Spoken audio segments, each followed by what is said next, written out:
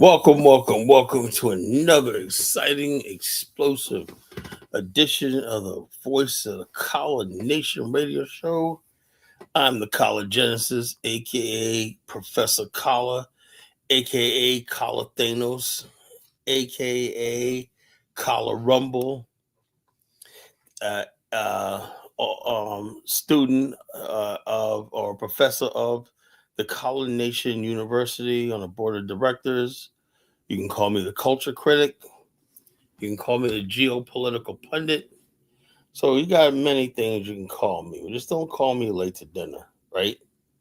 That being said, look, folks, the show is doing well in ratings and everything, but like I said, I'm not the only one going through this, right? My boy, FBA Detroit, like the only FBA guy I like. He's misguided. He's an FBA guy. We're cool on TikTok, right? He said he did like he could do like 4,000 views one night. He said I only had 26 likes, because when you get those like buttons, and people those heart buttons on TikTok, and he said only got 26, and he had a celebrity or something like that, right? And he was promoting something. He said, man, and his audience didn't show up. Like, in other words, people listen to you for entertainment. That don't necessarily mean they support you. So it was just funny him talking about that. I said, shit, I'm going through the same damn thing. I'm getting people listening, but I don't. They can't take time to hit a like button. I admit that too. He said he didn't have no shares, 4,000 views, and he didn't have no shares or not. I'm like, damn.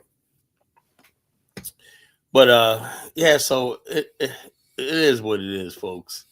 It's like you put your passion into something and whatnot, and people just let's see for entertainment, they're like either annoyed of you, so they listen for a little while. I think people just stick around to watch you, think that you're gonna fall off and fail and give up and whatnot and say, "Oh, I showed you so, nigga." That's what people do. Then when you like stick with it a little while, it's like, okay, he ain't going nowhere. So let me just keep watching and whatnot. But it's still all in the background, hoping you fail, give up and say, I just had enough and quit. That's just human nature. I don't know. Guess it what it is. When somebody does something you can't do, somebody like I do these shows every night. How many people can do this? Not many. Nobody, to tell you the truth, nobody can really do this. These shows every friggin' night of the week, coming up with a topic and stuff like that.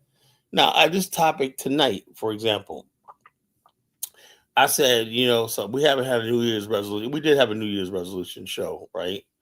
But this New Year's resolution show is about sacred cows, you know, and I that's part of one of my theme series. I have deadly clowns, which I did last night. I did a deadly clown. I added to the deadly clown series last night, a volume last night to the deadly clown series.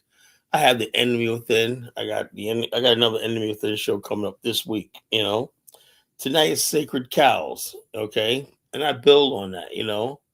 And so, sacred cows. What are sacred cows? You know, yeah, I do have a drive. Yeah, I do. I have a drive because I believe in what I'm doing. I absolutely believe in what the mission I'm on. And people don't understand. So, you know what it is? And we're going to talk about this tonight. People are so tired of getting let down and disappointed, but they don't see the warning signs when a movement is a facade, a fad, or the person is just a charlatan. They don't see those warning signs, and then they basically, they get let down. And it's like this big thing. Like the Black America is going through fatigue right now because we've been getting let down by so many things. The last big letdown was Barack Obama's presidency. We had all this hope and change and everything like that. And so we got let down and let down big. So now it's hard for anybody to come along. And how did people thought that Barack Obama, this guy is such a clown, right? He got out there and whipped us over head. How dare you not vote for Kamala? Y'all voted for me. And this fool was like actually trying to browse. I wish I was in that room. That's another thing. I'm sick and tired of grown ass black men will let somebody like Barack Obama talk to somebody should have said, look, nigga, and that should have been viral. Where was a man in that fucking audience? Tell him, how dare you come here and lecture us on who the hell to vote for? Our vote belongs to us. But Donald Trump's, I don't want to give a flying fuck. I'll tell you this thing. I'd rather give my vote to the fucking white supremacists of the KKK than ever bow down and let somebody think they own me or take me for granted. It's about respect. And that's one of the sacred cows we're going to get rid of. We're not. This culture of disrespect. Black people, since we got on these shores, right, have endured the culture of disrespect. Our culture and way of life is centered around accepting disrespect, accepting accepting dehumanization. So we're going to talk about that tonight. So when people engage us in the political process, they don't have to do anything. We've been participating in the political process since the 60s, right? And to be honest with you, there's no evidence that anything, except for some things, as far as like in the urban inner city area, we did get some radio stations and we did get some housing laws passed, and there was some city jobs opened up, but not for the most part. But there was nothing formative about Black America with the political process. We still remain on the margins for the most part, even the Black middle class of the society. So what the hell are we participating in society and giving our vote for something like that? The sacred cow of being terrified of racism. The sacred cow of using racism as this boogeyman to keep Black people in fear. The sacred cow living in fear and torment. That's all we know. That's how people don't even care about policy. The Democrats got so comfortable, they don't even have to do anything because they know you're driven by fear of the MAGA people, So the bottom line is this. It's the point now where you have to say, enough is enough. Let the chips fall where they may. If the MAGA people do what they want and they want a race war, give it to them. We have nothing to lose. That's another sacred cow. This idea that we have something to hold on to in America, this thing we just cannot lose. No, it might all go up in flames. I'm telling you. This might be in. This might be the end game. But you got to be prepared for that.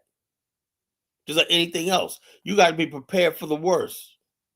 But we gather around our own people like, oh, yeah, well, we got to book dance and shuck and jive and everything like that because, things, oh, yeah, we know y'all Black people. No, you don't know us. You don't know us that well,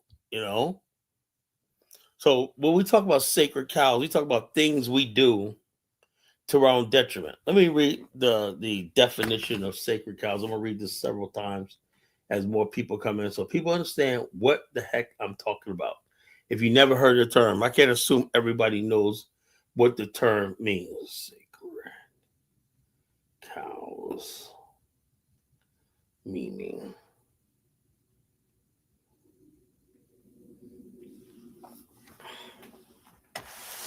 All right.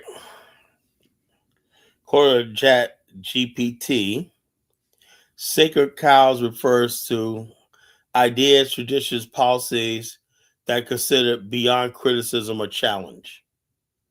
The Democratic Party is a sacred cow. Black women are a sacred cow, but not on this show, right? Even when questioning them might be reasonable or necessary. In other words, basically, when people start questioning why we vote for the Democrats, right? And people like Elvis comes in here and tells us, oh, all Black people liberal in it. That's a sacred cow. The Democrat Party and the Liberal Party are a sacred cow to people like Elvis, right? And what's happening is a lot of Black people in America are moving away from that. And new immigrants are the new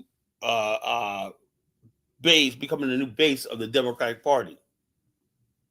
Now, the people like Elvis will say, well, you're going to go vote Republican. Who knows? But the idea of a sacred cow, the Democratic Party, is something that we do without question. We don't know why we vote for the Democratic Party. We don't know why we gave Barack Obama 8 years. We don't know why this guy thinks he can come to us and lecture us about who to vote for. Because the Democratic Party and the Democratic machine is a sacred cow. No one dares question it. You know, probably the most powerful sacred cow we have is a Democratic voting bloc. Do you understand what the College Genesis is saying? Do you understand why they call me the College Genesis, the culture critic, the geopolitical pundit? You know,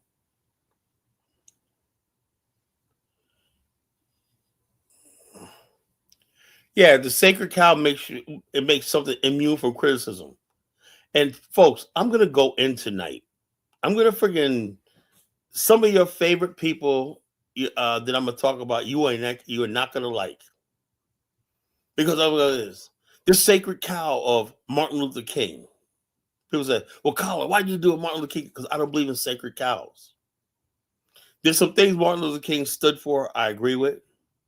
But when you make somebody a sacred cow, right? And this image, this myth about Martin Luther King, right? He was this black man who came here telling us to love white people and forget everything. And he believed America, the true being of his creed. I don't believe that's, I don't believe, look, the idea, the idea of the American dream is a sacred cow. The American dream or American exceptionalism is a lie. America was built on a lie. Yeah, the Congressional Black Caucus. Oh, you can't say that. Don't talk principally about the Congressional Black Caucus. You know, it's called the Congressional Black Caucus. Oh man, Carla, those are top educated black people. The Congressional Black Caucus. How dare you, Carla? You know, hello, Afro Theory.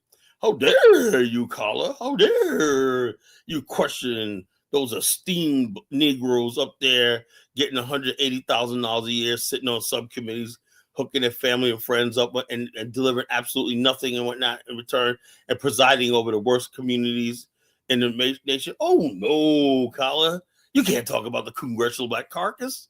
They're a sacred cow. So, but like I said, but on this platform, we slaughter sacred cows. You bring your sacred cow here tonight, and College Genesis is going to take its axe, and we're going to slaughter every sacred cow we bring here tonight. Because out of conflict and turmoil comes reveals the truth. Out of the truth comes enlightenment and freedom. We're not a free people, folks. Black America is not a free people. I'm a free man. Make no mistake, College Genesis is free. That's why I hate when people come up to me, well, Colin, Dr. Such and such. I don't give a fuck what Dr. Such and such said. I'm beholden to nobody. So bring your sacred cow up here, your Dr. Claude Anderson, whoever the fuck else you think of, and I will destroy every last single sacred cow that comes across my path. This is a sacred cow slaughterhouse. All things will not be the same. This is the College Genesis. This is the age of the College Genesis. And God help me to grow my message and build this platform so I can spread my message to millions of people. If people hear my message and the masses hear my message, we'll be free in a decade.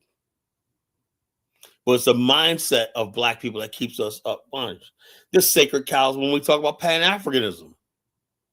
There's all kinds of sacred cows. We're surrounded by them. Every time I go out and whatnot, it's like I'm on a farm of sacred cows. That should have been a better name. The farm of sacred cows. You can call me the rancher. I feel like I'm on a friggin' ranch. Well, Africa is a sacred cow in many ways. It is. We're not allowed to criticize the motherland. The motherland be sacred. How dare you criticize African culture, Colin? How dare you say African culture is backwards and it needs to change and upgrade and stuff like that if it wants to attract Black America. How dare you say Africans can't run governments right and stuff like that, you know? How dare you? These are sacred cows. We got sacred cows all around us. We got sacred cows in America, sacred cows when we talk about Africa. They're all over the place. Sacred cows are the result of a broken people, of a people in bondage. When people are in bondage physically and everything and mentally, they think their spirit is in bondage. So they look for ways to oppress themselves. They look for ways to keep themselves down because that's comforting. No, it's the known. If you know you're not gonna be anything, you ain't shit, whatever like that, and you can expect racism and whatever like that, you can expect to always be at the bottom on that. That's you feel comfortable in that. But as soon as you see somebody that looks like you that is doing well and he's like thinking outside the box, you want to freaking fight. I see it all the time. Who the hell does this Negro think he is or not? You know, you go to a hotel. I've seen it happen before, right? When I moved down here to Virginia, right? I said, okay, there's jobs. There's a new hotel. Let me go get a job down there. Okay. We're going down there to apply for maintenance, room service, so like that. And I said, you know, I want to work on the floor. No, that's the white kids down there. You want to be a server and a bartender and stuff like that, you know? Yeah. You want to do banquet and all that stuff? Yeah. No, that's for the white kids, whatnot, you know? You know how white people get so many jobs and black people don't even bother thinking that they're worth anything. I've seen it all the time. When you have a company open Walmart where white got people online, you want not to and say, okay, this is a new opening of a new Walmart, whatever like that. White people applying for management jobs. Black people, they know that, you know, oh, I gotta start as a dishwasher. I gotta do what I know. That's what's expected of me, you know. These are things we do. It's a tradition. We go to a job, white people a job. To get along with white people, we expect that they're gonna go in there and we'll be cool with them. White people, look, let me tell you something. If you obey the rules of white supremacy, they'll have a beer with you after work. That's what people don't seem to understand when they criticize me what I'm talking about. White people will sit there, they'll have a beer with you, they'll drink with you, they even talk about sports, whatever like that. Because they know that the world that you both agreed to, they have their place, you have your place. You guys work at the same place, right? But I guarantee you, you know that he's your boss. He makes more than you. You know? No, white people see them, but I don't see white people as leaders. That's the whole thing. I see myself as a leader. Where does that put me? I see myself as a leader, and white people see me as a leader. The way I put myself out there, the way I carry myself, I'm a leader. The problem is I have easier time getting white people to follow me in business than black people. Black people always question my competence, my professionalism, and everything like that. White people see what they see and say, "Oh, this guy's good. This guy knows what he's talking about. This guy makes us money. This guy is batting 1,000. He's on a winning streak." Black people, it's a little harder. I mean, I'm just be honest with you. Even my years in business, right? I'm trying to bring people in and stuff like that, teach them the business and stuff like that. You know, I have better luck with white people and Asians and everybody else than I did with black people. You know, I had this had one guy, man. You know, I ain't gonna mention his name. I ain't gonna mention his name, right? But he started in the business with my sister. He should be above me right now. My sister started the business 2 years before me, right? 3 years. My sister started in 05. I started in 08, right? The guy I'm talking about started with her, right? In a call center. They both got their license together, stuff like that. And my sister started moving up, right? Anyway, when I get on, right, after 3 years, 4 years after I got on, my sister got made MGA, which is the position I'm in right now, right? That was like back in 2011. 2011. She made MGA. So I got bumped up to GA, right? The guy that I'm talking about, right, at the time, right, he was like, okay, yeah, we're about to really sell these different types of plans. It's going, this is the future right here. We said, come with us. He said, no. He went with another guy, a white guy. And the guy he went with, white guy, we not, because he's an older guy, senior. I mean, he's one of the old white guys. You always got these old white guys and whatnot. They'll tell you the old stories and whatnot. They're corny, but hey, they're cool. You get, yeah, okay, yeah, hey, how you doing, man? How you see, I always see them in meetings. In our business, there's always meetups and banquets and stuff like that, where all independent agents always meet up, right? You see people at dinners and stuff like that, and people's like meet up at the wine thing and whatnot, and the hotels they put up. And so you get to constantly meet people. That's a lot of times, only time we see people, but it's enough. And sometimes you might see people in the streets, whatever like that, or you could stop by their office, stop by yours. But I told him, I said, Robert, why don't you join us, man? You could be GA like my brother and I, right? Nah, right? So anyway, I did this event down in Portsmouth. I told my sister, oh, I know Rob's gonna come with us, man. Blah blah blah. We're like family, right? I saw him at this event, right? And he had this what you call those things where he has where he can't drive. He has this nerve damage, whatever like that. He shakes, whatever like that. So anytime he goes any place, I always give him a ride home, right? Because he can't drive. He has spasms and blacks out and stuff like that. So he can't drive. And I said, "Yo, so Rob, you made your decision?" Nah, man. I think I'm gonna go with Dale. I said, "You got to be freaking kidding me!" You know, my sister and us, we are organized. You've been by our office, right? How the hell are you going with this guy, right? He don't know half the shit we know, but he just had the friggin' thing that this white guy was going to. And then what gets me is the guy was only a GA, right? I'm an MGA now, right? That means that Roberts under him, Roberts is nothing but a street level agent to this day. I think Dale might have got up to MGA, but I think Dale plugged his son, right, as a GA. And so, in other words, this guy, Robert, who started my sister, is still a street level agent because he chose thinking that the white man was going to live. And our agency, they did all right, right? But they spent a lot of money on TV ads and stuff like that. They spent way more money than we did. But our sales outblew everybody for the size of our agency, right? There were the agency of like 400 agents, right? Our agency is only like 35 agents, and we did the same percentage of numbers, right? So, well, Suki Hama, no, they can have Suki Hama. She's a friggin' look. Please, I don't want Suki Hama. Y'all can take her back. Y'all Nigerians can have her. So the bottom line is, so I'm saying to myself, where does this mentality come from? Now everybody look at us like, damn. I said, Robert, you could have came to us and you could have built your own downline by now. You could have like 10 agents under you. You could be, he's much old, he's a few years older than me. I know he's ready for retirement. Now he's still got to get out there and sell like he's a beginning agent, like it was 20 years ago. I said, I'm ready right now where I'm building my downline. Give me 2 more years. I could walk away from my business. I could move to Africa and I can just sit back and just watch my business grow. That's where I'm at.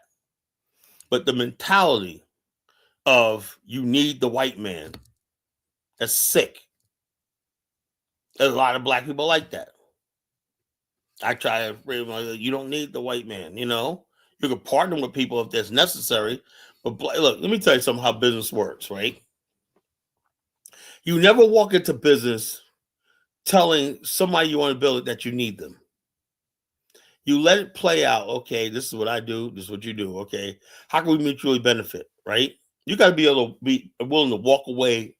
Okay, I'll think about it. Blah, blah, blah. Never look desperate. Like you need this one. You need somebody. And every time I see black people, whether it's business or politics, they always look so desperate and needy when it comes to white people, Oh man, yeah, yes, a boss. Yeah, it's like stop acting so needy. We've learned that we have what the major corporations above us need. We have sales. We have a sales force that's formidable. We have numbers. We make them money, real money. We're bringing in millions of dollars. So therefore, we know the card we have to play. So this is what it is, folks. We're talking about sacred cows tonight. You know, we have any sacred cows. Another one of the sacred cows I want to talk about is past so-called master teachers. For some reason, people think just because they see somebody from the 1960s in black and white, oh my God, you call it that motherfucker right here. He was in black and white. What he said, yeah, that guy could have been a clown just like you are. I'm just serious. I'm looking back at this thing. I'm looking at people like the recently passed H. Rap Brown. A lot of these guys were clowns, deadly clowns. And the media made these people more than what they really were.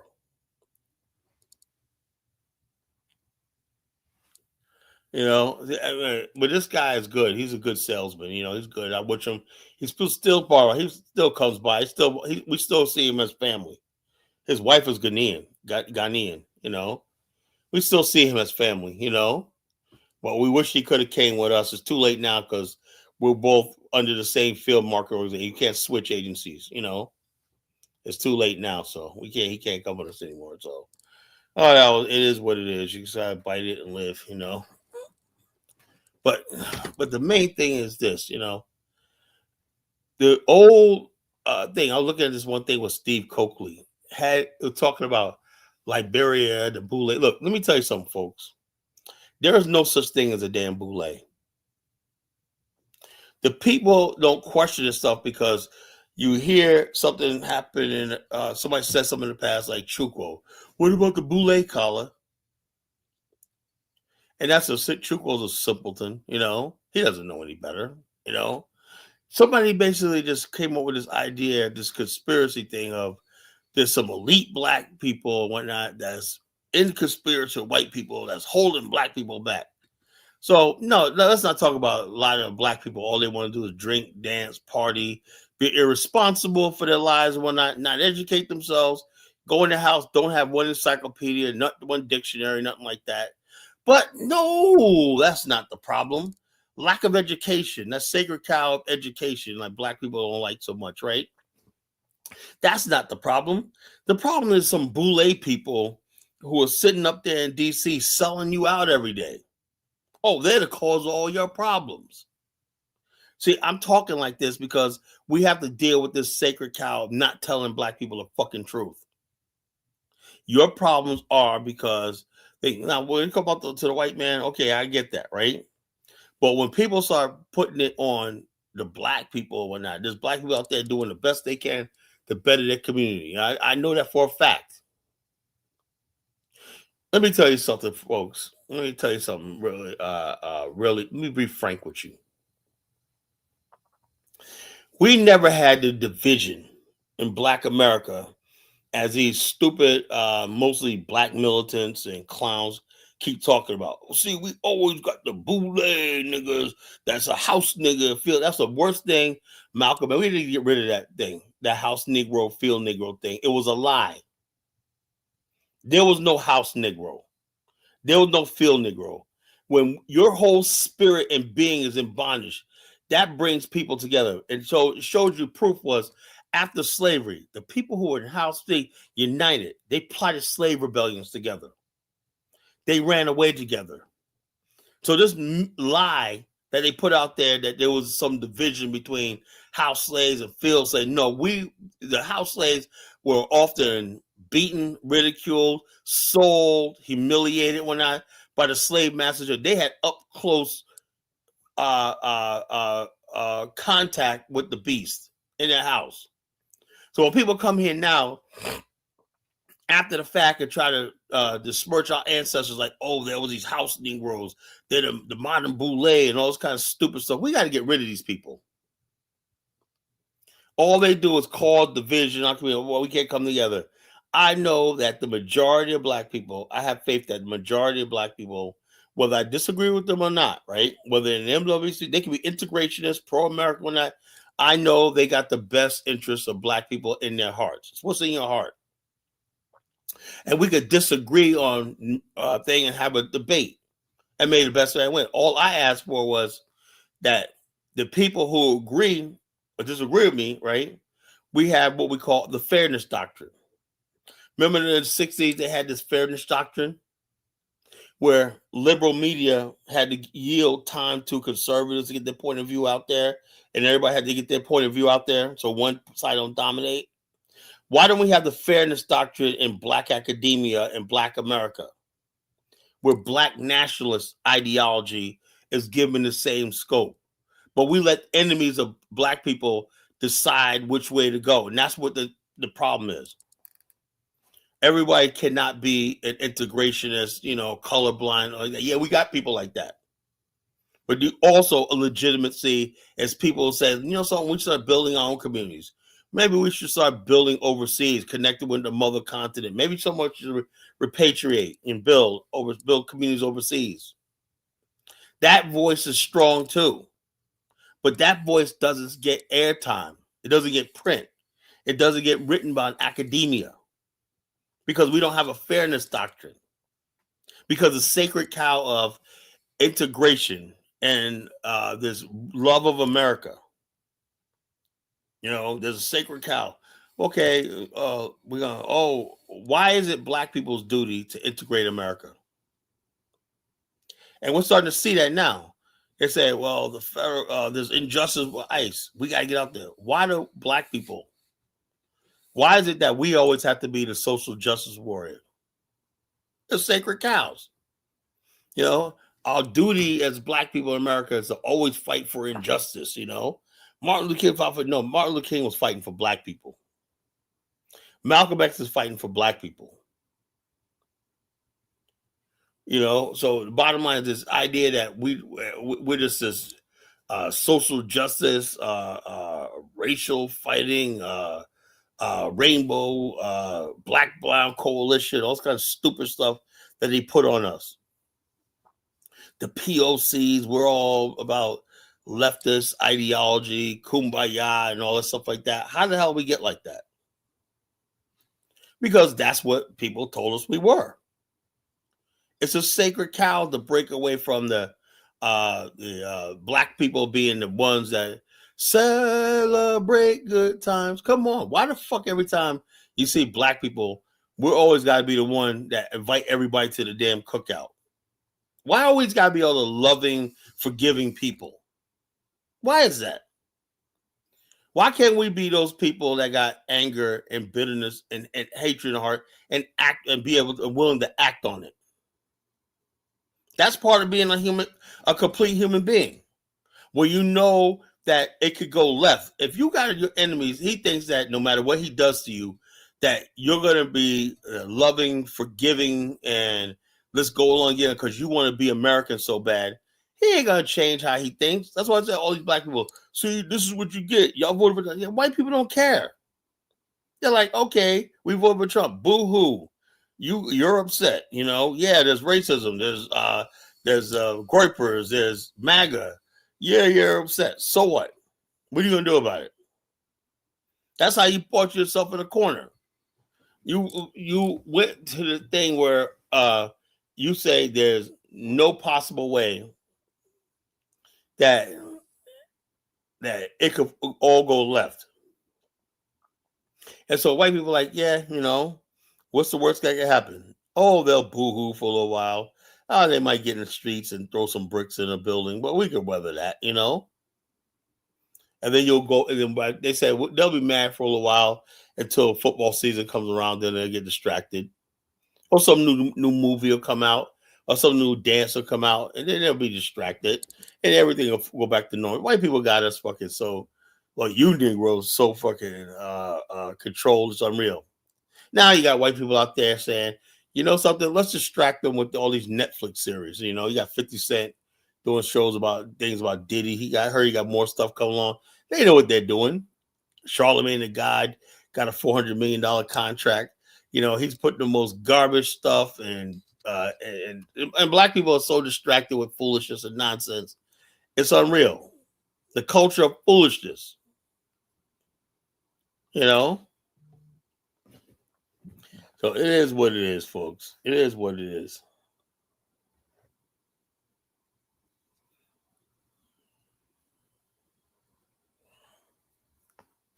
So sacred cows. Why do we have to get slaughtered sacred cows? Sacred cows are things. Let's read more. A sacred cow people treat as untouchable. It defended out of tradition, power, or emotion. Often avoid scrutiny, debate, or reform. The origin. The phrase comes from the Hinduism, where cows are revered and protected. In English, it's used metaphorically, not religiously. You know, common usage: politics, military spending is a sacred cow. No one wants to cut it. Workplace: the old company's procedures are sacred cows, even though they're inefficient. Culture and society: questioning standardizing tests is still a sacred cow in education. Yeah. Key ideas: calling something a sacred cow usually criticize the lack of critical thinking around it. So basically, what I'm saying is, Black America has a lot of sacred cows that we don't question. We do without questioning. And if you say anything around it, like this, the biggest thing is, I think Black people are breaking away from that, is as Black people being the vanguards of social justice all the time, even though we don't benefit. Black people are the only group of people that put other people before themselves, and people have got so used to that. Remember that? I vote for Mr. Trump. Fucking stupid fat ass got deported. You got people out there who were telling Black people, we don't want no black brown coalition. Now they're in trouble, and they're like, man, we could use some of them Black people that were fighting police during Black Lives Matter and whatnot. Where they go? Black people are like, something, we're done. Y'all on your own. So it shows you that we are making some progress. Where Black people are basically saying, something, we're not getting involved in this nonsense you guys are trying to push into. We don't care. What about, we don't care about just, what about America?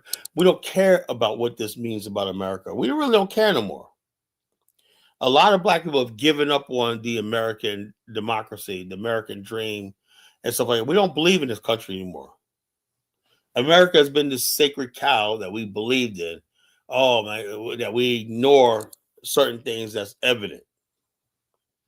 Because we listen to things like Martin Luther King. I have a dream that all men, this country will live out the true meaning of his claims, that we hold these truths to be evidence that all men are created. Those men who wrote that, that's what I said. Everything this country does, even Martin Luther King does, and I heard that speech was written by a Jew, was a lie. When the Declaration of Independence was written, right, with beautiful words, those men had Africans in bondage. They had people enslaved, that they were not trying to be free. While they got their freedom, talked about Liberty Bell and stuff like that, beautiful country, they had millions of our people in chains under the chattel slavery, not just slavery, it's chattel slavery. While they wrote these big, that's what I said, but no one questions it. But all you need to know is the Declaration of Independence, the Revolutionary War, all these great events in American history, and we accepted these things as our own. Now we have to get rid of the sacred cows of American values, American traditions, stuff like that, because it's destroying us. And when you look at Black people ask, what's wrong with Black people? Why are they acting the way they do? Because you're dealing with people that stir crazy. Reality is everything we're conflicted. We know what happened to our ancestors and stuff like that, and stuff we're still going through today, where racism is popping up again now. It's in your face, you know. Now we look at that at the same time. We're supposed to be swooning with patriotism and admiration of these four founding men on a Mount Rushmore and stuff like that. We're supposed to be like, oh, George Washington, that's my founding father. No, George Washington was a founding father for white America. Well, that's why I said maybe it's time for us to form our own internal government in this country. We'll be perfectly justified. You know, so the bottom line, something has to give. The spirit of Black America cannot be broken. If we basically go along with it, our spirit will be broken, and we'll be probably, you know something, we'll probably be worse off than our ancestors were. At least our ancestors knew they were in bondage. They knew that they were chained. But if you're going to sit back and be in a system that clearly still degrades you because it never paid you reparations, it never gave you land, it never formally apologized and said, welcome to America, or we want you to be part of the civilization. All they did was say, you could be here, but you never became part of the society. And we try it with the civil rights movement. Now, all that right now is unraveling as the president of the United States say the civil rights movement was a bad thing.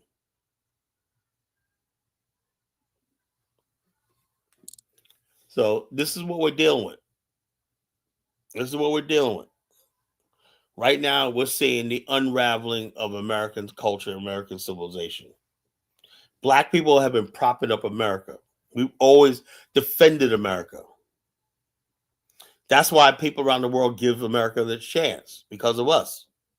They're like, if those people can go through what they went through and they're still American, they love American, man, maybe America is this country what it says it is, right?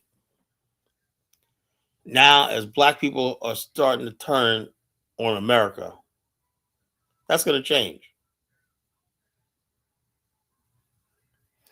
So I know these are words that are frightening people, but that's what I'm here for. I'm here to say the things that other people are not going to say. I'm not going to sit here and tell you, oh, yeah, this is the greatest country God. No, I'm sorry. I don't give a damn if all of us have season passes at Disney World. I don't care if they all give every Black person $100,000 in the bank. Fact still remains, we were not brought here by our own will. We were not asked, did we want to be part of this country? We had no representation. And there was never any sort of apology. The damage, the psychological damage, and we never had protection. They proceeded to destroy everything we tried to build. You know, we put out buckets and say, hey, look, okay, you know something? We're not going to be bitter towards you, white people. We're not going to be like that. Just leave us alone. Let's build our own communities. Leave us alone. That was too much to ask for. They nearly spent 100 years after the Civil War trying to wipe us out. And all we did was cover for them and defend them. We sit back and we cover for America all the time. Oh, slavery was that. There's some coon on friggin' TikTok saying, oh, thank God for slavery. And but like some coon, like I said, these type of Black people are sick. You know, oh, slavery, like TikTok is so dangerous. Anyone with a friggin' internet connection could get on there and just make a fool out of themselves. But the bottom line is this. One thing you have to understand is TikTok is one thing. This platform is another. Because if somebody ever comes up here on my platform and says something like that, they're just immediately blocked for good, forever. So you notice how you don't see these pretendians that come up here? You know how you see how they really know to stay away from me? You know? all these fucking FBA people and that, you know how they stay away because they know that I'm on to them. We don't understand what the FBA is, you know. They keep putting the American flag. They're sick. These are sick people. They completely erase their history. There's nothing sane about a black man who embraces the same flag that enslaved them just because he hates other people just like him from Africa.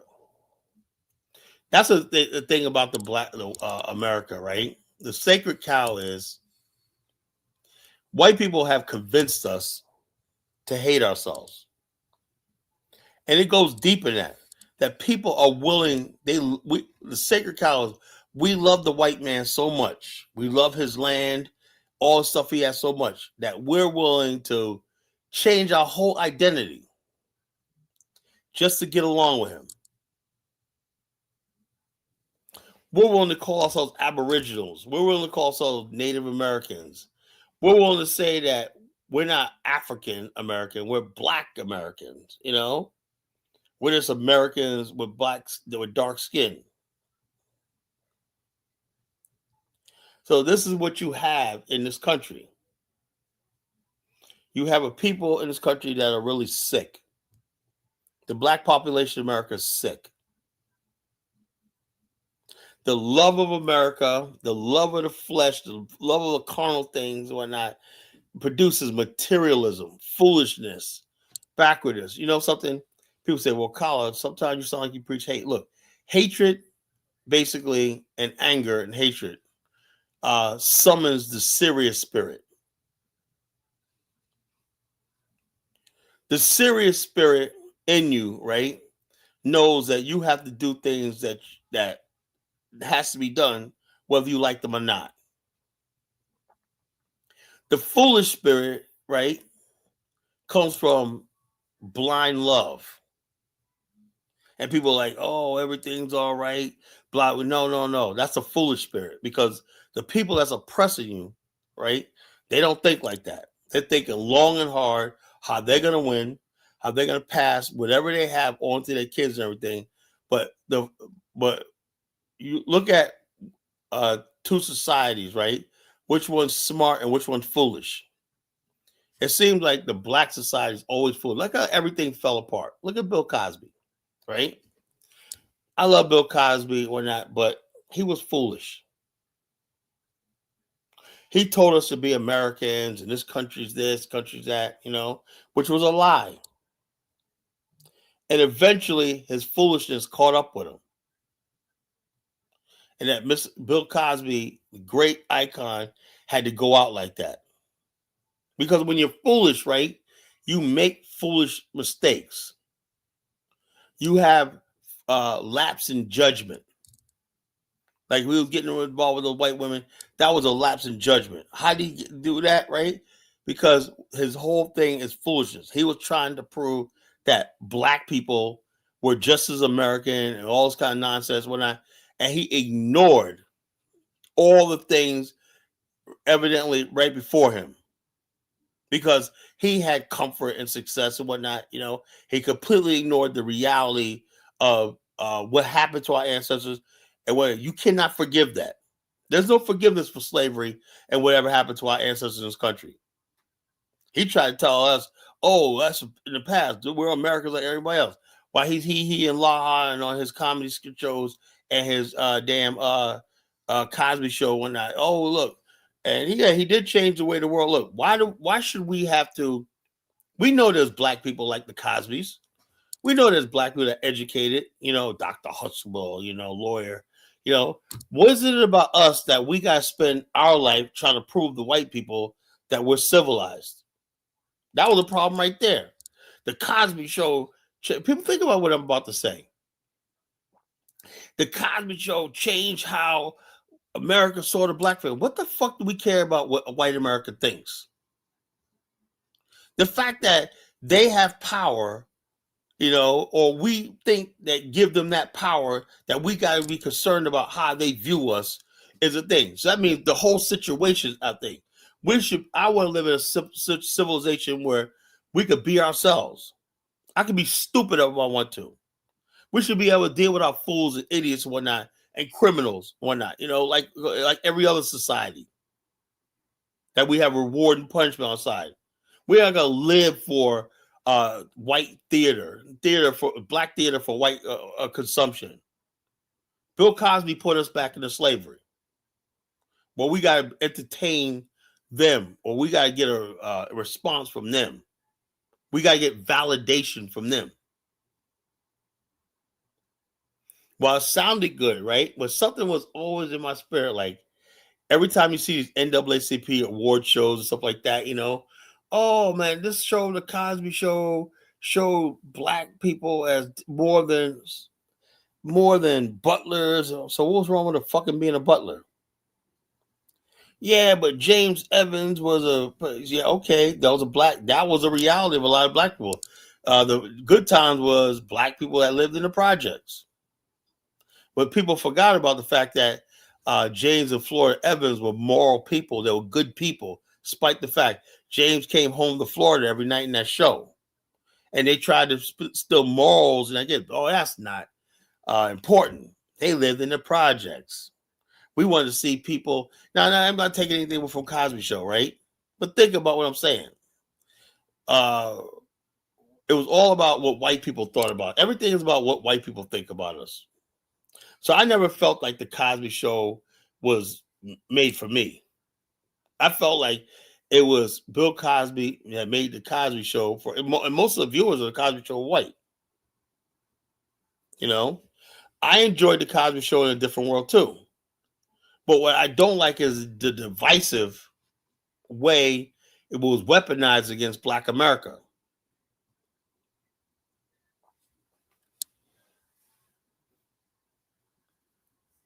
So people are like, oh man, the Cosby Show, man, we're in the Cosby era, man. Black people, yeah, okay, we always had black middle class. What the hell was that? We had black middle class in the 1930s. So what? Why don't we start building Black America so we can expand the black middle class? But we just want to show white people that we're the good ones. There's some good ones out there and whatnot. I don't care. The whole thing about, what gets me is you would look at some of the comments you see online about black people racist whatnot. It seems like white people know that their racism is power. 2026, I'm sure they've seen episodes of the Cosby Show. Everyone, right? But still, white people would rather still either project to us like, oh, you guys all ghetto. Even if that sounds stupid and they're stupid, they know they got the power to project negativity on you and control your world. Because that's a power people like Bill Cosby gave them. On one hand, for a period of time, they thought, oh, black people arrived. We had the Cosby Show. Now, white people have been, for the last 20 years, have been listening to nothing but gangster rap, ghetto hood films and everything.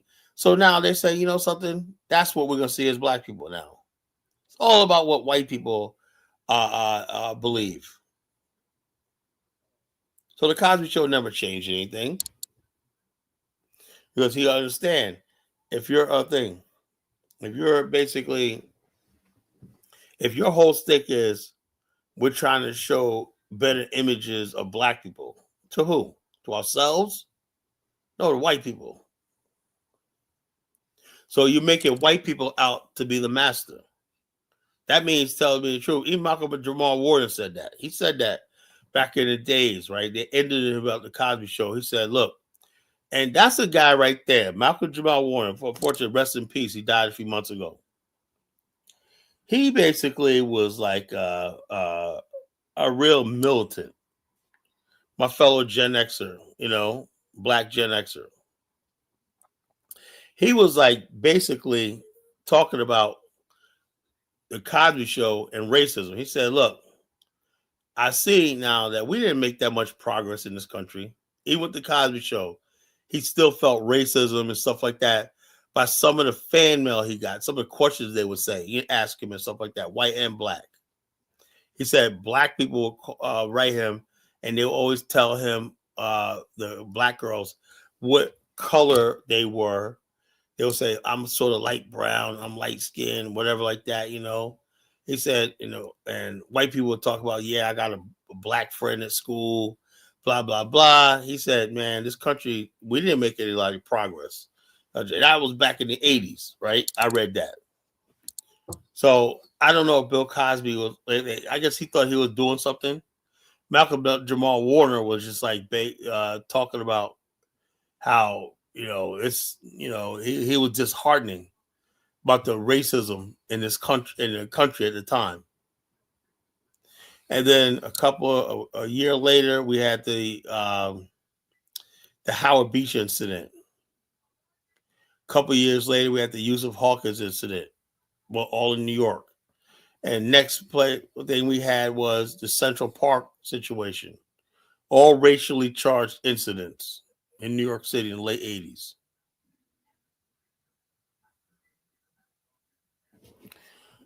So in the 90s, right, we had the Cosby Show ended with the LA riots. They would address the LA riots. The different world address the LA riots. So it started off as a show that showed Black America, ended talking about the worst thing, Black people in conflict with white people. It was just really, really a bad time. The late 80s, early 90s was really, really bad time. Good times and bad times.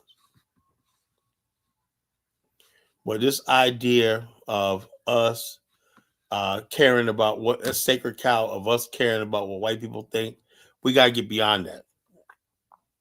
If we're still worrying about what white America thinks, now I'm not saying that we got to go out and do anything, but the bottom line, we don't have agency over ourselves,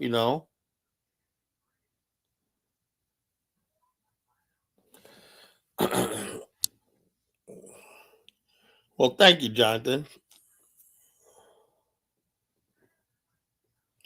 If we're still basically living our life based on what another race of people thinks about us, and the bottom line is, it just seems that every race of people that comes to these shores hate us, because part of the sacred cow of America is to be a good American, you have to hate Black people.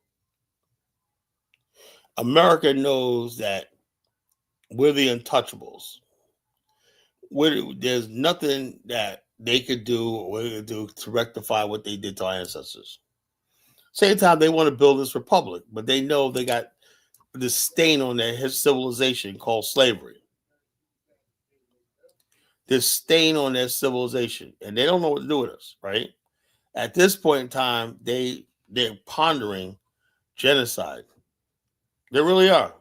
There's some white people who are pondering genocide. How could that be done? Our history, right? Because like I know white Americans, right? They really don't give a damn about what other people think, because they know, as long as, see, this is how it is, folks. As long as they got desperate people that are trying to come here and stuff like that, they could actually exterminate Black America, right? Millions of us, right? And Africans, Caribbeans will be right here and acting like nothing ever happened. So it's this is what you're dealing with. This is what you're up against. But we're not allowed to talk about that. We're not allowed to talk about, this looming race war in this country. This race war has been around for 400 years and whatnot. Where it's going to end. What's big sacred cow is pretending like we're not in a race war. But I'm seeing signs of deciviliization. I'm seeing signs of talk of genocide. You know, buzzwords they throw around. 1350. So in other words, so to get rid of your crime, right? Half your crime, we got to exterminate. This is the way they think. We got to exterminate 13% of the population. We got to round up 43 million people and just exterminate them. That's going to solve all our problems. That's what you're dealing with when you're dealing with a white American. This low life white American, the lowest thing on the planet.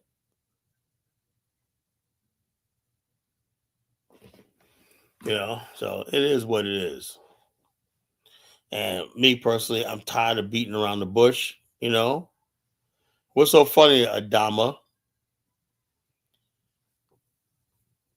Adama, put down the porn. That's another thing. A sacred cow is. Adama, put down the damn porn.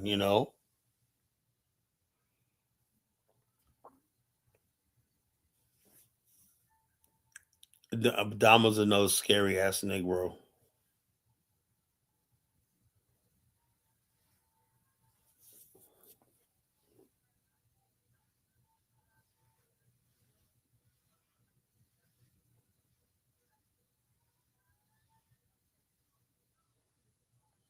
Yeah, the Huxtables. Yeah, what the fuck? Why couldn't he be the Jacksons or something like that?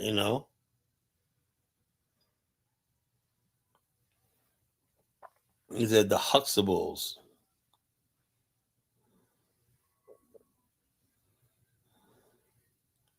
Yeah, that was like the whitest sounding name I ever heard in my fucking life. Theodore Huxtable, man. Claire and Theodore Huxtable, man. What the fuck, man? Claire and Theodore Huxtable. Who the fuck cares?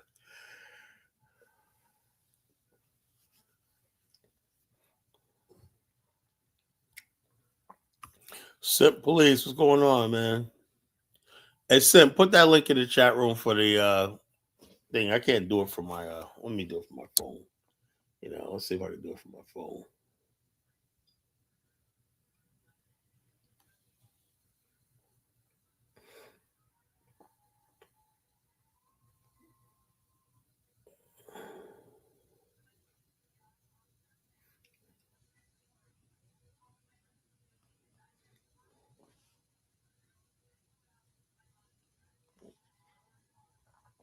Yeah, I'm trying to tell Adama, let the porn go, man. You can start thinking a little more clearly.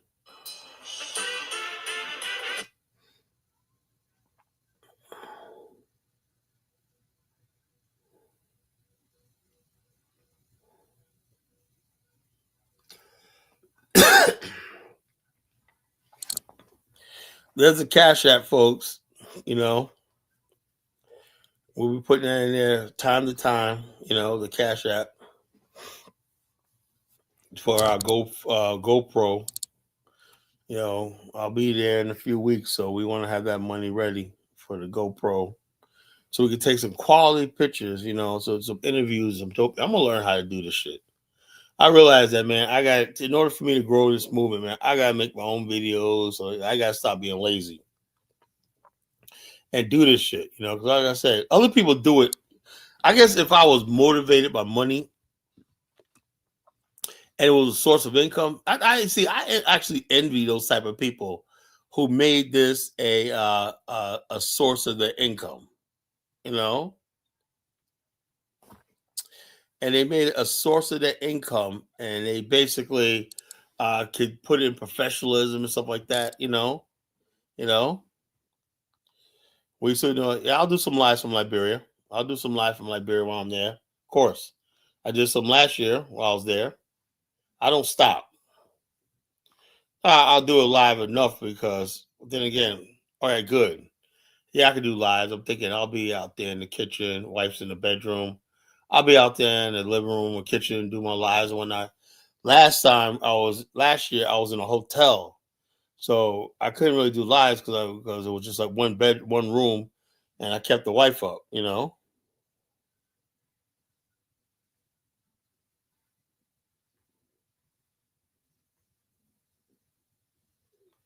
No, well, I took the from July 26th, that was Liberian Independence Day, to November 26th, right?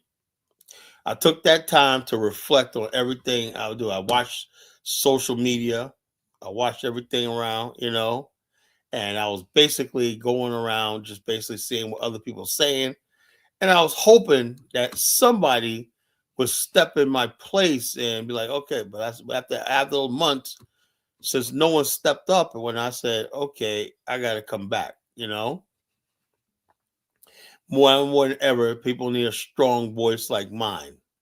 You know, I tell it like it is. And also let me tell you something, right? You know, I'll tell you something. And I never said this on air. Not only do I want to set black people free, I want to set the white man free. I think it's time that we relieve him of this guilt and shame. Now, I'm willing to do that. Say, let's have a final peace agreement, right? Where we part ways, we don't have to part ways as enemies, but we have to part ways. And there will be the peace, you know? But as long as we have this conundrum called America, that's always going to be a tension. That's where the racial tensions are coming in at. Because white people want to enjoy their civilization, but they got a blight on this civilization called slavery. I want to fix that. And if white people would ever listen to the black nationalists all these years, we wouldn't have this problem.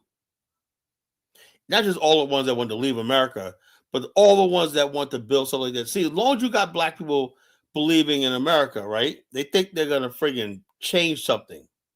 That's what Bill Cosby tried to do, and he failed.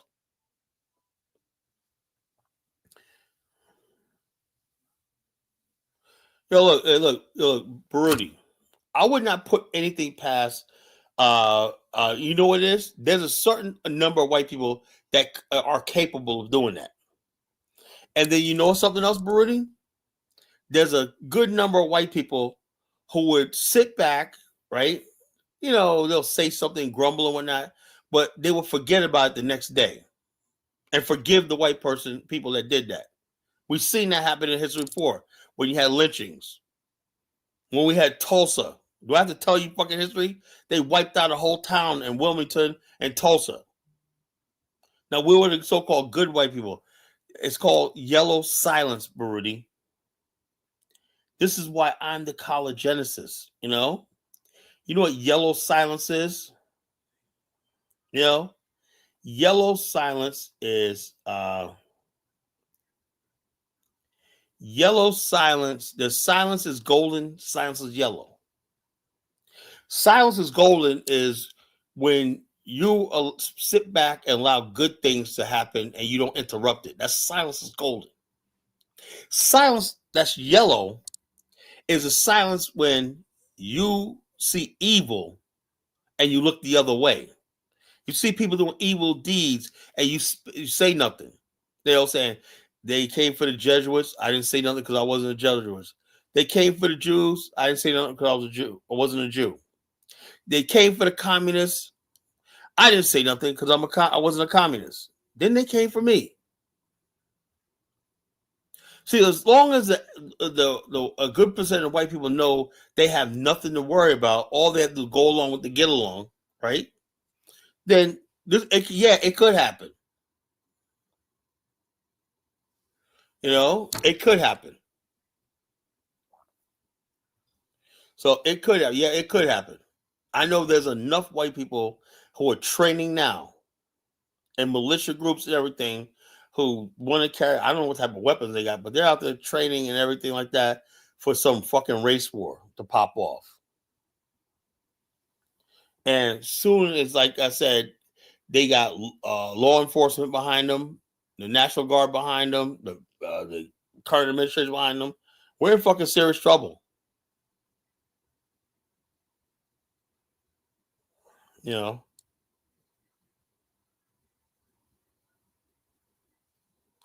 I don't know. Look, it don't necessarily have to be in Africa, right? There's other places, Mexico, there's Canada. We don't have to go to Africa. If Africa was an option, they would have made it an option 20, 30 years ago. So I'm not assuming that it's going to be Africa, Baruti, anymore. I'm here to protect my people. So who knows? It might get to the point where there might be a section of the United States that we're in control of. There might be like 4 or 5 states that black people gain control of here in North America. So it is what it is. Who knows? They might end up immigrating. Who knows? We put everything on the table. But I do know there's a growing number of them people who want us gone, who literally want to wipe us off the fucking planet. And I'm the only one brave enough to say that shit. I'm not going to candy coat that shit. I wish to God I did not believe that. I wish I could tell you a different story. But I'm looking around and the souls of my ancestors speak to me every night. That was, look, January 6th was nothing, bro. That was nothing. That was just about Donald Trump and people who support Trump, misguided people, and about an election. What we're seeing right now is talk about us. There's serious talk about what are we going to do with black people in America. Not Koreans, not Mexicans, not Somalis, not even African and Caribbean immigrants. Black America, right? The descendants of slavery, the spirits of our ancestors, right? The souls of their ancestors, right, are in conflict. And so the bottom line is this: they know, and you may not know, right? Blood demands blood. They took lives, millions of lives that had never been paid for. And there's no forgiveness for that.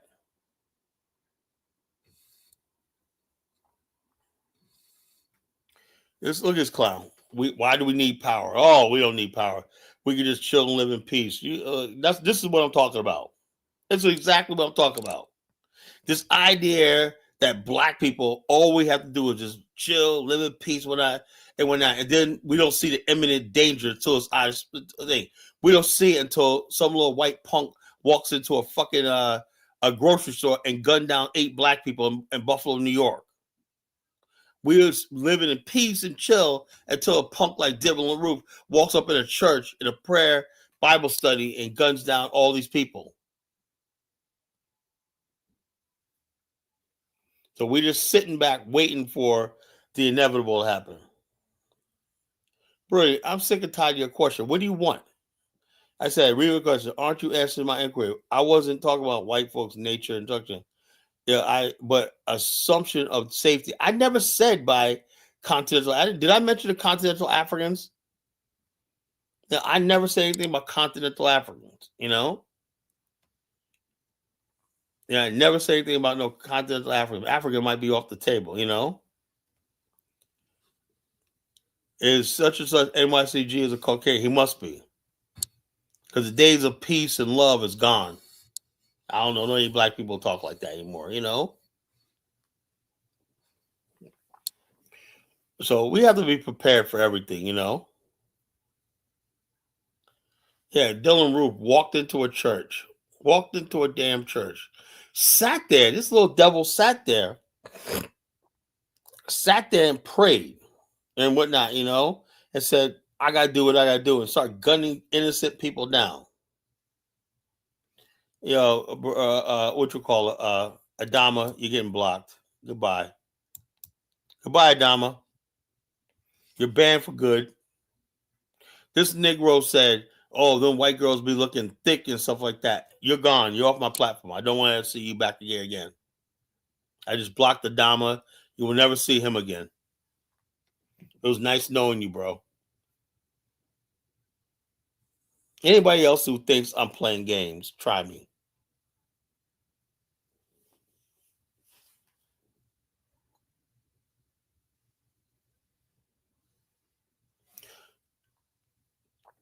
Okay, Bruce says, you said, yeah, look, I'm saying that, yeah, if they friggin' want to exterminate us, right? I'm saying that Africans and Caribbean, this was sad about the world. They're so desperate. Look at these people, how they're acting because they're getting banned right now, they would basically come to America, right? Look at our graves, and when I say, yeah, they ain't had nothing to do with me, and they get on whatever. White people basically say, okay, hey, look, we y'all here now. you know. So I'm saying the fact that yes, we don't have any real allies or anything like that because the bottom line, no one gives a damn. You got this group of people, slave descendants, right? If they disappeared, right now, it could be look, they could exterminate Black America, 40 million of us. They could really do it, right? And no one would care. No one would care, you know.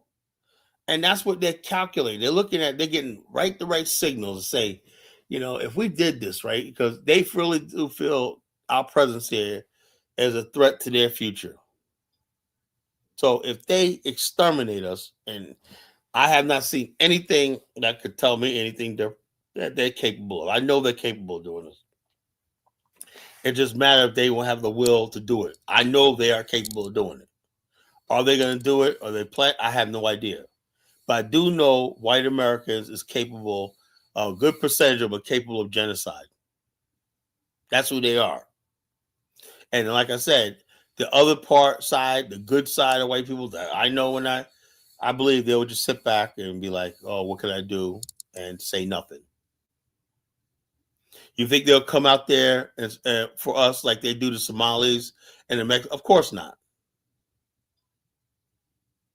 Because it's in them that Black people in America, slaves, descendants, are not human. They at least consider Somalis, the Mexicans, all these other people human. So they'll get out there and protest for them. But us, no. So if we're in a situation where we're getting rounded up and put in concentration camps and eventually exterminated and whatnot, nobody's going to say a damn thing. I heard them say that online. And I'm like, damn, man, are we ready for this shit? So, folks, man, this is what it is. We got to get rid of sacred cow. We got to be prepared. One way or the other, we have to be prepared. If it doesn't go down, we still got to be prepared. So, it is what it is. Let me put the link in the chat room. Let's talk about sacred cows. What is a sacred cow you want to see us get rid of? What's a sacred cow you want to see me slaughter?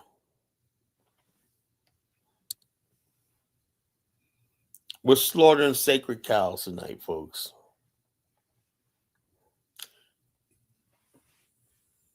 This idea that America on TV makes regular Black people targets. Yeah. We're always a fucking target, It starts with propaganda.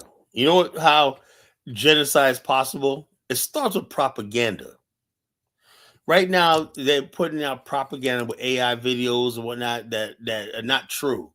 And also, I'm watching videos, right, of somebody's financing on things like Tubi a lot of negative shit, like gang stuff like that.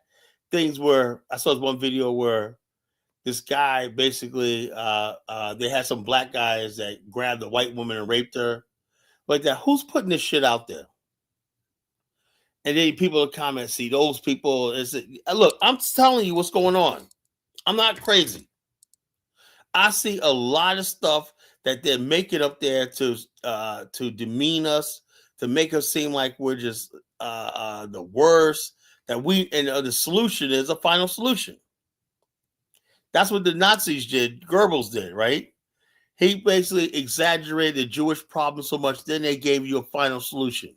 The final solution was extermination. And that's what they're trying to look with Black America. We're in the same position that the Jews were in Germany, where basically they could convince enough people that we're the roaches of society, the 1350s, usual suspects, all the shit they say that's genocide talk. Really, that is genocide talk. That is genocide talk. And people like this, yeah, it would be worse than the Holocaust. But the same things that happened when they will put out propaganda and exaggerate Jewish faces and stuff like that, and stuff like that. So therefore, people sitting in their shops in Germany like, damn, why all this hatred towards us, right? It's called propaganda. The same propaganda that the Jews were experiencing in Nazi Germany, we're going through right now.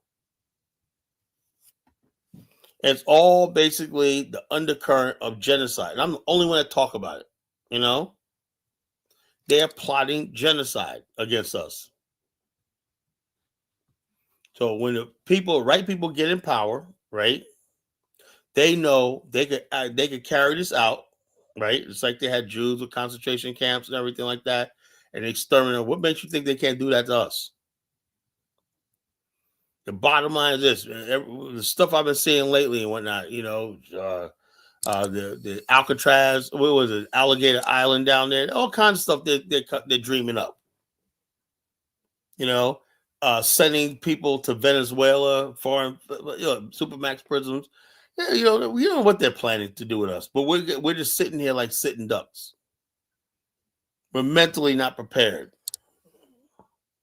and I do believe once they perfect these mass deportations and roundups and whatnot, like that, I know for a fact that it matters. Sooner or later, they're going to come for us.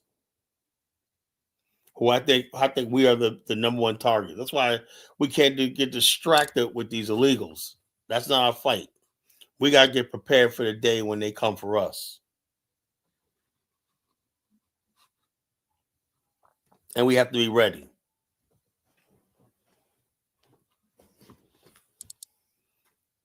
You know, people don't like when I talk like this. When I say, Colin, man, you be scaring me when you talk like that. Oh, I'm sorry. I got to tell you the truth. You know, people are terrified when I talk like this. How dare you, Colin? You know, you're talking like, man, you talking stuff like that. You're scaring the brother, man. What happened to all the happy? No, I got to tell you like it is, you know? I'll tell you something because I feel in my soul. I wish to God, you know, something that I didn't have to come here and talk like this. But what I'm seeing right now, I don't know what the hell's going on. I don't know why it's going on. All I know what it is. I don't know how this country got to this point. Is it us? Well, I have to be honest with you, right? There is a problem with black crime. But I never thought that white people would link us to black crime. We always thought it was something separate. That you got black people and then you got a segment of black people that's out of control. We always knew that. Black people, Chris Rock said that. He tried to say there's black people and there's niggas. Blah, blah, blah, blah. We always knew that, you know? But white people have done is they made the criminals and the crime and the problem the face of black America. And I heard him say that. It's all of them. It's not some of them. It's all of them. So all the black people in America are the ones that attacked the people in Cincinnati. That's what I started noticing it when that Cincinnati incident broke out. They're like, these people are out of control and that. No, it was a fight, and these white people got their ass kicked. Simple as that. So black people are not allowed to defend themselves. I see this one video on TikTok. This Asian guy's playing a piano in a mall or something like that. And this little black girl, she's like more than 4 years old, little cute girl, blah, blah. She went over there and started, you know, like, okay, she heard the sound, she like this. And they kept saying, no, little girl, don't do that. Okay, the kid was bad. Her mom should have been with her. The comments in that video were like, those people, you know. As a matter of fact, let me read some of these comments. You know. That's why they're even attacking our children. I said, she's a little girl. For God's sake, she's a little child, you know? I feel like black Americans.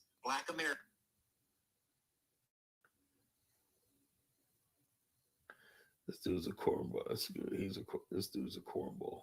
This dude is a cornball. A cornball. Is a cornball. This dude's a cornball.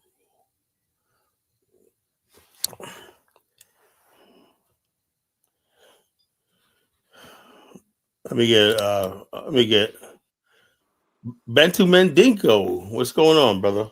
What's up, big man?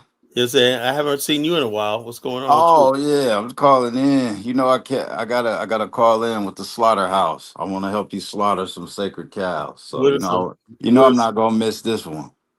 what's some sacred cows you want to slaughter? All the ones you name. So just go down the line. Yeah, so I Fuck, got a few of fuck mine. them all.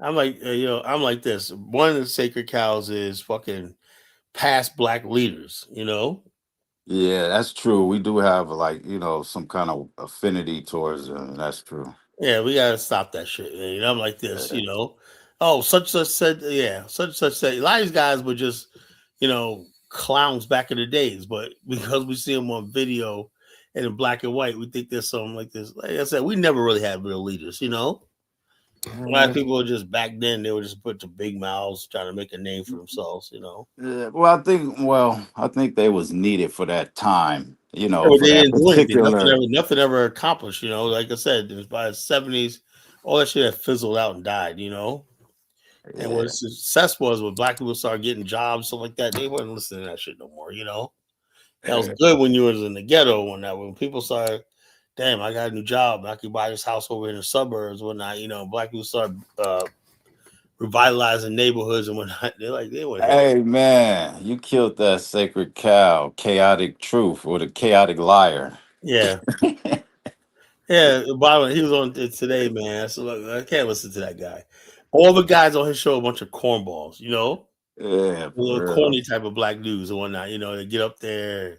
Yeah, I was listening to the show when you said, why you went off on them and shit, but I was like, Jonathan and Elvis, they wasn't really paying attention. I knew that was some different shit. That Yeah, reminded me of a story when I was a kid, man. what? My uncle, me and my cousin was visiting my auntie, and she sent us to my uncle house. My uncle like 6'8", man, and my sister was with us, and we was on bikes. And she was saying she wanted to run. He was like, "Nah, you gotta get on the bike, man." She's like, "Nah, I wanna be with the boys. I wanna run." So we running down the alley, going to his house.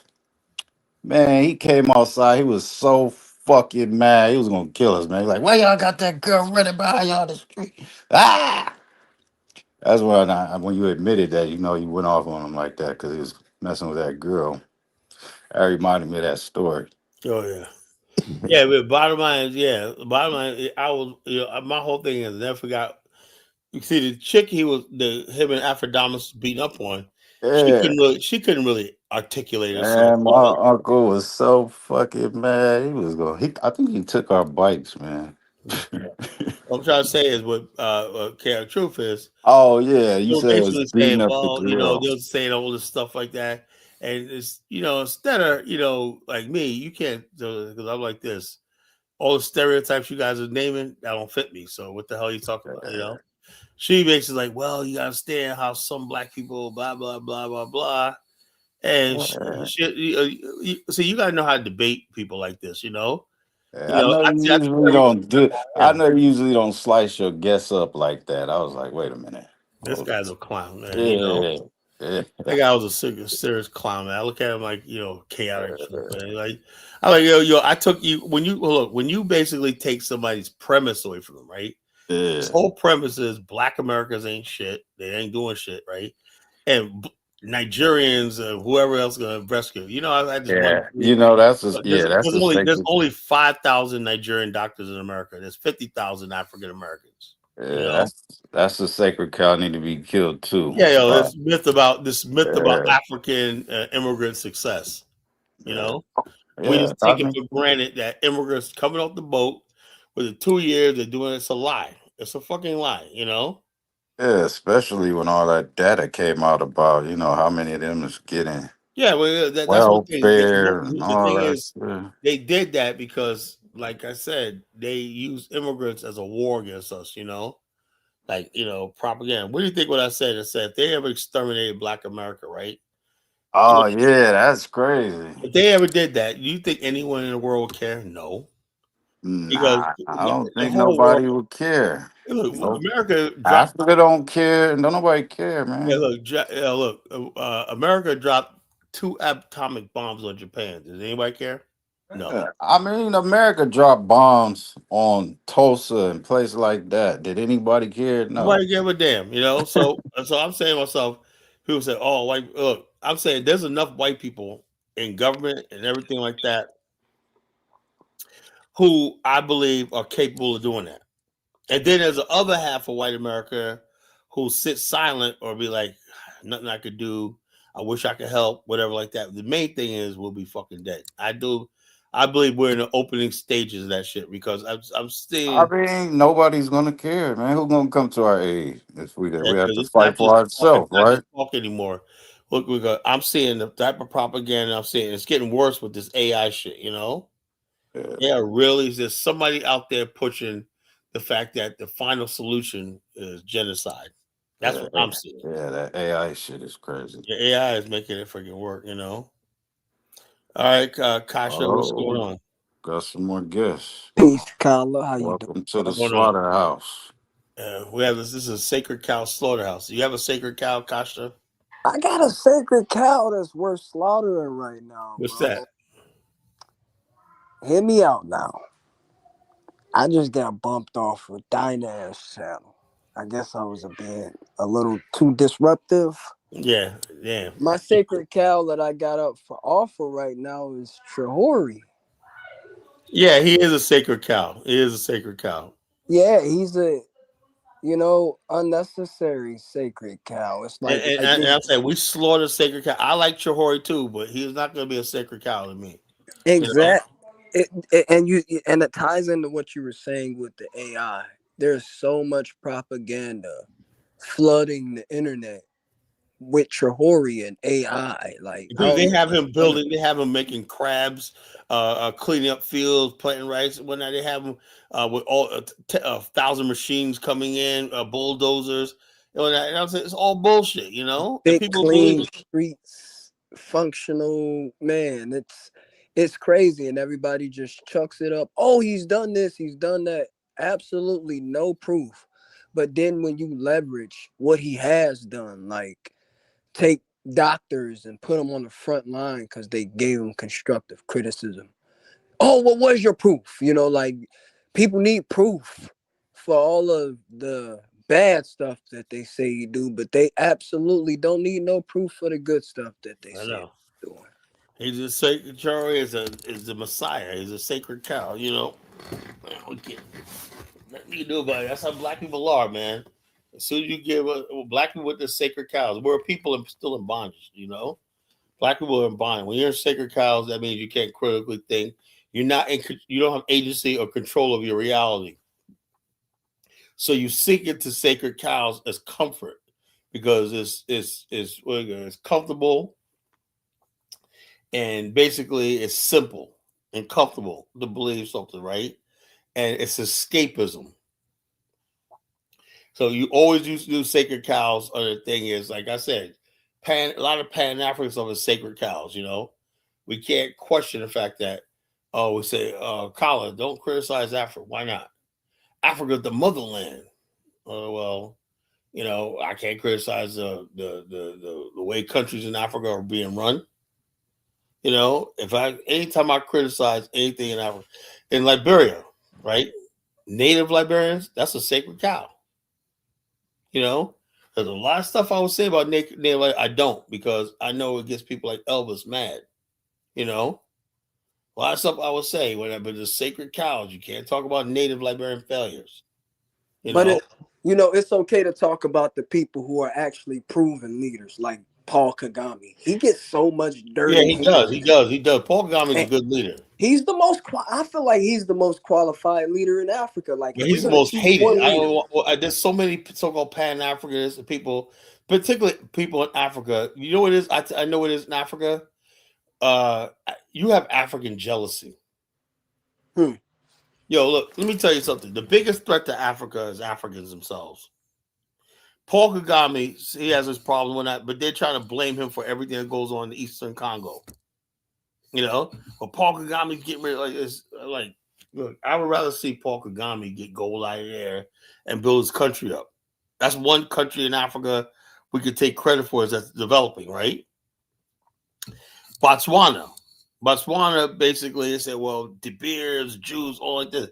But the Botswana might in the future buy De Beers, It's doing what it got to do right now. It created Botswana partnership, right? But it created a middle class. And then moving into things like jewelry making and stuff like that, right? But you'll have people, Chris, Botswana, Show Speed went there and he couldn't sell a diamond. No, you can't do that because it got to be sold through a process, So the bottom line, then you look for anything and everything to when somebody does something something that's successful that they don't control. And I noticed that the only time African countries are criticized, right, is when it's somewhat doing prosper, like Rwanda, Botswana. Those two countries get all the criticism in Africa, right? But no one says anything about the corruption in Ghana. Ghana is like the most corrupt country in West Africa. Ghana is a sacred cow, I thought it was Nigeria. No, it's actually Ghana. People think it's Nigeria, but it's actually Ghana. Oh man, Well, hit me with knowledge. Nigeria is Somebody another as sacred someone that's cow that been to need to both be countries, killed. there's no way it can be Ghana. No, the problem is, what you don't see, Jonathan, right? I never seen nobody basically complain about like Michael Blackson, right? He put a few $1 million in there, right? And China took the money he invested, right? And took that money and serviced the Euro bonds, I think they paid off China's debt and Euro bonds. He invested in Euro bonds. Ghana had bought some Euro bonds. Michael Blackson invested in, right? What you call Ghana sold the stuff, right? Oh yeah, I heard that he lost $1 million. He lost millions of dollars, right? Yeah, I heard about And bottom line, look, Ghana went to the IMF, Johnson, 30 times. 30 times to the IMF, right? It can't see to get his budget straight, whatnot. Ghana is kind of like a sacred cow. And I'm still, Hey, Kyla, my wife is Ghanaian, brother, and I don't know, bro. I feel like you own this. It is because Ghana was a big slave trading, post. Yeah, for sure. Yeah, so well, people think it's Nigeria, right? But there's a lot of corruption that goes on in Ghana too, just that people don't talk about. Like I said, Ghana's a sacred cow, You don't talk like Bomani. I know from Bomani, he lost a lot of money in Ghana. He still loves that country though, man. He doesn't, man. He lost. You might be right now. Think Yeah. about it, because I ain't lost no money in Nigeria. Yeah, a lot of it's people like go to Ghana and lose money, but Ghana's such a sacred cow because I lose some money with I've your been hearing ass. I about the hate you. land scams in Ghana for like literally since I've been with my wife. Yeah, so look, let me tell you They something. scam their own people out of land. Yeah, there's a lot of people. Land scams are big in Ghana, man. Trust me, don't do it. I tell people all the time, don't do it. Don't buy a So plot of land. what do you think about that year returns? That was a big That scam. was a scam, man. Well, yeah, that was a money grab. It was a big old money grab. It was a joke, Yeah, so You got a bunch That of wasn't no you got a scam. bunch of big Ghana is one goofy of these celebrities. sacred cows, man. Yeah, you got a bunch of big goofy celebrities my that going on. whole thing is, check this out. Somebody named thing talking about Mrs. Light. I can Oh bring shit, we're gonna Brother summon Bomani up here. Zongo or somebody. I can bring Brother Bomani. Let's start with the Hebrew Israelites losing their land. That's true. We But can start. but hold on. Yo, Mensa, Now, room. Don't let me. what Castanova was talking about, Ibrahim Traore being the sacred cow, because I got on Dinah's platform earlier, and I was talking about how people are trying to say that the ex-president that's trying to coup Traore out, he's a traitor and he's wrong. But reality is Traore cooed him out. Yeah.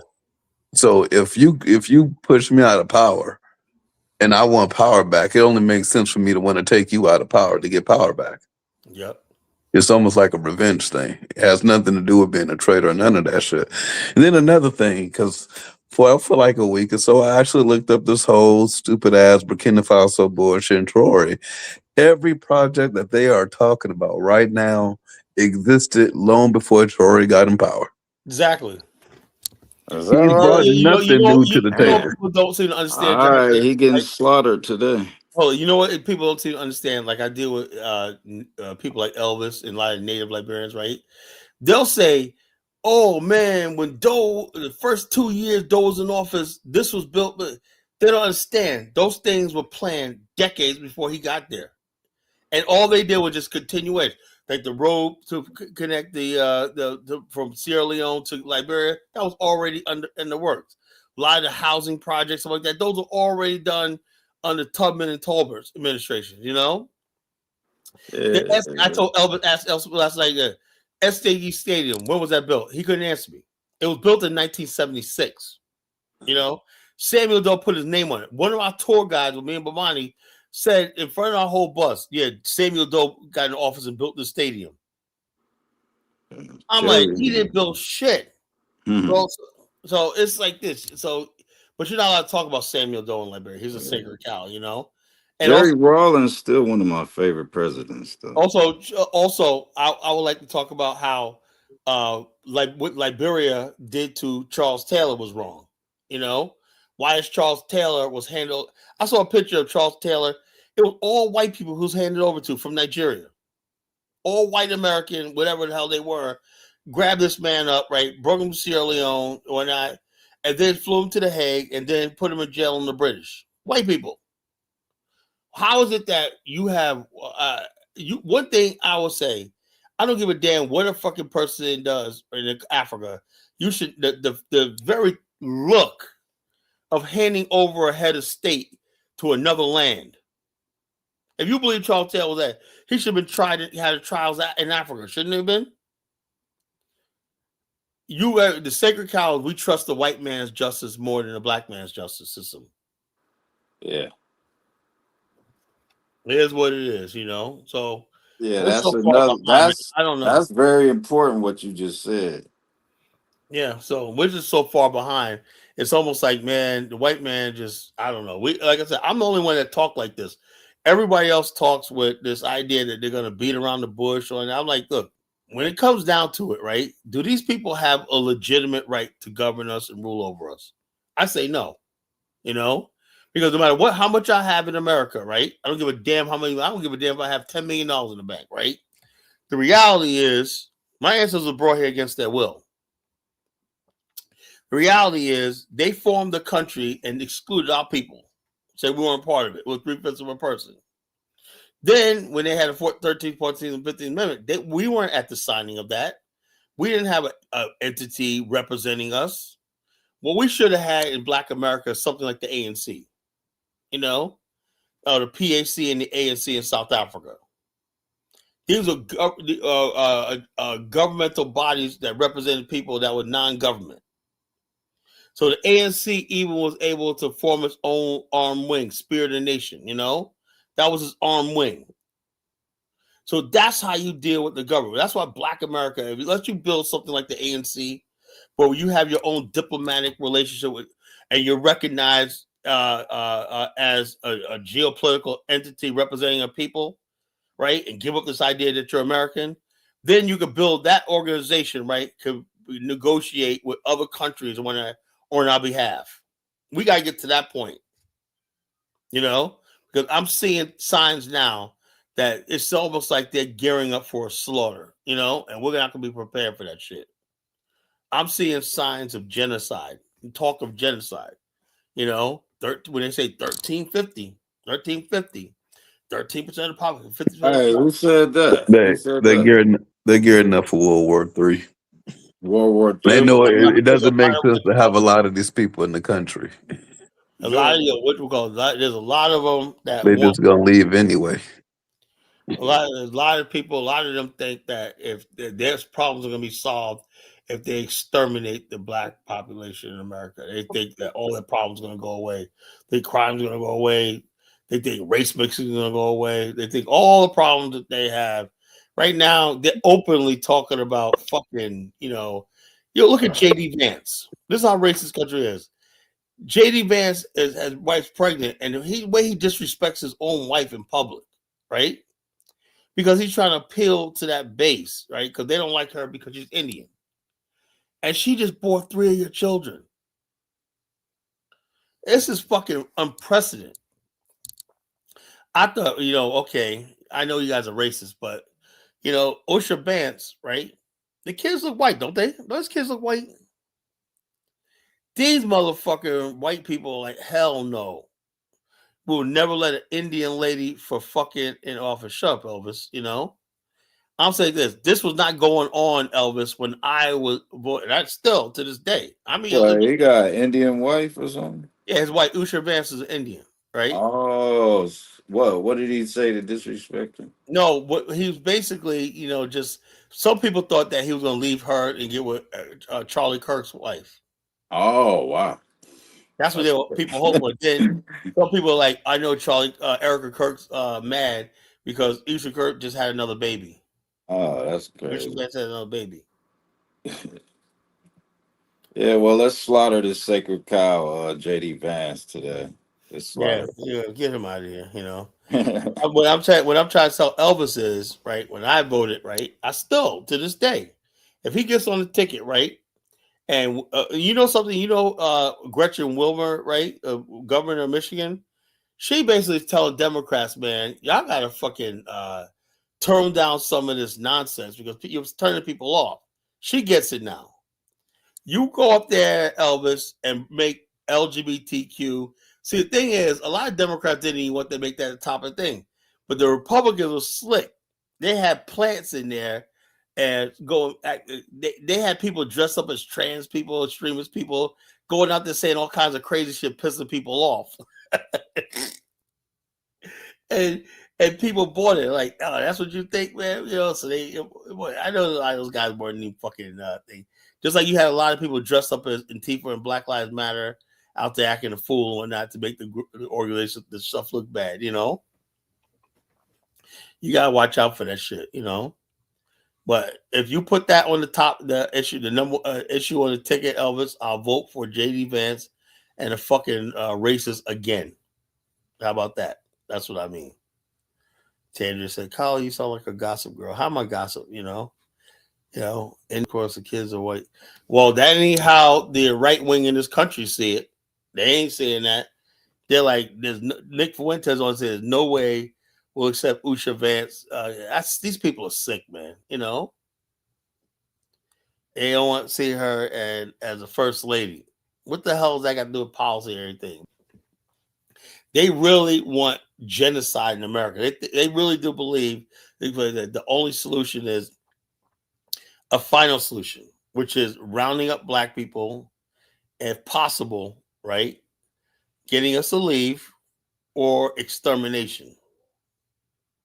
That's what they believe. Now, I'm just a messenger. Now, to the black man, I ask you, what is your next move now? Just sit back and be like, oh, well, whatever, and everything. So it is what it is. These guys are prepared. Black men aren't. College, just because he's a staunch liberal doesn't mean him a pro LGBT. But no, Elvis is pro LGBTQIA plus. He is. Bottom line is the other show, Elvis. Yeah, has strong feelings about that shit. Brown and black people. What are you talking about? Oh, look at Tandria. Yeah, look, Tandria. I don't know if you stupid FBA people, right? This is what I'm with these FBA people. Are you going to be prepared? Do you know these people are preparing for a race war in this country? And while you're talking about black immigrants, they're preparing a war against you. After they're done with these immigrants and everything, they're definitely coming for us. we know, Colin. We know. But this person later said, "Oh, they're roundabout people." She don't believe this. So it is what it is. And then Bree asked me, "Well, what do I do?" I said, "I don't know. Maybe African." Oh, you better believe it, baby. You better believe it. And they're trying to. They want to round us all up and kill us. They can round if they could stick ice on this. It's probably easy for black people. You know why? Because all they have to do is give a directive to local law enforcement. Because they Yeah, know. but you know what? They need us. They using us with that fort, whatever it is, that 13, 14 Amendment shit. They're using us now. That's what Yeah, it yeah, is. you're using us for the time being. And Yeah. after a while, they're gonna be like, okay, we no longer need you. That's like right now, they no longer need Vivek Ramaswamy. That's They all no longer need right. You Candace can Owens. use their ass back. Don't worry. They no longer need all these people. So they're basically saying, we don't need y'all no more. So thank you for services. Now get the fuck out of here, nigga.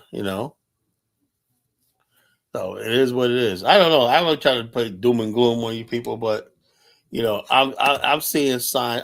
I've studied Nazi Germany, right? It started out with people just accepting. They like look how these people went apeshit over Charlie Kirk's death, saying all he did was try to tell the truth. What fucking truth? All the shit he said about black people, that was a lie. But people were angry because uh, uh, somebody who was clearly anti-black, was killed. That shows you a good percentage of white Americans believe that shit. What he was saying. Charlie Kirk's whole thing is, white people should not take responsibility. What about all the white people that's in the Appalachian, that's on drugs, meth, and everything like that? That's completely ignored. All they want to do is focus on the black people in the city as the source of all America's problems. What about he talks about rap music and stuff like that. What about the fact that OnlyFans, you got millions of little young white girls, right, turning 18 and showing their bodies on OnlyFans? What the hell? You know what I'm That's saying? how Shay Shay got caught up. Shake, whatever his name, Who's that? Shake, the Shake Club, that black dude with the Shannon Sharp. yeah, Shannon Sharp. There you go. Yeah. That clown, that clown. So the bottom line, you got millions of these white girls out there selling their souls and bodies online. Where's Charlie Kirk on that? And you see at the Miami game, they had they get criticized because they had a Bella Danger up there, that porn star. They flashed on her, right? And they're trying to sue the thing because they said everybody knew who she is. When I was like, well, I don't know who she is. Everybody like, yeah, right. Everybody knows who she is. Freaking porn. Wow. Yeah, she was at the Damn. and she was saying she was gonna be at the game because she has a social media. She's always on TikTok now. When I don't know if she just still does porn, but they had the camera on her for a good 20 seconds, and the fucking people are fucking pissed, right? The question is, right? How is it that so many people, millions of people, knew who she was? Yeah, that shows millions of people was watching that Watching that shit. shit, right? So the bottom line is this. So where's Charlie Kirk on that issue? Where's the white ring on that? I don't even know who you're talking about, by the way. But She's a porn star, but she does a lot of anti-porn activism. That's why I saw her, because she was doing a lot of anti-porn activism and shit. Like, I don't know what the hell she thought. And she goes to college now, something like that. She's like that Mia Khalifa chick, you got these ex-porn stars and whatnot that speak out against the industry or some shit like that, But the bottom line is this: white girls are the biggest of porn. You don't see girls in porn, You notice that? You don't see black women. You see them in music videos like that. You don't see white girls are doing hardcore porn, right? Middle class white girls, suburbia, who grew up middle class. When I say, and they need money. They want to make like around $1,000, $2,000, $3,000 a day because any other life is not even worth their time. These women are never going to be good wives or anything like that. And that's a real threat to the white race. Where's Charlie Kirk and all these people on that? But yet, when you look at Turning Point, the only thing they talk about is the problems in the black community. When they keep talking about your problems, what the message is sending is black people are our problems. If we get rid of black people, somehow all the problems in America will disappear.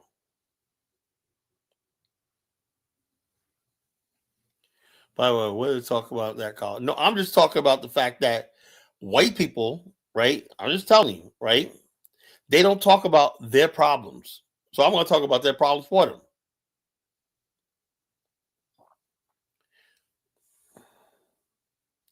So, bro, man said it doesn't matter what wrong white women are doing. They're men built and only. Yeah, I know that. But my problem I'm saying is, although white man built the country, right? They always say, like, they make it seem like there's some moral people and all stuff like that. And I'm saying, how can you call yourself moral? They always say black people immoral and decent and whatnot. They always call our women ghetto and shit like that, you know. And I'm here defending black women. They always talk about black women are ghetto, loud, trashy, whatever like that. Well, how do you explain millions of your women fucking opening their legs on fucking camera for $1? So that's what you gotta do. We gotta throw it back in their face because you gotta hit propaganda with propaganda. I would love for anybody to come up here. That's how I destroy Character Truth. He's another one that spreads anti-black American propaganda, and I destroyed him on my show the other night, Kasha. You know who that is, Kasha? I don't know who that is. Character. Well, he ain't nobody. He's some clown on YouTube, you know. The real life Sambo, man. Has he ever came back on the show? No. Nah, he ain't been Liar. Well, back. after I played the video. Hey, Oh yeah, he lying, that's a man. pretty good point. Oh yeah, though. yeah, he did. When you played the video, yeah, he was on here for a little while. Lying motherfucker, man. Chaotic lie. You know, Okay, look at this clown right here talking about I got slaughtered. Now, Bantu Mandika, have a man, I don't know what the hell you was listening to, Jimmy. I don't know what y'all was listening I think to. Jimmy is actually Musa. Nah, Musa in the chat. Nah, Like, Musa is in the chat. He was saying something earlier. That's somebody else. check it out. But Musa type, I could be just doing my thing. Or is that Musa? Here's Musa. Here's Musa. Because he'll be like, I'll be like Son and Elvis all the time, right? Elvis cook collar and whatnot. Man, nigga, shut up, man. You know? Yo, look, people think if you tell somebody off, you're cooking them. No, you got to make your points. Yeah, chaotic lie. He was getting sunned all the fucking hours. I was like, man. Destroy that dude. I felt bad for him after a while, man. You know? Well, Elvis complains about the West, but he live in the West and he got a white woman. Yeah. You think Elvis got a white woman? Man, he admitted it, didn't he? Nah, you talking about not a Liberian Elvis. woman. You probably talking about Ola Godon. Not Ola. No, I ain't heard from Ola in a little while. Yeah, he got a white woman. He was on the show. It was on the show I feel like night. Two Niger do too though. All those guys are in Negro penis, man. Yeah, they all like them. They're all fucking Negro white penis, hoes. you know. The Negro penis, you know, they're all Negro penis. You know, these guys sit up there online. Nah, Elvis said he got a Liberian wife. So what these guys need to understand is, right, you know, is that as long as Africa is not a safe place, as long as the biggest thing in Africa is the sacred cow is not questioning leadership. You could be corrupt as all hell, you know. And I used to see motherfuckers all the time throughout Africa. They're corrupt as all hell. But you got people out there, yeah, that's my leader. Like when it's funny. This is funny. But first time I went to Liberia, we went to this restaurant, right? And the finance minister, that guy, Elvis knows that. I forgot his name. The guy looks Elvis in the chat. We said his name too much. He came. check this out. This finance minister was sitting there, right? My wife and my driver said, oh, we got to go. Go for what? Because, you know, he's a government official. I go, and? You know, the bottom line is this. In Africa, you know, an elected official is treated with like royalty. They can do no wrong. That's a sacred cow, you know. Elected officials, you know, they appointed government officials are like a divinity, you know. Can't question them. I couldn't even sit in the damn restaurant. It's like, no, we gotta go someplace else. How dare you, Kala? How dare you? How dare you, Kala? How dare you? Like when I say that? How dare you, Kala? How dare you try to sit in a restaurant with finance man? What's his name, Elvis? You know his name. Elvis. You talking about Samuel Toy? Yeah. Yo, and I give him a dap, you know, I dapped him up. What up, man? What's up, man? He looked at me like, who's this crazy motherfucker? Why you talk to him like that? Let's go. Oh my God. That's because your wife is probably a UP partisan, so they're scared of the CDC No, boys. well, no, I don't think it's that. Just that anytime you see a government official there, these dusty government officials and whatnot, it's like, oh man, it's like, ooh, it's like, oh my God, that dude Tyler, what's his name, the fat one, uh, Tyler. Alex Alex Tyler. Tyler, man, I met him in Candasia and whatnot, sitting there talking at the bar. I was like, yeah, this guy's like, but oh man, you talked to the what is it, pro temp? No, he's a speaker. He was a speaker or something like that. Yeah, I think he Yeah, was. he's a former speaker Yeah, so I was on saying, the LA. whatever. I was like, whatever. So I talk to these guys like I'm their equal. I talk to them. I hung out with the mayor, the former mayor of Monrovia. I hang out with the big wigs over there. Important people. And nothing to me. And so Kyle's the biggest group. How am I a hypocrite? All right, Elvis, what's on your mind? What's a sacred cow in your culture and society you would like to get rid of?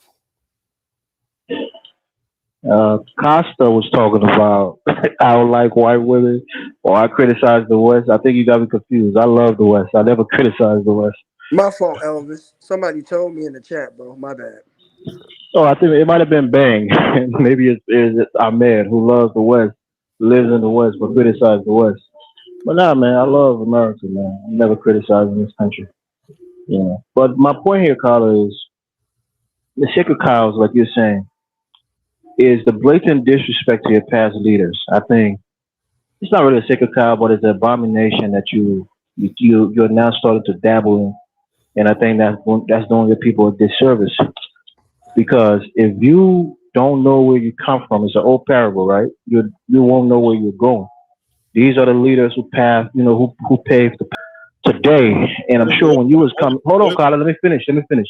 When you was coming up, I'm sure when you wanted to make your bones as a Pan Africanist or black nationalist, you watched probably hundreds of hours of videos and read speeches and books written by these people. That's how you form your thoughts, and your perspective on Pan Africanism. So for me, I think to try to now, quote unquote, kill them all as sacred cows, that's doing a disservice because they pretty much made you. Their ideology and their writings and their thoughts, everything that you say, you learn from those people. The Garveys, the Malcolm X, Let me say I agree with you, right? I learned from them. I would not be here if it wasn't for people like Mr. Farrakhan, right? But at the same time, right, what I'm talking about, I think you misunderstand. So I'm not going to get rid of them altogether. I'm talking about when people hold them up as a deity, right? Like me, I love Mr. Farrakhan, but even back then, right, I had criticism on a lot of stuff he said. And basically, I had older heads, right? I never forget this clown Barry. Now I'm like, nah, man, because I was a young dude back then. I didn't agree with a lot of stuff about the Million Man March and Farrakhan when I was more of a Pan Africanist, right? And this dude Barry was like, me and my boy was in the store talking about the Million Man March just happened, right? And he comes walking up on us, was like, "Don't you dare question the minister." I was like, "Who are you, man?" Older brother, right, Barry. We became friends over the years, and they'll say, and I'll never forget. Years later, right, we was talking about computers. Said, I don't know about this Windows stuff or not. The Nation of Islam ended up getting a website, whatever like that. Yeah, we don't need websites or something like that. It ain't proven, whatever. Anyway, but the bottom line, he walked up to us and said, "You see up there, those leadership up there, all you need to do is just obey." I said, "Well, I got my own thoughts, my own opinions, but it doesn't matter what you got. That man was chosen by Almighty God." And my friend said, "They're like, yeah, you're right, you're right." But I was saying, nah. Let's have a discussion. Something concerns my life. I like this because there was some strong things I disagree with Farrakhan about. I disagreed at that time. I believe a future was nation because remember something at the Million Man March, right? Two things came out, right? Farrakhan said Gaddafi was going to give him $1 billion, right? That was turned out to be like that's what we were talking about, really. He was like, "Oh, blah blah blah." I said, "What happened to that $1 billion?" He was like, "That ain't up to you, man. That's not your concern." Blah blah blah. But he told the people that we were going to get $1 billion and we have all this money and whatnot. I was part of one of the local organizing committees of the Nation of Islam at the time, right? So I thought we were going to get broken off with some money. I said, yeah, I can't wait till this money start coming around. we're gonna be able to do some shit in this area. He was like, man, you don't need to blah, blah, blah, blah, blah, blah, blah. So I can't question where the money's going to or whatever like that, you know. And the whole thing was the message was, you know, shut up. Every time I went to one of these Black Power movies back in the days and whatnot, I would have somebody standing over me, watching me, because I was always one raising my hand and saying, you know something, I don't think you got that right. The date or that, and they were like, pretty soon they're like, yo, man, you know, they browbeat you. You was a youngin, you know, you're a rebel, blah blah blah blah blah. And I hated that shit, you know. And I look at it now, man. A lot of these old heads back then, when they just want to whip me in line, you know. Yeah, but Yeah, it's just Carla, like you have the to understand. oh, go ahead. No, you got to go ahead. Nah, you go Go ahead. ahead, Benju. You got it. I was gonna try to kill Nah, another man. segment. Let somebody go. No, but just to push back on, yeah, just to push back on you, Carla. Look, you know, and not it's not that it's better, or I'm not trying to big up African culture, but it's something that we do in our culture that is, I guess, a positive overall. Is that you respect your elders. You know, you hear African American even today, you know, talking about their ancestors, living through them. I have a strong. I believe. Hold on, I know you do, but Carla, let me speak on it. I just got on the mic, right? So I think these people have, you know, formulated methods and means, you know, to take certain actions, and then you can study those methods and means whether or not they were effective in bringing, you know, bringing forward the change that they were advocating for. But to criticize them and say that we got to do away with them, if you don't learn from your elders or your ancestors, you as a descendant will be lost. Your forebear, you know, your forebearers are the ones who are going to pay things. They help you formulate thoughts. They Let teach me you ask how to you. fight. Let me ask you a question. That's So fair don't enough, throw them right? away. Hold on. What I'm saying is this, all right? Now, our ancestors back in the days, right? They didn't give that same grace to Marcus Garvey. They didn't give that same grace to Black nationals, right? It's one sided, right? There's people who just told us to be obedient to the white man, you know, talk the white man's talk and live in his world, be obedient to him, and all stuff like that. Can we agree on that? Now, I'm like this in looking at back at our history, right? 1945, right? Right? We did not have in Black America a balanced media and academia, right? For example, right? I said this over the last week building up to the show, right? Every other group of people, Elvis, was led by, in history, was led by nationalists, except for Black America. Bill Cosby was anti-nationalist, you know. Thurgood Marshall was anti-nationalist, right? All these people anti-national. They were basically accommodationist, assimilationist, integrationist. Every other group of people that chose nationalism went on to build great nations and be free. We're in a situation right now. What we face in Black America right now is Black America don't feel like it's free. We feel like we're in bondage. We feel like we've gone backwards, right? And the symbol of that so-called progress in America was always Bill Cosby, right? Basically, because of him, so many Black people was convinced that America was changing, it was getting better, we're becoming part of the country and stuff like that. And to see him go out like that in jail, shackled, in court or not, was people understand how devastating. Hey, I would say Bill Cosby's a sacred cow. Kill him. Yeah, well, now I'll say kill him, but I'm saying like this: he was a good man, but he should have been done. We put this guy up here like he was God, Not right? kill him, but you know what I mean. Like, Yeah, we put this guy up here like he was God. You know, he told us that we were not Africans, Elvis. He told us that we were American, right?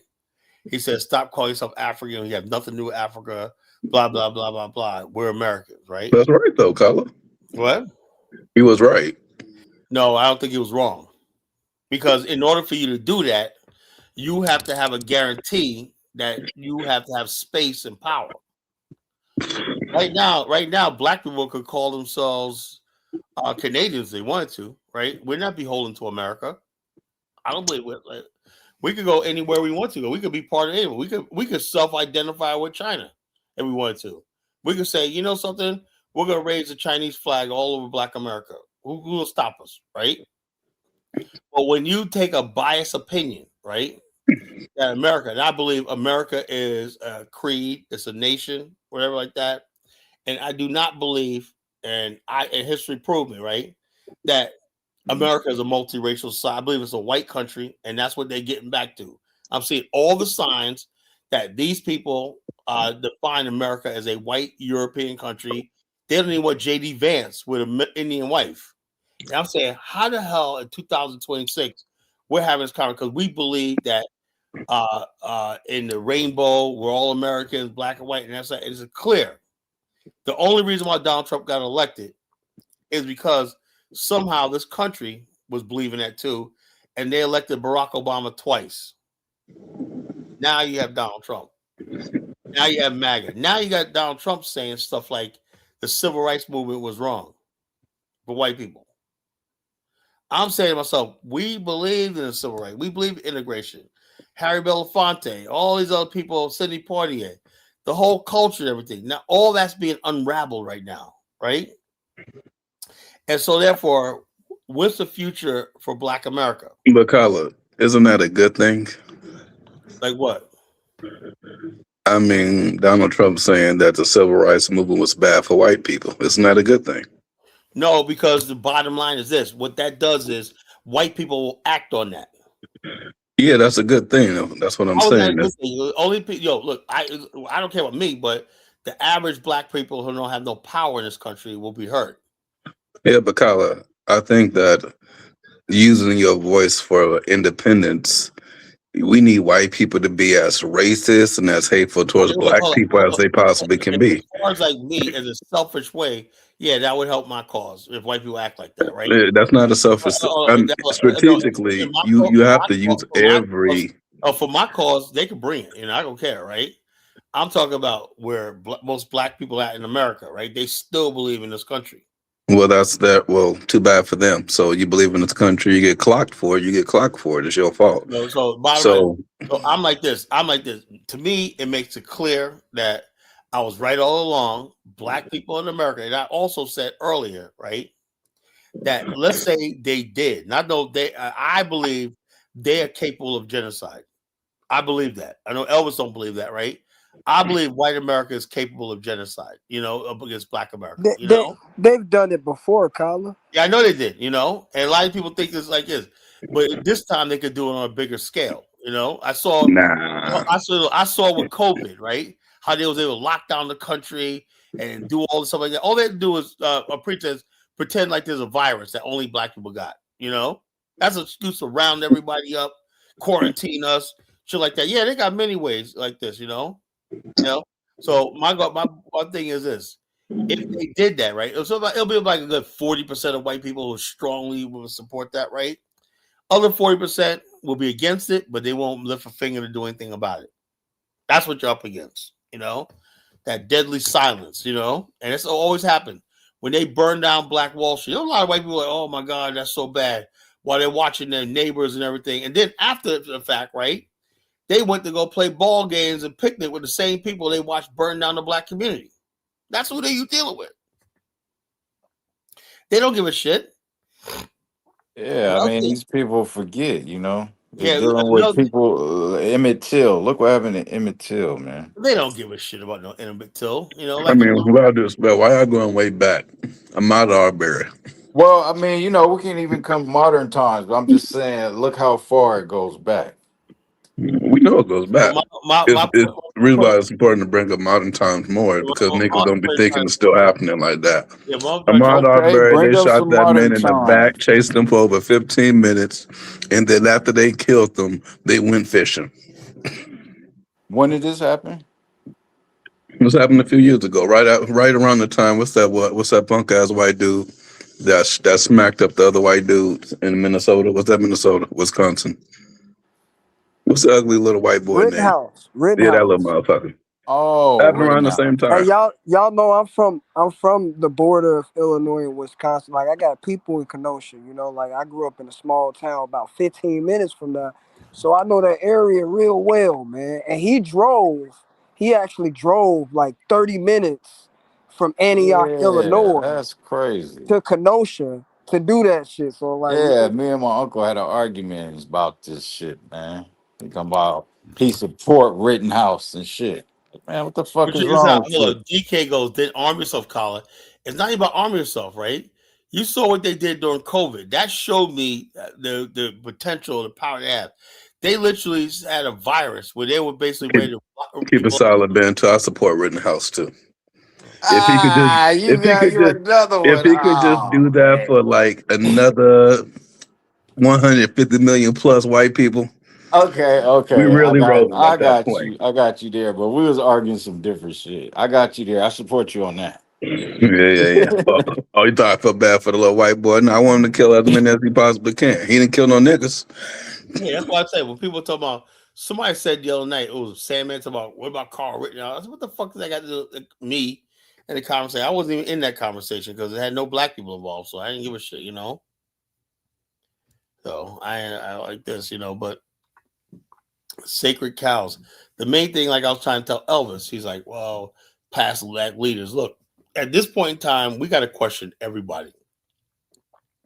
We got to look through everywhere. How do we get to this point right now where one race of people is now making plans to grab oil wells, oil fields, and whatnot, and a whole new damn subcontinent, right?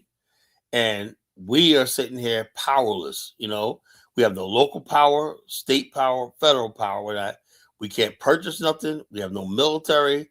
No. How do we end up in a situation where one race of people rules and got everything and we got nothing? Because Africa sold us out, color. That's why. I know, but I'm saying my point is this. You know, Every but don't say it. hold on. How is it the fact that the ANC was a nationalist organization, right? Mau Mau was a nationalist organization, right?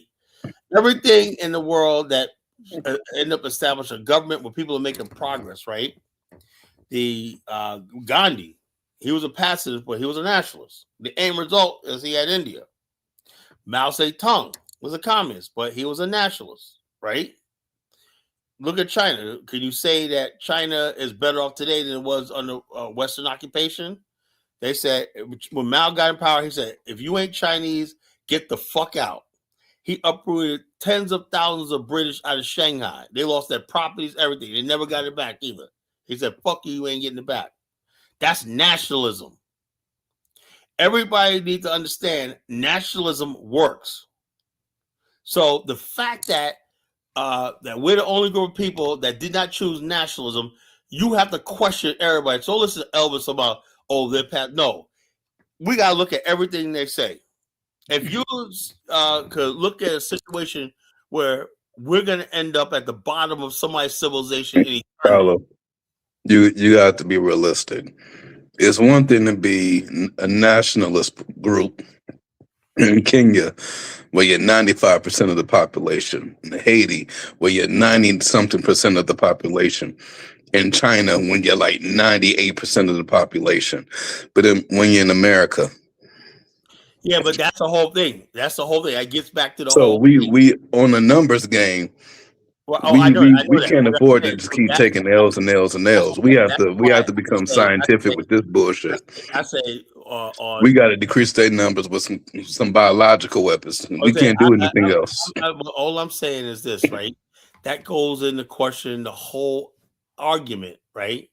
Of you bringing the people here and having them be a permanent minority group in a white dominated society.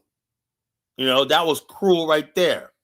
That we don't have a chance, because we're always going to be a minority group in a white. In other words, basically, it's like a prison. We're always going to be captive. We're always going to be ruled by these people. No matter what we do, you can't make progress and whatnot. But I'm saying like this: even though we don't have a nation, we can't never have a nation in America. I get that because we're outnumbered, right? But at least we should have the mind. I think we can, though, Carlo. I think the issue that we have is that We got a bunch of weak niggas that's afraid to do certain things to get us to that point. At the end of the day, I can say I hate white people, but I also respect them because they were a tiny little tiny population in Europe that conquered the whole goddamn world. Yeah. And they did whatever it took to pull that shit off. In Black America, And the we're a black tiny little population in America. But if we use the same strategies, try different things, what we have to I do, believe we can what we pull it have to off do is too. operate But above. once we do it, I think we can hold on to it Well, I just think we just have to better operate. than white people will, because we won't be stupid. I don't think we'll be stupid I just again. think it's time that black people in America, right? Right. We got to basically like this. We have to get our own flag, our own seal, and our own future, and start making. We look. We say we have to step to the world like we're a nation, right? So therefore, even though we don't have a government, a land, where like that, if people start dealing with Black America as a body, right, as a body that everybody supports, but then you can't do that when they control the media of Black America. They keep us involved in their bullshit, like the whole thing, like they give Netflix and then Not even that, Carla. But it's against the laws in the United States we don't give a for shit about. citizens to deal with foreign governments Hold on. So, you without think? No, the it State ain't. Department's Oh, you really intervention. think we're gonna obey that shit? No. But it's not against the law for citizens to deal with foreign governments. Louis Farrakhan did it. He didn't go to jail. Malcolm X did it. He didn't go to jail. Farrakhan A whole got. bunch of people have done it and haven't been to jail. So it's not against the law. No, hold on. Say what you Yeah, about to say, Carla? we're gonna do it anyway. You know, that's a case. That's a problem, right? We've been too obedient to this fucking system. We're a nation, right? And the bottom line, America is saying that they don't want us. We're not part of them anymore. That's fine. Okay, we're gonna start going through. We want friends. We want to be friends with North Korea. How about that, Elvis? We want to be friends with China now. You know. I mean, Carla, you're a smart guy. No, I am a smart guy. I absolutely. You know. I mean, you're saying that you're talking tough, No, but I am would dead you serious. really be silly to go ahead and do The that? federal government is listening to me right now. You know, that's the point we're at. All You right. know, there's nothing left. You know, there's nothing left to discuss with white America. There's nothing The left. thing that we have is that we can use the Constitution to our advantage in some degree, but at the same time still follow the law. Like them niggas that was working with Mugabe and shit, all they had to do was just register as a foreign agent, Yeah, no, as yeah, a representative, and they would have been good to go. They didn't do that though, because you can use U.S. law to your benefit and still do the very things that the U.S. government doesn't want you to do. because we got to Because put. on one hand, you can't argue free speech, and then when people use that free When speech, I was growing up, right? this ain't the 1960s. Oh, we used to have kids in our class, right? When the Pledge of Allegiance stood up, and these were white kids too, right? They did not stand up for the flag, right? Each one will have a different reason. Well, my church said this, we don't do this. My church said this, we can't believe in the United States, blah, blah, blah. And there, no one cared. They were just regular white kids. Okay, let's go on the playground, you know? About black people, they want to put that flag in your hand and they want us on our knees worshiping that shit. Get the fuck out of here, you know? You know? So the bottom line is, I'm saying like this. It's just time for us just to say, hey, look, white people, it's been good, right? But I like to have relationships with other countries, even European countries, you know. I like to have a relationship with Germany, man. I'm always fascinated with Germany, right? I like to have plays with Netherlands and whatnot. You know, we can't talk to any other country because, we these slippery characters called white Americans are in everything, you know. They said, well, America's like, look, the bottom line, this is a birth of a nation. We're a nation right now, you know, but we're a landless nation. Kyla, have we ever actually tried to talk to a nation? Realistically, we never have. No, we never have, you know. And so we can't say that we can't. We just haven't done it. No, the reason why people haven't done it is because you can't do it. Who said you can't do it? That Elvis. People from when America, you Black say talk to a Americans, nation, what do you mean? have went to other countries, Cuba, and all kinds of shit, and work with the damn governments there. Work with the government in what capacity? Why you think they created the whole COINTELPRO bullshit? Malcolm No, X no. meeting with Castro. You have Black Panther going to go meet with Castro, go meet with Algeria leaders, all kinds of shit. Elvis We've been never heard. people have done it, Elvis. It's not the issue that Elvis people never can't heard. do it. Elvis never heard of Memorandum 46. You You know. gotta learn more, Elvis. People have done it, but on the level we're saying, have anyone decided to approach another government and say, "Hey, Black America, we want to relocate.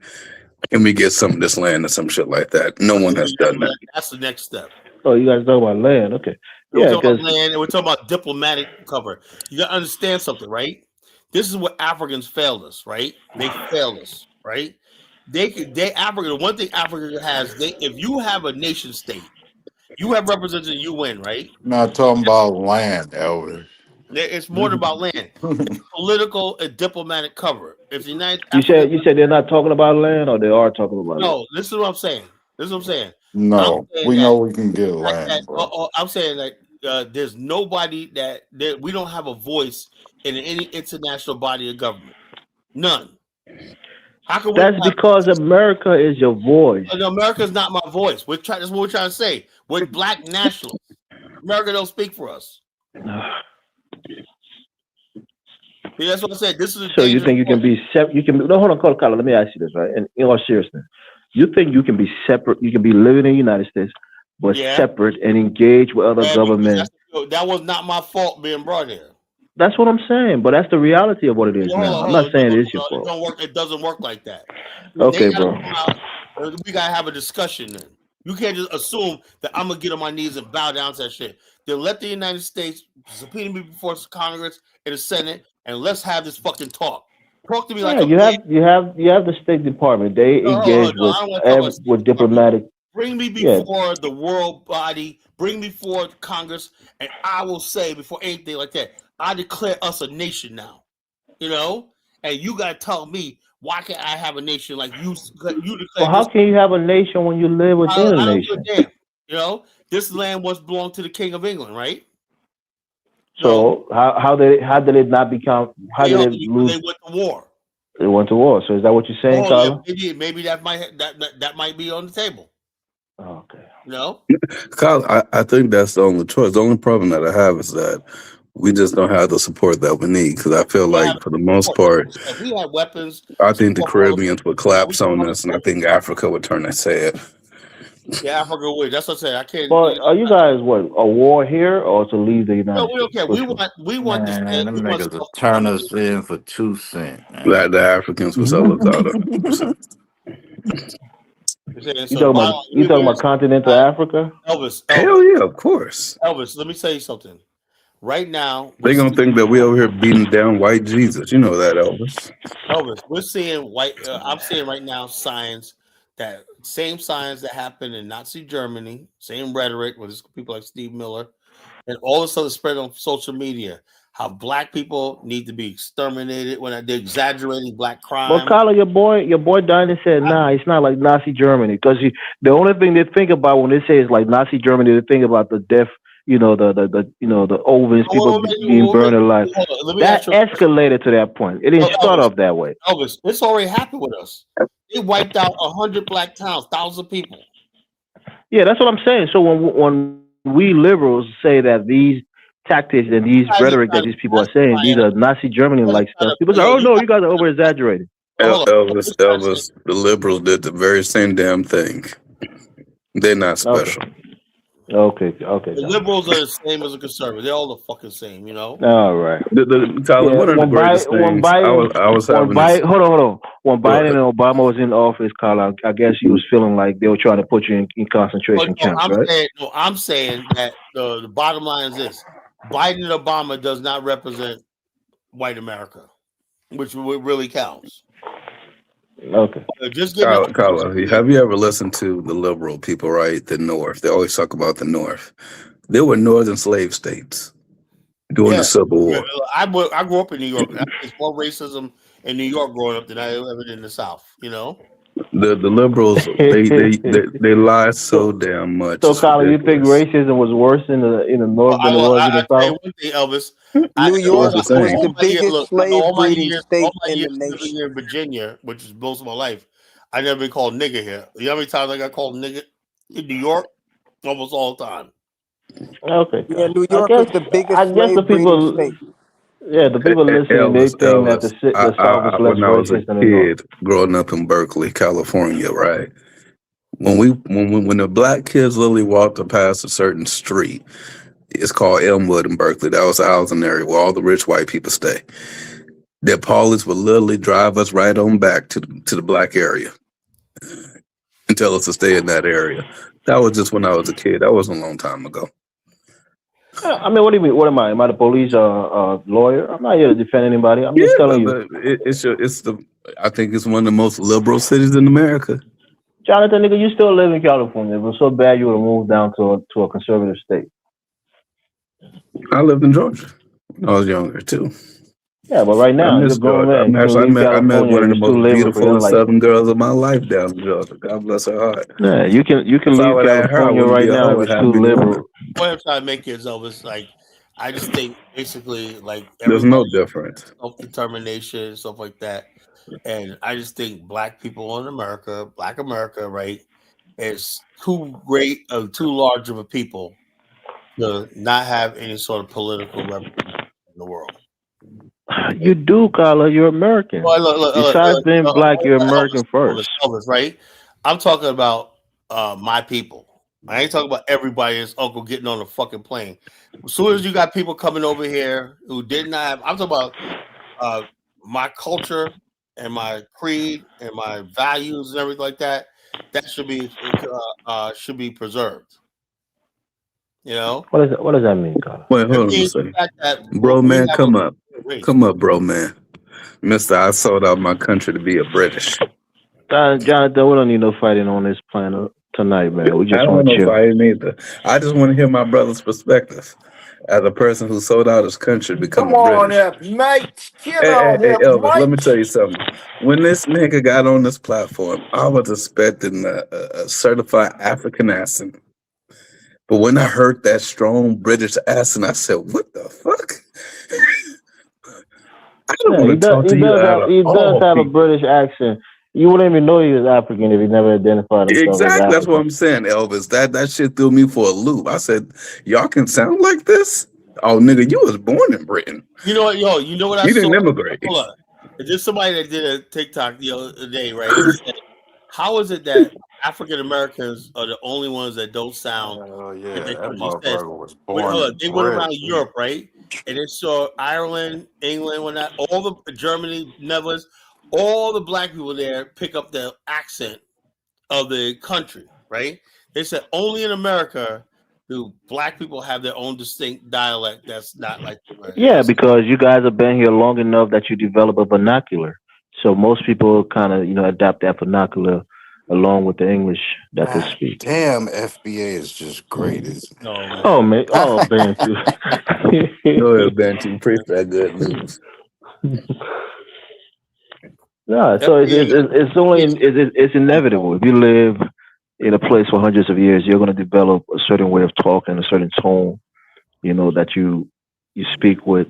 So it's distinct. It's distinct that people can pick it up from a mile away. Like if a Black American person is talking, like if I'm listening to a podcast, or maybe I'm listening to something on YouTube, and there's a panel, I could point out when somebody black is talking. I go to the video and I say, oh yeah, that's what I thought. This person is black, even if they're African American. So black people do have an accent, a black accent as they call it, a black accent, right? So it's true. There's nothing wrong with Yeah, we it. can hear a voice and tell a nigga is black or not Yeah. by But default. some people got a good white voice though. They can pull off a Nah, they white ain't voice. got it. They got it if you probably not familiar with niggas that grow up and act it? corny. You could even tell where But you can they're tell from in United States from their fucking that accent. too. Yeah. however, like I said, I had this one Nigerian girl that works in my bank, right? And she was like talking about probably she got fine too, man. She go, man, I like them small hips. Oh, goddamn, she was fine. Anyway, when she was talking, there's something she said, and I said, "Oh shit, that's an accent." I recognized the sort of. She was talking to me like a real.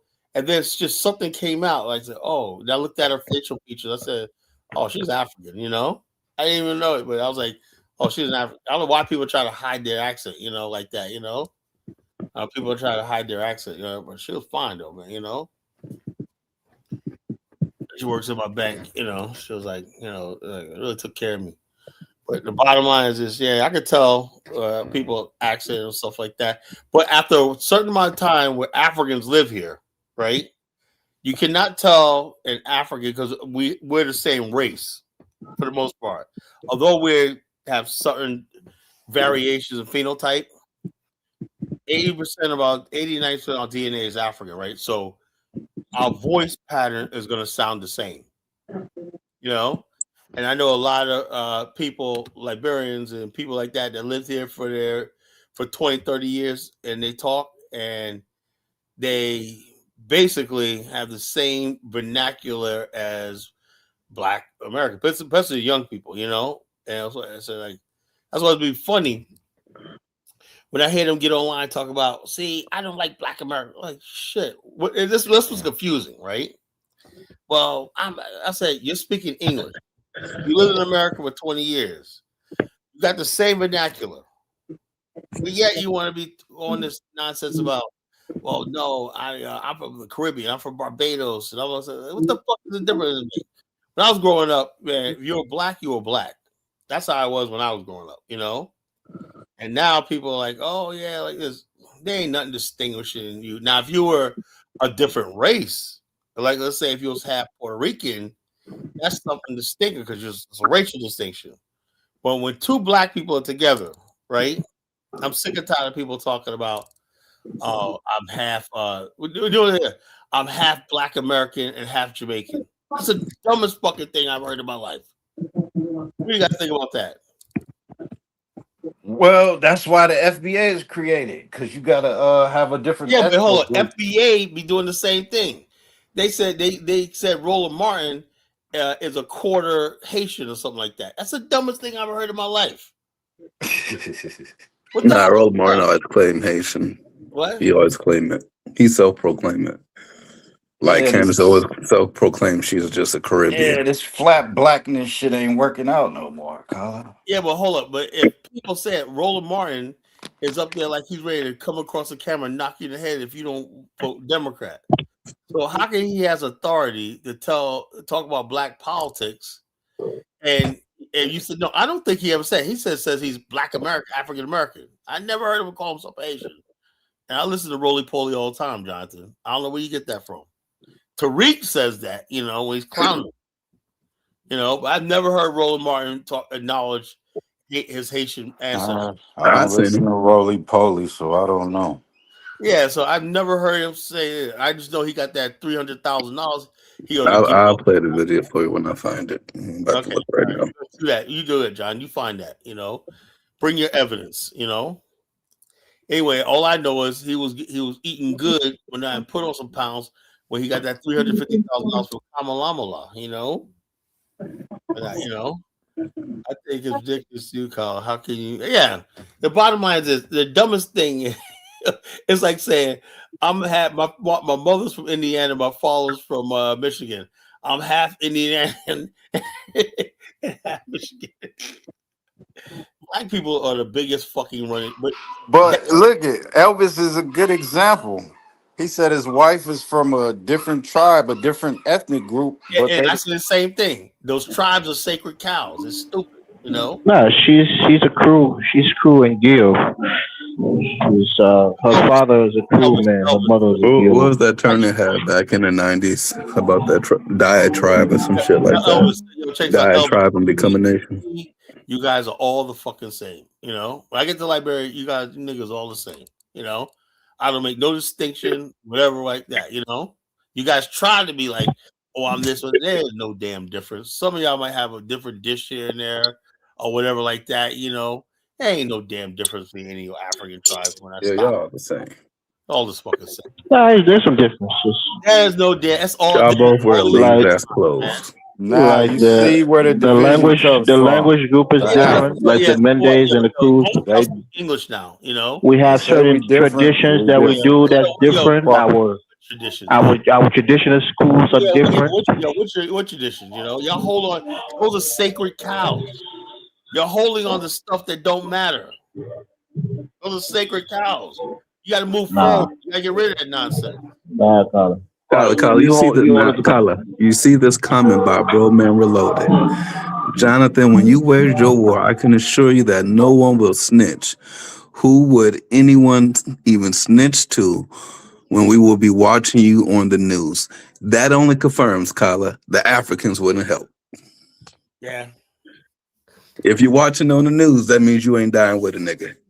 There you You wouldn't go. help. Oh, I They was dry snitching I was already. if You see something that? You see that, Bantu? if something ever Hey, went hey, hey, Bantu. I said they wouldn't help. He just confirmed they wouldn't help. Hey, I if already something didn't went I down, say? if And something say went you down, heard? if something went down, That's how dumb they are. Caribbeans and Africans will be right here to replace us. You know, overnight.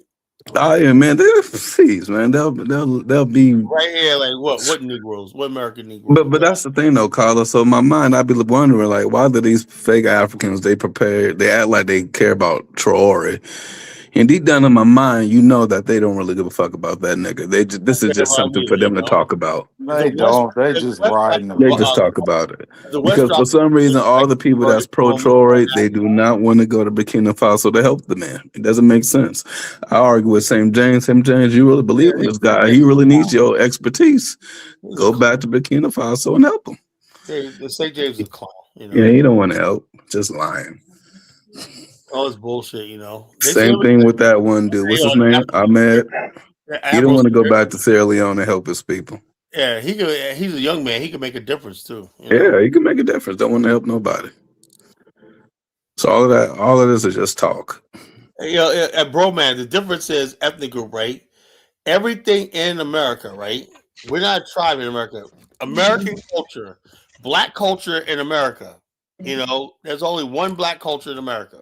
You know, there's nobody walking around. It's not like we have Chinatowns and all shit like that. You know, black culture in America. When you're here in America, you're black. After a while, you're a black American. That's the way the world sees you, and that's just the way it is. You know. Not Now you how the have world see you, other color. cultures here and there, some little sprinkling, but the bottom line is this: you know, when two people get married and they're both of black African descent, they're the same fucking race. I'm so sick and tired. I'm half Jamaican. My cousins are like that. I'm half American and half Barbados. Stupidest fucking thing. I'm like, yo, sit down, sit your asses down. Tell my cousins, sit y'all asses down. You know, they're trying to look exotic when they have something. You a nigga, you know. If no one knew who you were a nigga. You all niggas. You know, stop with that half Barbados shit, half American stuff like that. You know, there's no half when you're the same race. You know, there's half is only when you're. Okay, Carla, you're African. You're my African brother. Plain blank. Well, I'm black. That's cap. No. You're African, Carla. You're not black nothing. You're African. Okay, you can say that. You know, you can say that. But I'm All talking right, about Bantu, we race. on Hold our on, own. as far as my Hey, you race, know it's gonna be like that in the end anyway. hold on, as We far as on our my own. race, Kyler done sold us out. as far as my race, I'm an African by race. You know, there's no difference There's between no me. race called African, Kyler. Well, you know, the black race. I say the black race. You know, and so I'm not Them gonna be like, them Senegalese people that's on that island in India, they black too. Yeah. They darker Ain't than no you. race called the no, no. black What I'm race. saying is, hold up. But I'm saying Huh. when I say African, I mean people who were in sub-Saharan Africa and the people who were taken in the transatlantic slave trade. That's a I got a question about that shit too. Sub-Saharan shit. Why do black people claim that I'm a dumb ass shit? sub-Saharan African. My ancestors came What the fuck does that mean? because I came from thousands of miles beneath the Sahara. My ancestors came from Angola. Because in above the Sahara, you got the Arabs. So you're not Arab. There are You're not black descent from people the above Arabs. the Sahara. But No, yeah, they're different kind those of are black. Berbers. Those are Berbers. They're Yeah, not Berbers, black. Bedouins, they're Tuaregs are different not. kinds of And they be black. darker than us. That Yeah, don't but make no hold on. sense. Tuaregs are not black. You know, I don't care how dark they get. They're not black. They're not Africans. They got that silky hair, those narrow features and whatnot. They're not black. You know? Are you near Southern Africa? Carla, the African features tend to change depending on the region you in. Oh, right. Whatever. Every time I Why see you it, think them East Africans got them big ass foreheads? oh, yeah. Well, the bottom line is East African is a mixture of Arab and all this kind of shit like that. Fulani's got them ugly ass foreheads too. And so, Pan African ideology is born in the West is foreign to Africa. No shit, Lozy. Tuareg. Speak that truth, Lil Z. What's up, Dave? What you focused Oh, what on in up, Focus Liberia? Dave? Yo, what's good, fellas? How y'all doing, man? Wait, Hey, Good Dave, evening, you're part of fellas. Focus Dave, Liberia? Dave, are you and Ross hooking up tomorrow, man? Yeah, I'm gonna hook up with him tomorrow. Oh, good, man. Good, I man. Dave, already go to we're gonna Congo hook up Town and show tomorrow. us the video of what Congo Town looks like. Dave, are you taking Man, pictures? Congo Town's a mess. It's a man. That's what happens when the natives move Old Yeah, in, right? roadside? Old roadside? I'm just a fucking with mess, man. Yeah. Yeah, they got. Roadside's a mess, you. man. Wait, what? I'll show you What's maybe that place you said? Calabash. What's the place that got the American Um, Liberians mostly? What's it Congo, called? Congo Town. yeah, Congo Town. Gainesville and How you Congo. gonna say Congo Town dirty? Is the American Liberians are there? No, They because dirty there's a lot there? of They not really there no more, bruh. They yeah, not there. They just but renting their houses out. They're Oh, not okay. there no more. they, They're not trying to, there. they're trying to clean it up, man. They're trying to clean it up. But there's a lot of trash there. They got to hit Congo. A lot of neighborhoods they've been cleaning up. They haven't hit that area, Old Road yet. Y'all let them crew people move into Congo Town. They done crewed it up. Yeah. So the bottom line, but you gotta go on Old Town Road and with Sophie's Beaches, and talk to my guy Paul. Ross will take to it to my and Sinead's some friends. Word. I'm gonna link up. I'm linking up with him Yeah, tomorrow. tell him to take you by We got Paul it. and Sinead's house. Tell him to take you by Paul and Sinead's house on the beach. Yeah, Honeycomb. Carla, when I go to Liberia, I swear I better not come out disappointed. I better not. The bottom line, the friggin', like I said, I love it. Can't wait to be there in a few weeks. Hey, Lord, please don't let me Nah, be you gonna have fun, disappointed. Jonathan. I ain't gonna lie, you gonna have fun. Yo, Dave, Dave, Dave. tell me. I was No. told, Jonathan, when you come to Rwanda, you're going to have a good time. I couldn't wait to get the fuck out of that country, I'm on my the phone. nigga. Sorry. Hold on, the beach culture. You got Nana's I Beach, said, fuck Rwanda and Kagame. Get me up out of here. Alibasa, whatnot. You got so many resorts there. Oh my God, it's heaven. It's like this, Jonathan. Despite the least development, it's still fun. Despite all of that, and despite all the so many problems, places to go in there. It's still gonna unreal. have a fun, good time. And what about Dave? Did you go to the Calabash yet? Nah, I ain't gonna Calabash yet, man. Hey, you go to Al Lagoon? Uh, I want to know how Yeah, I know Ala Lagoon. I've been to Ala Lagoon I Come plenty of up, want times. Marie. Come up, to know Afro how Theory. that patio's going. Yeah, they have a patio out there in Colorado in the lagoon that you can walk over to. They have a separate party VIP Yeah, out there. they. I don't know if they finished rebuilding it yet, though. Oh man, that's gonna be I know great. I they can't was wait building to it. get that one out there, man. That's gonna be the shit. Calabash is I know Ala. Calabash is the best club I'm in more. the I'm world. more of an Ala Lagoon person. The Ala Lagoons there. Me and Bomani was Yeah, walk between both of them, man, that night, man. We were fucking so drunk. We were walking back and forth between both of them. There was so many fucking females out there, man. It was like unreal. We had yeah. all. You're gonna have fun on Yeah, Liberia.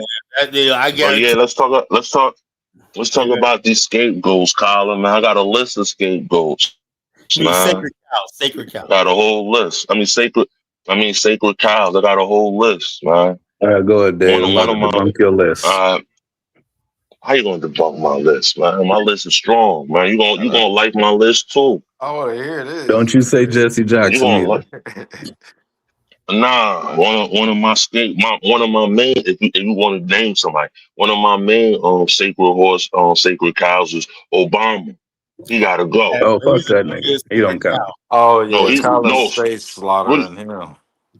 he gotta go. You can't, But he's you still a can't talk sacred bad cow. about People the more still exalted Obama, man. No, you can't talk about him, man. no people still love him though. Collar people, he's still black Jesus to You know people. what, Elvis? You know what it is? I mean, Dave. You know what it is? People think that Yeah, what we just said, right? But it's yeah, like it hasn't come out yet, coming out of people's mouth talking about Obama. People be yeah, about, yeah, something. Why is it that Donald Trump took all these risks? He don't give a fuck. right? He just said, "I'm gonna take Greenland." And Obama basically every time he said, "When are you gonna do something?" He could have prosecuted Dylan Root case right in the federal court, Trayvon Martin like that, but he played it safe. His whole thing was set, maybe because he was a young man and he didn't have that much experience. because he was a bitch. No, I didn't think Donald Trump is just more of a risk taker. You know, he's just like, Nah, Barack was a bitch. That was all it was. yeah. So it is what it Hey is. Let's call it man, what it what is. you We're not gonna talking about, sugarcoat it. Tyler? I thought we was slaughtering sacred cows, man. What's Yeah, up? no, I said that, but I'm saying, No, he's a sacred cow. He's a sacred cow. Wait. Come Nah, on. Kyler trying to make he's a excuses cowboy. for him. I'm not making excuses for it. I'm No, just he's a saying sacred that. cow. When Barack Obama was running for office in 2008, I was a fundraiser for the DNC through a company called Grassroots Incorporated. When this motherfucker rejected Farrakhan's endorsement, and then I'm going to distance myself from Jeremiah Wright, I said, "Oh, fuck this nigga." He's a And that was his pastor too. That was his pastor. How you gonna distance yourself from your pastor? His own pastor. Jeremiah Wright, it was like, yo, they did us dirty. And he was right. So you gonna distance yourself from your pastor? I really can't fuck with you. Times, man. Those are funniest No times. vote for Obama. Yeah, so but we went out there, Obama Rama whatnot, you know, Obama Rama. I didn't vote for Obama. I took my mama to go vote. She voted for him. I voted She for just him wanted to twice. vote for the black man. I admit it. I voted for him twice, man. I didn't vote for the nigga not one time. This day, Oh no, yeah, I did the second time. Nah, he got me twice. He got me twice, for the John. first time. He got me twice too. I felt like I was betraying the black race by not voting for that nigga the second time. So I said, "I fuck it." I think Obama was right. I thought after he got me off, twice, man. I thought this guy would just disappear, right? And then I feel like I realized he's more dangerous now than he was in office. Tyler, that nigga went in putting sanctions on, increasing sanctions on Zimbabwe. He was doing all kinds of shit to Africa, in the Caribbean. I said, "What the fuck? What kind of nigga is this?" We got one of them motherfuckers in office. He the one who continued AFRICOM in Africa. And also he went to Kenya, right? An African country. His ancestors supposed to be from. And over there to promote gay marriage. I'm like, what the fuck is this guy doing? But not only that, Carla, but climate change and deindustrialization. All that nonsense and whatnot, you know. Let me get which brought me harsh reality. What's going on, man?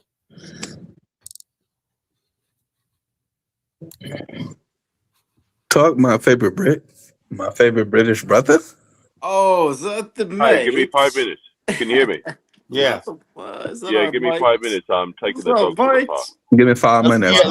I'm taking a shit. I'm getting on a British taper pad. Yeah, that's funny, Jonathan. Anyway, if you want to have a sensible conversation, we can have a conversation. If you want to let's have a sensible conversation. Hey, we're just meeting him where he's at, mate. That's all. All right. Hold up. First, let me get Lewis on. Right? Go ahead, Lewis. What's going on, brother? Yeah, hello there, Carl. How's it going? Going good, man. What's on your mind? Don't talk to Kyler like that, Lewis. Say what you said on Dinah's platform. Get it going. Don't interrupt me, man. Well, what happened? I got a new. He was trying to protect the sacred cow. What's that nigga name? Troy.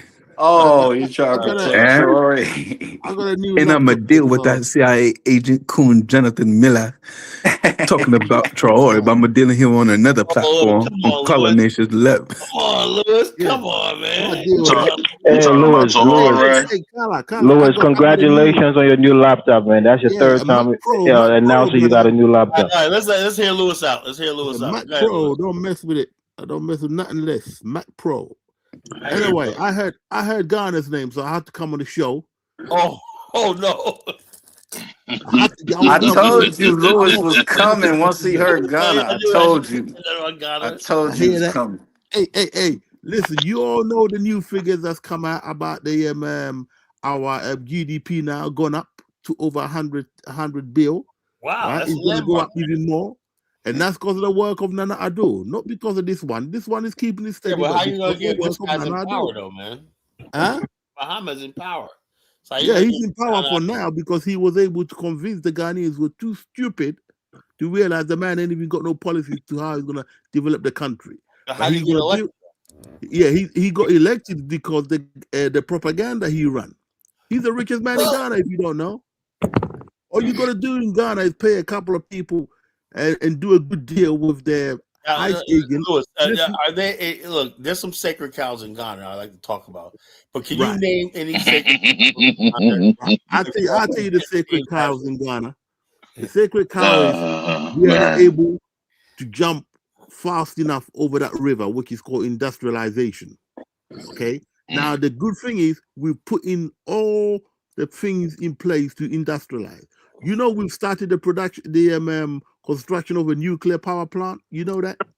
Really? In 2.5 years' time, it's going to be up and running, and the American government company's got the contract for that. I didn't want that, but that's Nanado. He liked the Americans. I don't know why.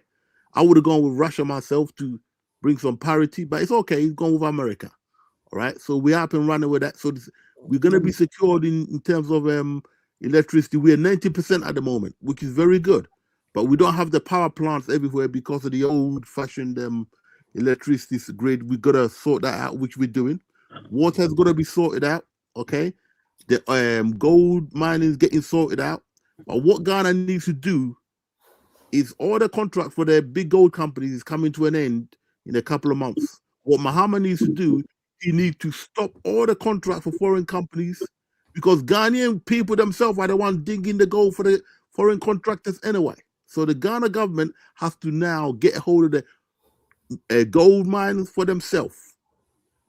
And now we will literally triple our income overnight once we do that. So that's in a couple of months' time. The road works is amazing. He's continuing the road works Nanado started that couldn't finish off. He's doing that. Okay. If we can get hold of our natural minerals and stop giving away 10% to foreigners, we'll be fine. And last but not least, the oil contracts along the Volta River is coming on board. And this is the oil contract that's on land, not in the sea. The ones online is the ones in Texas.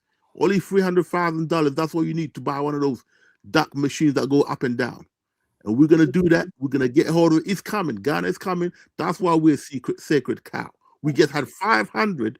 Listen, 500 Alpha, Mega, whatever they called secret societies from America come over.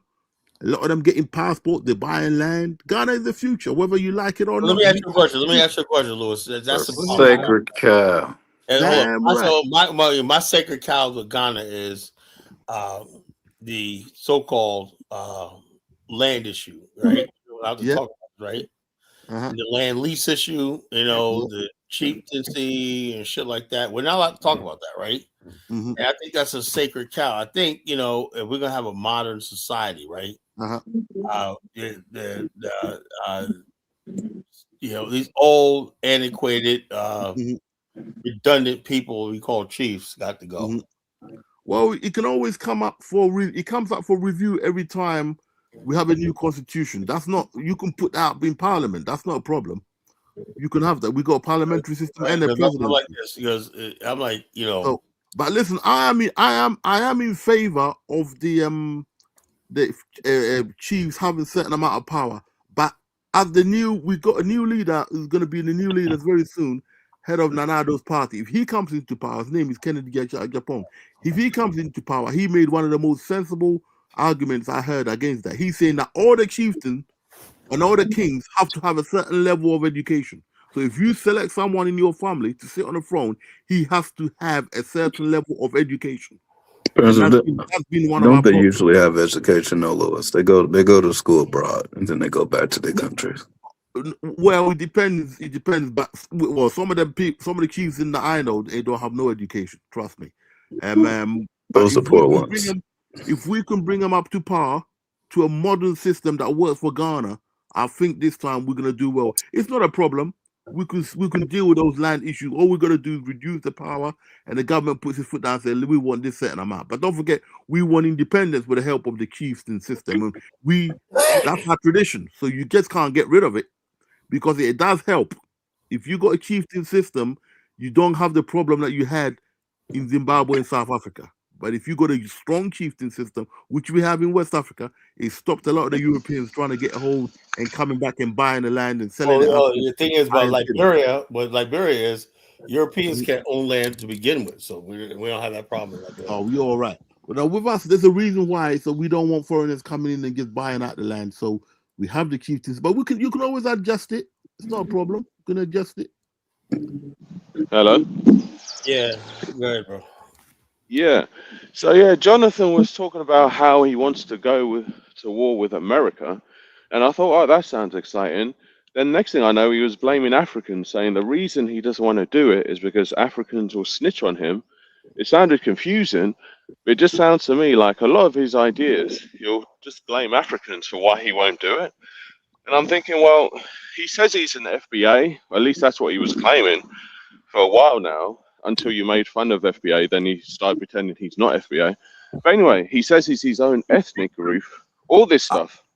I'm And I'm wondering, FBA.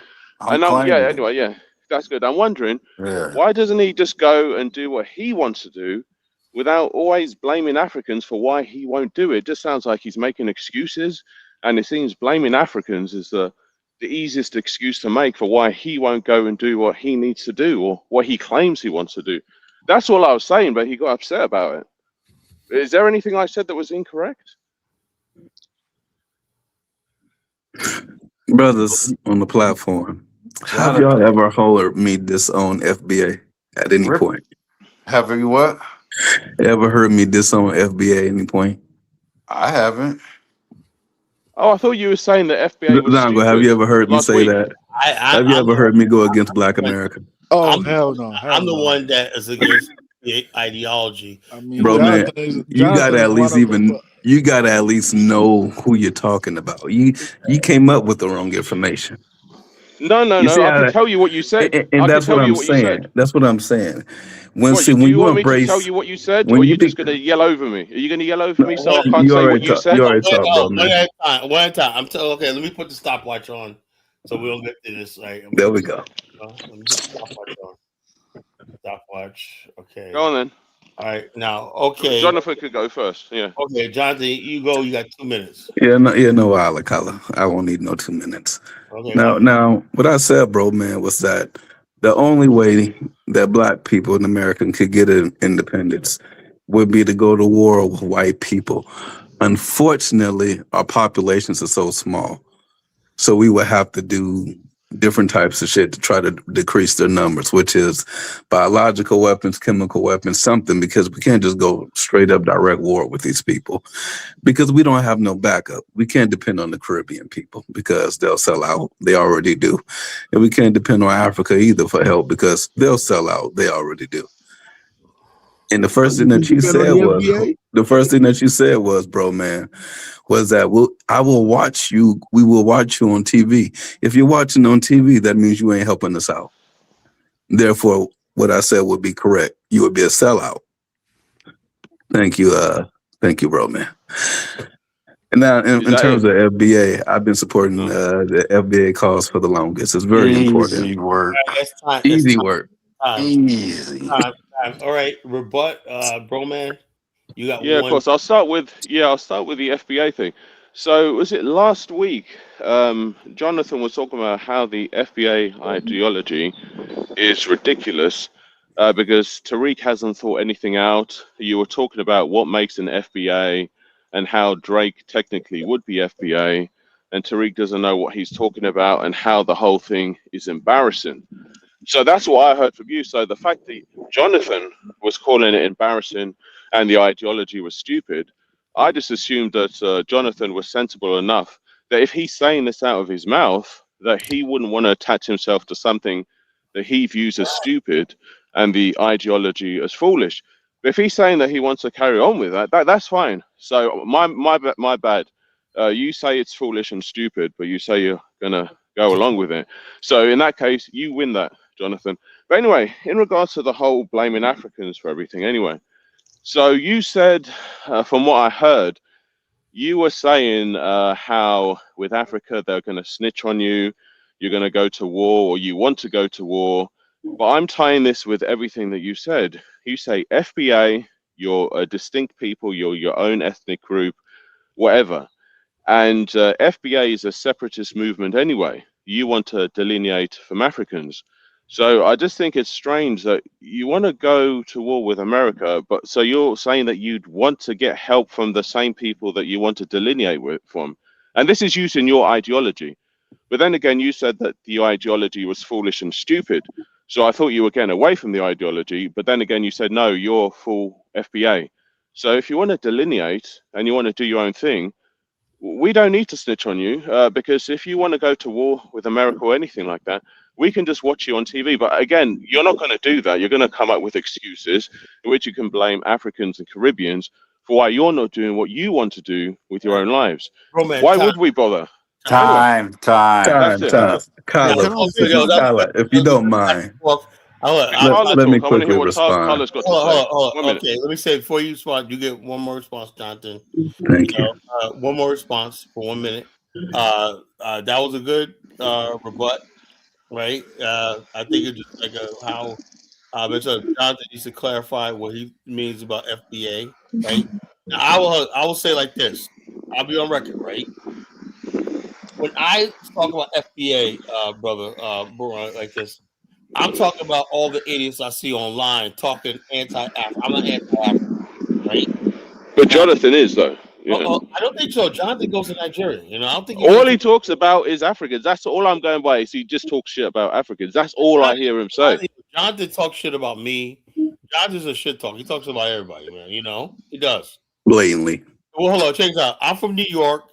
Jonathan gives it to me because I'm from New York. He talks about New Yorkers. He'll find something. Jonathan Talk about older generation too. Yeah, yeah, that's another thing. Maybe we want to kick him off when he starts talking about fucking Gen X's and whatnot. So that's brother. It's a sacred cow. That's how he is. He just talks shit. He gets me on the generation thing, whatever like that. A lot of shit he talks about that pisses me off, right? Now, me personally, right? I'm not FBA, right? Because the people I'm looking at FBA, right? They clearly don't want to be associated with Africa. I do. However, I do believe that African Americans, Black Americans, are a distinct ethnic group. Now, I don't believe in delineation. I believe in distinction.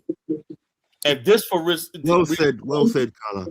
This for this region only. Yeah, well said, bro. Check this out. This for only this region only, right? Now, when people come to America, it used to be a time where you came to America, we're all black. There was nothing serious going on here, right? Everybody's black. We're black, right? Now it's little things a little different. You got the emergence of Caribbean nations. You got an emergence of African nations, right? These countries, and we have a globalized culture. We got more information flowing across the globe, everything.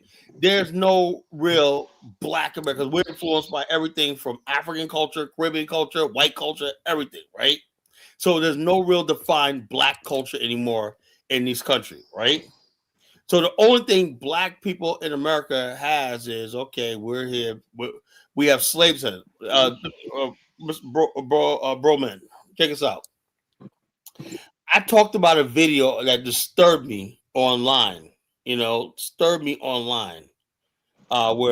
these Caribbean girls were saying, "Oh yeah, we're here." They're cute. They're like, "Yeah, we're here. We're coming here. We got all the accolades of a Black American, but they're mad at us because we're free from their trauma." See, before, brother, with Caribbeans, all of them came here, Stokely, Carmichael, everything. Our trauma was their trauma. We were one people. You know what I'm saying? Now we got Black America saying, geez, we got this trauma we're talking about. We're talking about a fucking race. We feel like we're under threat for a race war. And we don't see Caribbeans and Africans joining us, rightfully so, because they're coming here like Zongo. They're trying to enjoy life in America, right? So that's where the conflict comes in. FBA and stuff like that. That's a legitimate thing the FBA talks about, They're not Carla. involved. I mean, come on, Carla. Why would Can you I ask you a mention my question? name, Carla, man? That's right. That's right. Carla. That's Don't right. no Carla, we were problem. enjoying One at a time, Zongo. Carla, can I ask you a question? Yeah. that format. Do you think what would make more sense, a race war in America or all the Black people just finding a way to move to Africa? Well, let me tell you something, brother. You're Afristan. I love you, man. I love you, right? But That would make sense if I was talking about the British white man. That would make sense if I was talking about the German white man. That would make sense if I was talking about the French white man. But we're dealing with the American white man, right? He's nothing like the world's ever seen before. He will go to any lengths not to lose us, right? You think we're just gonna just take $1.6 trillion out of this economy? Right here, the word of America, right? Most of the truck drivers, shipyard workers, everything that keeps this country going are black men. They don't tell you that, you know. You go to places like Pittsburgh and places like that, Gary. The steel yards, everything, black men, black labor. 397. So the bottom line is this: no, they know that any disruption, right? What if every black person say, you know something, we're going to boycott? Or see the day without immigrants, they fail because they don't have the real numbers like they think they got numbers. Somehow they didn't have an effect on because they don't work in critical, essential industries. Black America does. If black people a couple of months ago they had a thing called a day without immigrants, it had no effect, you know.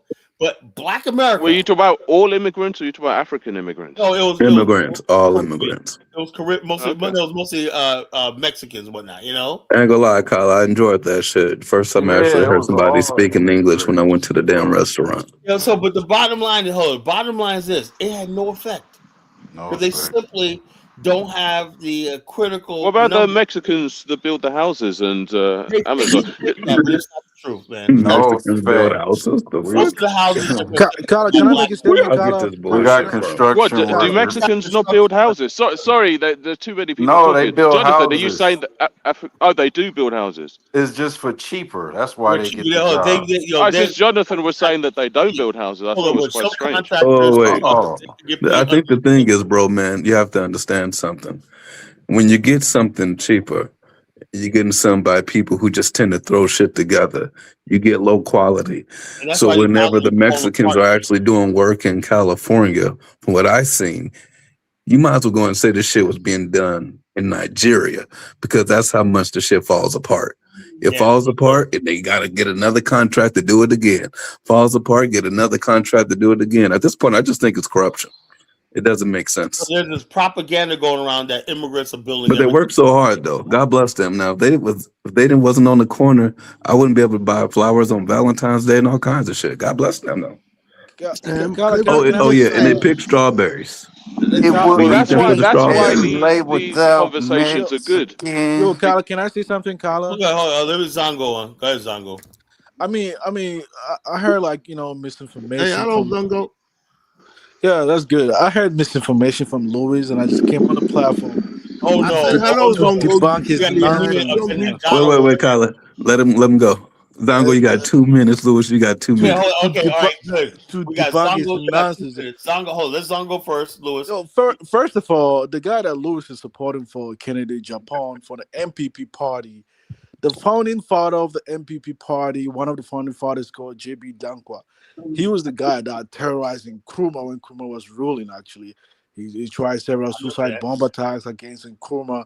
Everybody knows. Even CIA has come to reveal documents that he worked with the CIA to overthrow Nkrumah. And they What are the do you know ones about in that? What opposition do you know party about that? today. Wait, can I finish without Lewis, you got interjecting? 2 minutes, man. Because you just throwing dots in the eyes of these Black Americans, You guys are not Pan Africans. Why are you projecting as though you're Pan Africans? You're not. You're not the MPP party in Ghana is a nationalist party. They never like Nkrumah. But you come on this platform projecting Pan Africanism, but at home they don't practice Pan Africanism. What are we doing on this platform? Let's not do that. First of all, even the guy that you Oh, are advocating for, Kennedy yeah. Japan, the guy's some low IQ guy, came to America, he didn't do nothing, went back to Ghana, played tribal politics, and then he was corrupt and he got some money. How? Why are we How did he coming get on the this money? platform projecting him as though he's something like he can do something remarkable? He was a corrupt person. Everybody knows in Ghana he's a corrupt guy. Okay. Hey, Zongo, you done? Yeah, I'm done. All right. That's why he came on this platform trying to throw dust on you guys. Okay, Zongo, you got an extra 50 seconds to you. Yeah, I'm done. I just wanted to say okay, next time. the All record right, straight. Lewis, you got 2 Can I minutes. go? First and foremost, Zongo, you've been very disrespectful. You didn't greet your elders, right? So when I see you in Ghana, I'm gonna give you a left-hander for that. I addressed the topic. Good. First and secondly, my analysis was not about who's a Pan-Africanist and who's not. What we want in Ghana is who's going to industrialize the nation. Okay? Not someone who's going to take all his money, pay YouTubers like Wadimaya and propagandize against the government and then get in power and become a special ambassador for the nation because he's a too short midget. Okay? We're not interested in who's the Pan-Africanist and who's not. We're interested in who's going to bring about the vision of Nkrumah, which is the industrialization of our nation, so we can move Africa forward.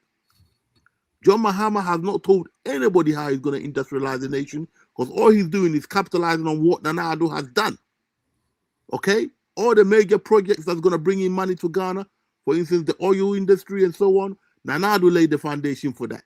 And all that John Mahama is doing, he's going around arresting, okay, all the opposition leaders, such as the former minister of finance who's in America getting treatment for his prostate cancer, which is serious. All he's doing is paying ICE, giving cooperating with ICE to take in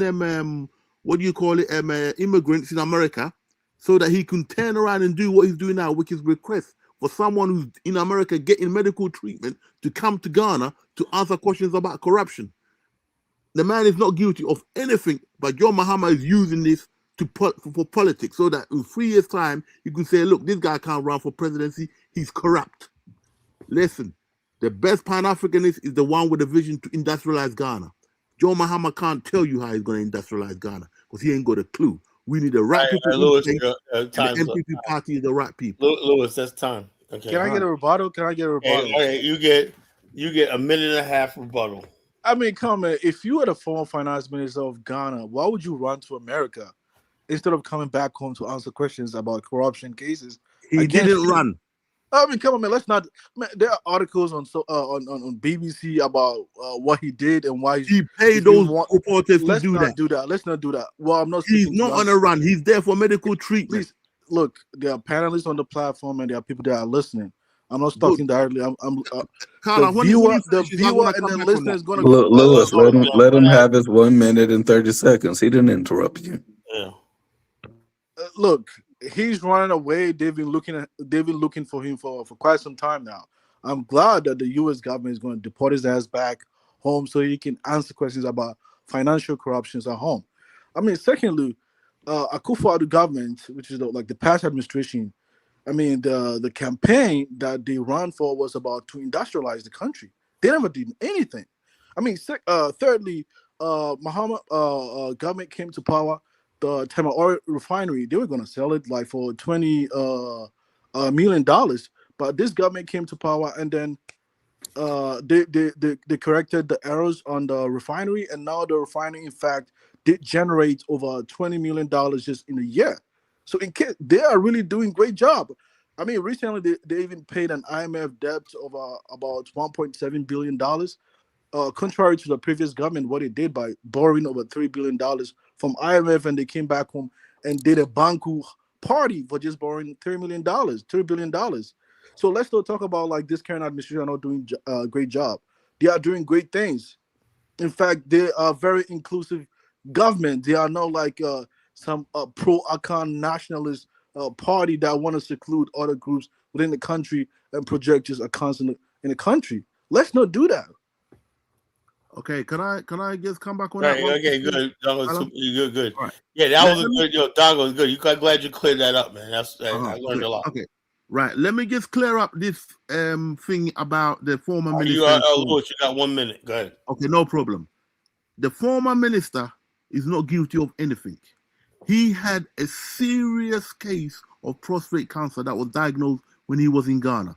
The Ghanaian doctors told him, listen, you need rest to do this. You need to go to America. They could operate in Ghana, but the best place to do it is in America. He's a rich man. He's not poor. He's able to go to America for this. Now, before he went to America, okay, John Mahama knew the man was going away. When John Mahama took office, the man had been away, had the operation, and they told him to rest. If he comes back to Ghana, the politics is going to be too much of a stress. So what John Mahama wanted to do was to portray him in a bad light.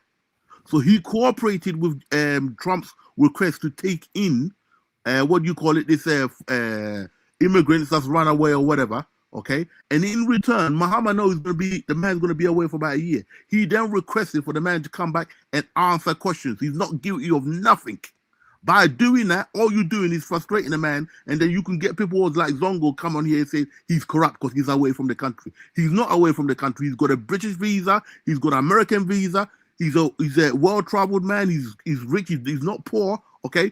All John Mahama is doing is playing dirty politics. And that's why I hate his administration. Instead of concentrating and bringing us and telling us how you're going to industrialize this country, you're playing stupid politics as if you have not won the election. You won the election, so now go and govern. Instead of governing, you're paying idiots on YouTube to come and spread shit like this.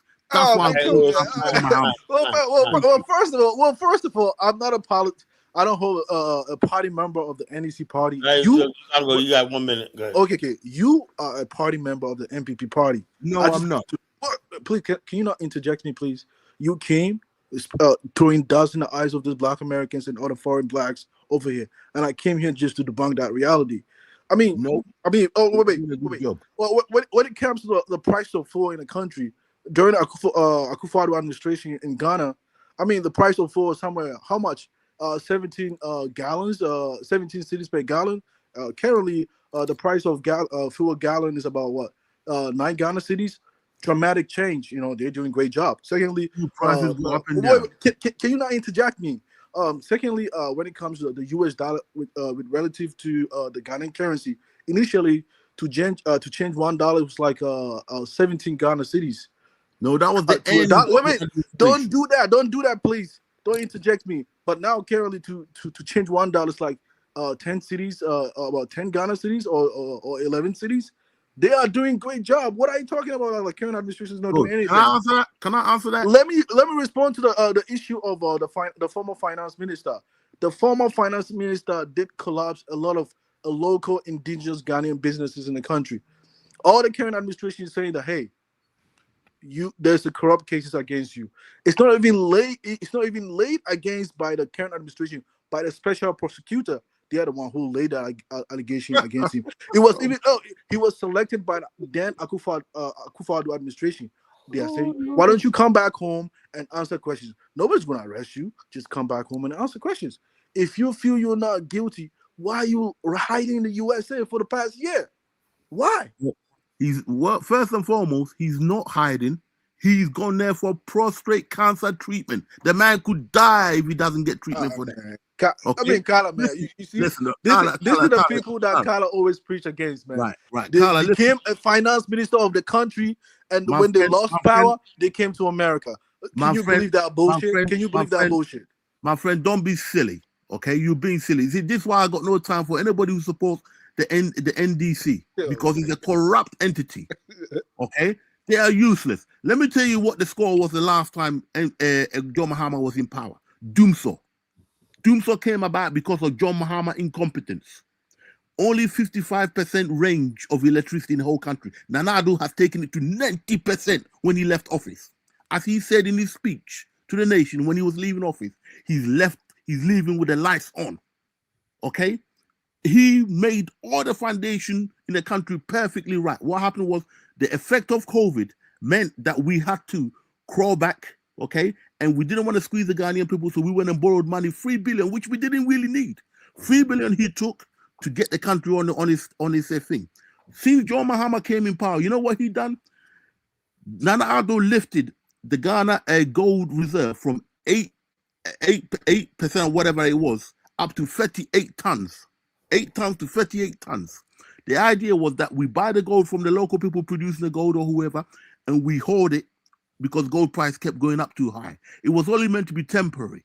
Since John Mahama came in, okay, he has continued that. He just remixed it, okay, and what he does, whenever they come to check the amount of money the Ghana city is worth, he goes into the gold reserve, takes out the gold, sells it on the market, and the return of it in dollars gives it to the Ghana bloody commercial bank. So it looks as if the CD is really there. The Ghana foreign exchange is really strong. But all he's doing, he's robbing Peter to pay Paul. And normal Ghanaian politicians, people don't understand this because a lot of them are illiterate. And people like John Mahama get away with this sort of nonsense. But he can't get away with it for long. Hello, IMF has just been all over our books and they've just said John Mahama, okay, is costing the country 2.5 billion since he's been in power. He's cost us IMF said that. So, brother, do us a favor. We're not can you let me respond? Rubbish. All right, Lewis, you're up. Your time's up. You got 1 minute. I mean, first of all, do you guys believe in some freaking advice from IMF? No, nobody believes that shit, bro. You want to sit on this platform and believe in a recommendation from IMF? It's not a recommendation. Please don't interject me, please. It's not a recommendation. IMF is the world standard, my friend. Whether you like it or not. Let's not do that. I never interjected you. Please don't. Yeah, because you had nothing to say.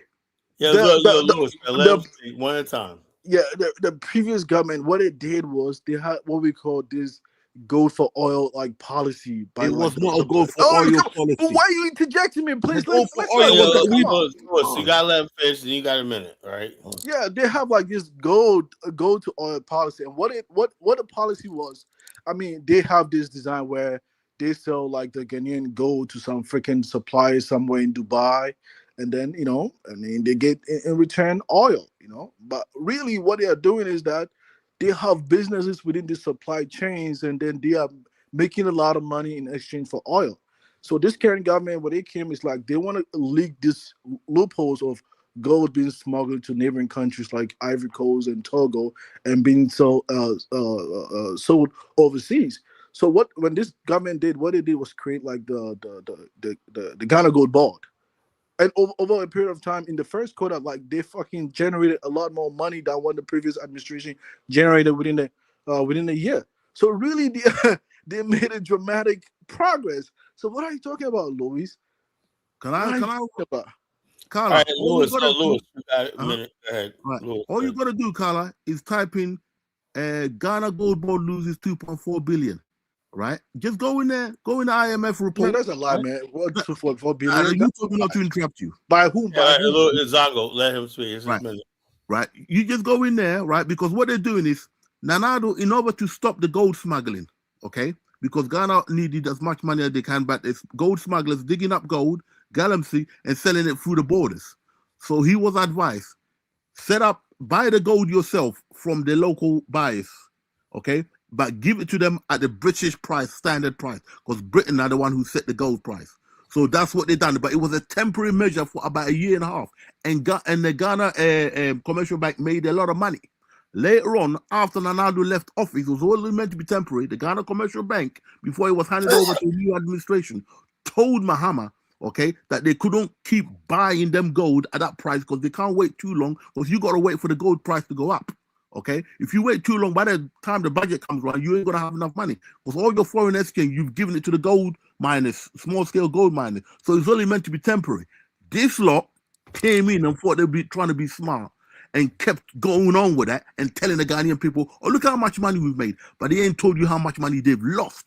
Now the IMF report is standard worldwide, is factual. 2.4 billion. If you had listened to Nanado and spent 100 billion building that cathedral, you would have had the best. That's a lie. You would have had. Shut up. My time to speak. You would have had. Okay? Lewis, you're a minute up. Okay. He's taking up my time. Right? Just give me a few minutes to finish. I'm gonna give you 50 more seconds. If you would have spent at least 100 million down what Nanado said, you would have had the most attractive building in the black world. You would have had the infrastructure for your tourist trade and so on and so forth. But you've instead lost 2.4 billion just by a bullshit in the Ghanaian people. That's why I got no time for John Mahama's administration. We need someone who knows what they're doing. And when Nanado comes back and his party come back, we're gonna move the country forward. That's all I got to say. Right. Okay, first of all, the amount that the IMF said was not $2.4 billion. You're a fucking lie, man. It was something like $200-something million. But in any case, so it's more. It's not $2.4 billion. It's like it's $2.4 billion and still going up. It's Oh still man, going come on, on. man. Oh man, It's still going. can you stop? Carla, check it out, will you? Just go Google Can it. you Yeah, not? Come to Google it. Lewis, man, it's his turn. Go ahead. Can you not interject me? It's not $2.4 billion. According to the IMF, they estimated the amount was somewhere around 200 and something. It was below like $300 million. First of all, the government. What? It's Don't billion. We're talking interject me, billion, bro. please. Don't do that, It's please. not million. It's billion. Hold on. Lewis, you'll have your chance, man. Go ahead. Go ahead. I mean, the fact is over there. You can't just Google the information and find access to, have access to the information. It's over there, right? The current government in power, when it came, they've managed to pay 1.7 billion US dollars to the to loans taken form by the previous administration. And currently, even the current administration are saying that they will exit the IMF loan very soon, by the end of this year. So let's wait. They've And done it even already. the current administration, they have this current plan, what they call the big push. There's a massive $1 billion infrastructure project going on in Ghana today. If you go to Ghana today, it's like a construction zone. They are massively building roads and everywhere. Your previous government didn't do that. They came this to a lot of money. Please let me finish. They came this to a lot of money. And lastly, I'll end with this fact. When you come on this platform trying to project MPP party ideology to these people making the same, it's like Ghanaian people speaking. Don't do that. And everybody knows that the founding fathers of your party were the number one haters of Nkrumah. Can you just admit that reality instead of projecting Yes. or preaching Yes, Pan-Africanism to them? hello. You Oh, asked me. okay, then why are you preaching Pan-Africanism to them? You acting you are Nkrumah supporters, but then your founding fathers of your party they never liked Nkrumah. Even Now, the previous that does not mean to say they were not Pan-Africanists, my friend. hey, If you even think they were not Pan-Africanists, wait. you got something stuck up your Wait. ass. Even what is the name? The former JB Dankwa. Wait. No, the vice president, the aspirant. What is his name? Kojo. The guy from the Royal Palace of Asante. What's his name? You know him? What's his name? Napo. The royal family Asante supported Nkrumah. Yeah, Napo. Napo is an idiot. Yeah, but don't interject. Okay, Napo He is not spoke bad about Nkrumah. So when you come on this platform, we're not talking acting about like you Nkrumah love tonight. Nkrumah, Okay? when the founding fathers of your party never liked him, Listen to me. let's not do that. Don't throw dust in the eyes of Black Americans. Don't do that. That does not mean that they were not Pan-Africanists. You see, this way you Don't go do wrong. that. Just because someone does not support Nkrumah does not mean they're not Pan-Africanists. Can I make my last statement? I'll let you go. Let me make my last statement. Kala, I want to make a last statement. Kala, I want to make a last statement. You got 30 seconds, Zango. Go ahead. Yeah, Kala, did you know, and the viewers that are listening, did you know the name, the Kotoko International Airport in Ghana today was named after the person who overthrew Nkrumah? Does anybody knows that? No, they don't know that shit. Kala. So you come on this platform, and Let me get Lewis up in a second. Who are your heroes, man? Louis, man. Let everybody know your heroes, man. Nkrumah? Is Kotoka your hero? The one who overthrew Nkrumah from power? When the last time you ever heard me praise Kotoka? You see, you're acting a fool. You're being too stupid. Okay? All right, Zango, time. Right. All right, Lewis, go ahead, everybody. You got 1 minute. Before we go any further, I am related to many of these people this guy is talking about. Okay, my dad's family married into the JB Danko family. In fact, his grandson, who would have been running for presidency by now, last time I was in Ghana was for his funeral. So this is my in-laws we're talking about. On my grandfather's side, for my mom's side, he's also related to Oforiata. And all three of those, if you look at the Ghana currency, there's 3 family members on there who I'm related to, either through marriage or actually through blood. Okay? So when Zongo comes up with this crap, he's basically trying to stir me up. I'm trying not to fall for it, okay? When we talk about Pan-Africanism, it does not start and end with Nkrumah, my friend. Nkrumah practiced his Pan-Africanism the best way he felt likewise. And it was the best way. Okay, I know more about these people than you could ever talk. I went to a funeral 2 weeks ago from a classmate of the guy whose name is Kotoka, that international airport was named after. He was in his class. So I get information way before you. So when you start feeling that shit, I'm closer to the shit than you think. Okay? It's not about if you're against Nkrumah, therefore you're not a Pan-Africanist. Nkrumah's ways was not perfect, but it was the best we had at that time. But it was not perfect. It was a careful balance between the East and the West. And he gets that the opposition party felt that Nkrumah was too much on the East side. That's all it is. Okay? Ideally, that's all it is. They wanted to win Nkrumah over, and Nkrumah wanted to balance it out more. And these people just lost it. They get fought, and Nkrumah was doing too much. That was their generation. I'm talking about now, right now. We're standing on a river. All we got to do is jump over that river. Compared to all the other African countries, we haven't had no civil wars, despite the fact that all the different tribes and different things, we haven't had that. We are looking at the chance to stick the key into the car and turn it and hear the boom, and so we can go. But John Mahama, in my opinion, is not the man. He's a Kalabule man. He's a hustler. Okay? Right? And he's hustling the guy. Hello, come on this platform. It's my time to speak. He's spoken over 2 minutes. Hey, Zango, what does Kalabule mean? Oh, Kalabule means like he's like he's trying to con people, you know. That's it.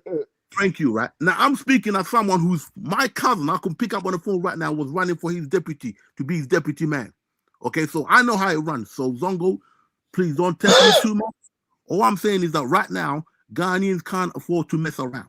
We need someone who's going to put their hand on the button and press the fucking button. I can't see John Mahama doing that. He came in to make money for himself. That's why he acquired a whole gold mine. Hello? He acquired a whole gold mine for him and his brother. And that means his party going to get funding for the next election. And that's why everybody's keeping Stump about it. I'm not going to keep Stump. Bitch, you're holding back my people. You're holding back the African people. Okay? If you're gonna make good and industrialize us, I'm going to give you 3 years, no problem. But after that, we're going to do what we need to do. But I don't see John Mahama's administration doing anything significant where I'm concerned. I'm yet to be convinced, but I don't see it.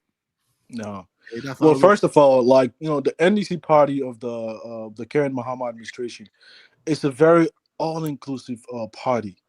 You see every ethnic group from all walks of life. Please don't interject me. Please don't do that. Let's not do that. Please don't. Please don't do that.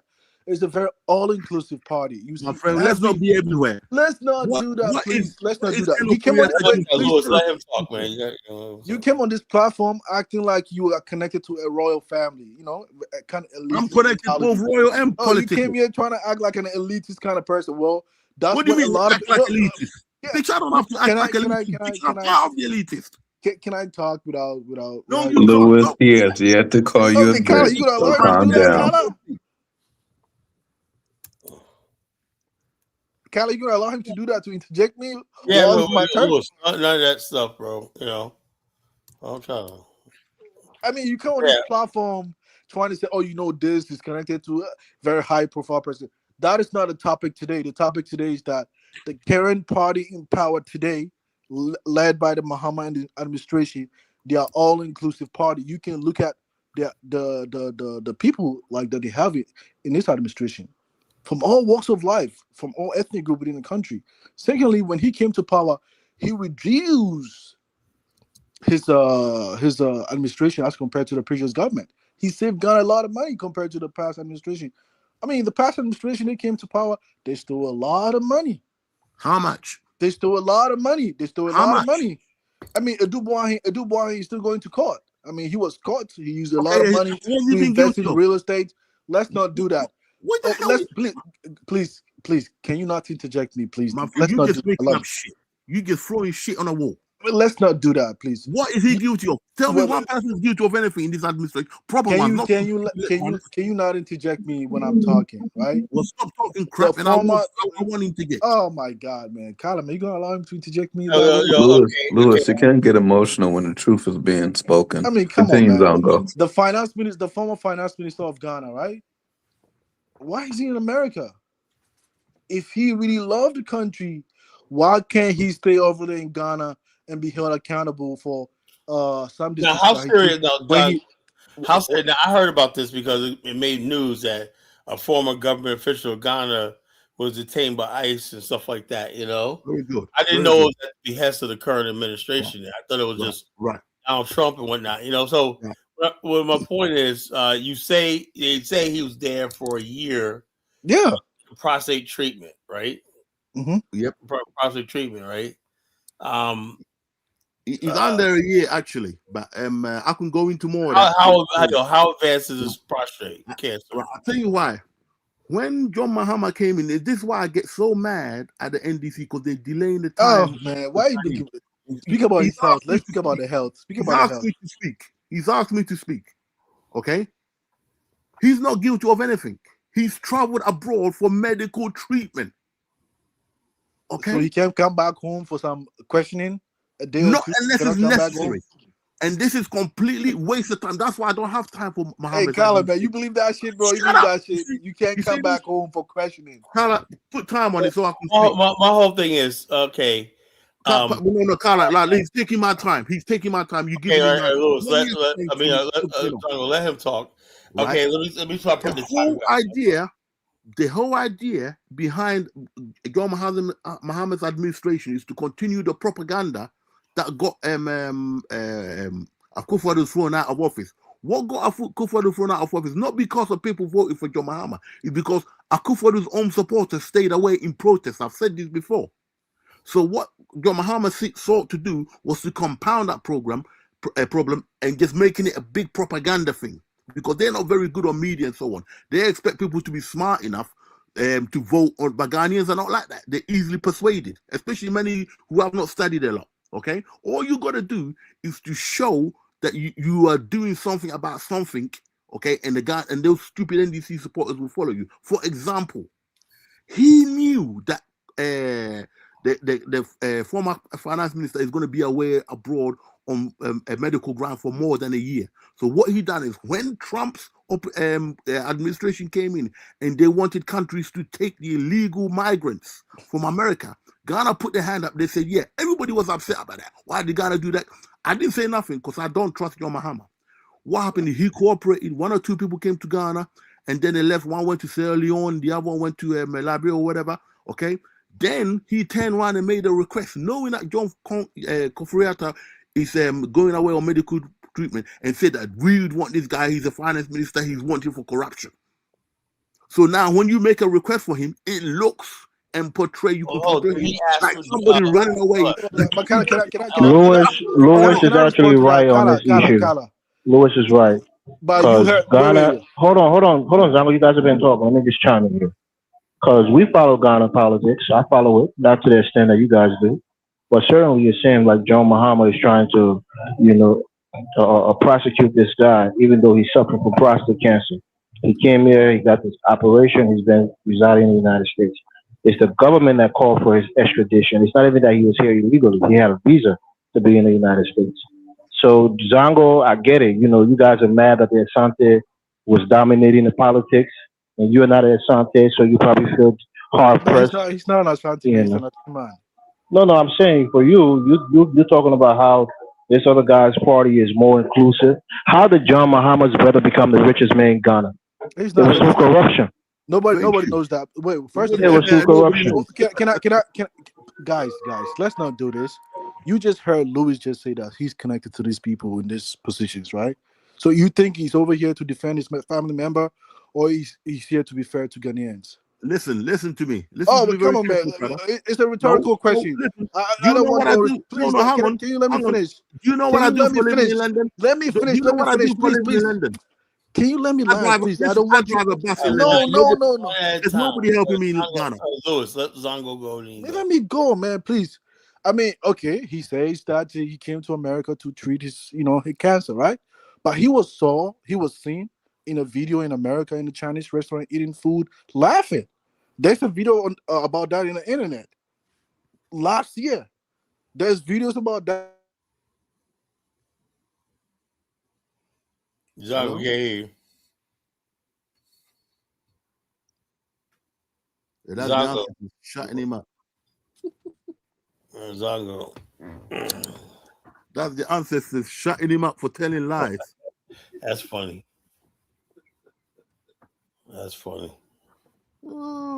You see, the problem I got, Carla, is I don't care who's in power as long as you're taking us in the right direction. You see, okay, is he back? The problem I got, Kara, is I don't care who's in power as long as we're taking us in the right direction. Okay, is he back? The problem I got, Kara, is Can you hear me, guys? Can you hear me? Yeah, go now ahead. we can. Oh, you lost him. Yeah, okay, he dropped. Yeah, he come back. He come back. Listen, Ghana is in a good place at the moment, Carla. Okay, but right now we can't afford to be messing about no more. Okay, we know But where no the country in Africa could be afforded to be messed up, man. I'm telling you, Well, because like I said, let me ask you a question, mhm. Lewis. This is what bothers me about African countries. I just because I like to live in Africa one day. I don't know, Guys, I'm Ghana, back. like Oh man, Oh, he's the back. ancestors, I was, man. Someone called my phone, guys, man. Yeah, no, hold on. Lewis, I can't go trip Lewis you said up. put But the Kala, I just want to make this statement. We just change the topic, right? I mean, I get Elvis, man. I don't know what is wrong with Elvis, man. He's just some dumbass. He doesn't know what he's talking about. This guy, that the finance minister. Nobody have this vendetta towards those account people. No, we don't have no vendetta. All I'm just saying is that when you come on this platform, let people know the obvious, like let people know that like you are a political party member of this party I and you are am not. supporting their cause, right? I am Don't not. make it seem like you are fighting for the interest of Ghana. You are fighting a That's what political I'm interested interest. in. Of course. I mean, that's what I'm just saying. I don't. I mean, Listen. second, Louis, let me finish. Louis, I'll just finish. I'm not trying to let's because I think we're going back and forth for quite some time, and people do not really understand Ghanaian politics, so they're gonna make their own assumptions, right? I mean, regarding like Ken Oforiatta, very smart man, a Yale-educated man, right? He came to Ghana to serve the diasporas. Let's go back and serve. That is the conversation we've held on this platform for several years, decades, Carla, right? He yeah. went and he served, right? You were sick, you went to America. Nobody's saying they want to like. It's not Muhammad's administration that was looking for him. It's actually a Who else special was it? prosecutor. Please, Man, he's part of. let's not. He's an Come on, NPC Louis. party member. But Louis, He's let's not do it. NPC. Oh man, Lewis, one person. oh Guys, man, it's the special prosecutor office, and that office was created by Akufo-Addo's administration. His own cousin was the one who created that office. The person that's appointed over there was appointed by the former administration. What's the name of the special prosecutor? What's his name? I forgot his name, but you know his Tracy name. Gabbing. I'm Yeah, from dropping. Gabbing. Yeah, dropping. Yeah, I'm that from guy. Gabbing. Listen to me. He's Oh, the biggest waste of time in Ghanaian politics. He's an asshole. Man, Right? just let me Okay, finish. tell me who he has. Just let He me has finish. Let me prosecuted. finish my topic. Let me finish my No, point. tell me who he has prosecuted since he's been in power. Let me finish my point. Let me finish my point. Let me finish my point. So okay, so you finished serving your term, right? And then you went to America claiming that you were sick. No problem. Nobody's What do doubting. you mean claiming? Go and look at the medical record. What the hell are you talking about? Wait. Nobody's doubting what you're saying. Nobody's doubting. Okay, so This what's is your why, problem? bro. Let me Jungle finish is a though. I want to jealous. finish. Jungle, you're a jealous asshole, bro. What do you mean the man was claiming to be sick? He clearly has prostate cancer. Can you let me finish, That's guys? why your people would never win Can you power in let me Ghana, man. finish? You always Oh, do come second on. class, bro. Oh, man. Elvis, let me finish. And then you were seen in a restaurant in America eating Chinese food with some freaking white dudes. I'm like, the guy What's wrong that with that? claimed, wait. Okay, what's the And they're problem? saying, why can't you come back home and Because come he's in and a answer restaurant. questions? You Because he's don't in a want to do restaurant. that? No, I guess if you got cancer, you can't eat Chinese food. Oh, It's a you don't taboo want to against do having that? cancer. You don't want to This come back nigga's home stupid, and man. answer questions? You see why I don't follow his political party? Only idiots like that Oh join man, John come on, man, Muhammad Kyla, party. man. Idiot. So okay, the diasporas come to the country, they serve, and then once they out of power, they just dip. Is that what we preaching? Is that what we Listen, preaching? he can go anywhere he likes. Oh my What's God. your problem? He's got investment in America and in the UK. He was a businessman before. So he doesn't want to. Zango, be we are held accountable. Africans, right? We're Africans. We know what happened in these countries. Once He you doesn't leave want to be held power in the next accountable. government, once you leave power in the next government come, they're going to witch hunt you. They're going to try to No, catch you. the And yeah, that's what it wait, is. That's why many people leave the country Oh because man, they're going to get it's witch not about hunted. witch hunting. Man, It's stop what witch you're hunt. saying, man. The man have cancer and you're telling me he's eating Chinese food. So if he can eat Chinese food, he should go back to Ghana and face prosecution. Hey. The former John administration, the Mahama. former party. That's what makes it really about Africa. That's the question I was going to ask. Is there any time But like Kyla, can I make this point, Kyla? I'll let you go real quick. the NDC party in 2016 when they left office, right? The finance minister over there, Harvard graduate, said Tekpe, he didn't go anywhere. He was in Ghana. He never run anywhere. He's in Ghana. He's been in Ghana, and he's now work behind the scenes for the Mahama administration. Why are you running away? He's got prostrate. If you believe you never He's not embezzle running funds, away. why are you running away? He's got prostrate. He Okay. went for So that's what I'm treatment. just saying. You saying he's gonna be witch-handed? The former finance minister didn't go anywhere. He was still in Ghana. Okay, all right. Tell us how many people, okay, in Nana Ado's administration so far that John Mahama has prosecuted, trying to bring to court over nothing, over damn charges. Tell me how many of them have been arrested in front of cameras. Because his whole idea, his whole plan is to make sure all the people who can run for office are being arrested, okay, or people who finance his party are being arrested on trumped up charges so that he can take pictures. So when we get to the next election, he can brainwash people like Zongo. That's all he's doing. That's what do you mean? Man, this is a fact. You threw a lot of You're right. You're right, Louis. Zongo is an underclass, and he's always going to fight the Asante because he feel like they have the power and they're the dominant group. Let's not waste time on this guy no more, man. Louis, you made a lot of money from politics, man. I can see that. And that's why I'm driving a bus for a white man in England. Are you crazy? You here defending your family members, man. That's good. Listen to me. Let's not see. That's why this whole conversation about nation building is not going to go anywhere, man. We have someone like Louis come on this platform to defend his distant family members. I just want Mahama to prove me wrong, right, and actually industrialize us. He doesn't know. He hasn't told anybody. Did your cousin industrialize the country? His whole campaign was to one district, one factory. What did he build? Tell us.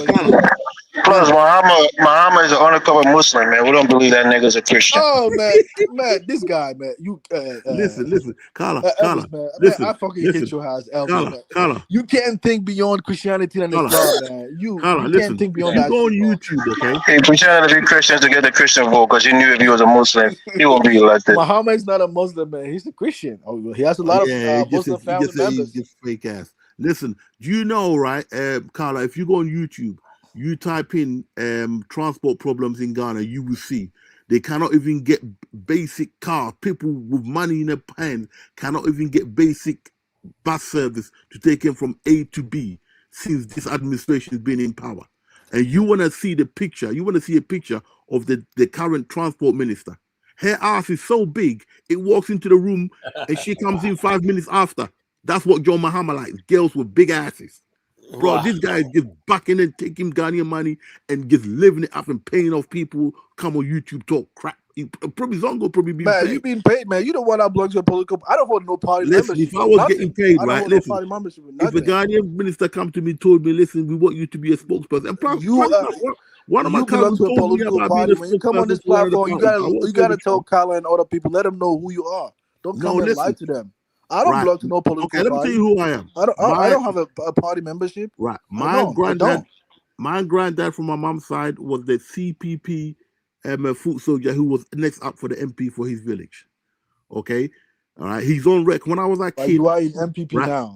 When I was a kid, the military government would come to my grandfather's house every year to check that he's not up to any political thing, because CPP party was banned. So I've always been near politics. It ain't new to me. I'm fed up with all that. I want the people who are going to move us forward.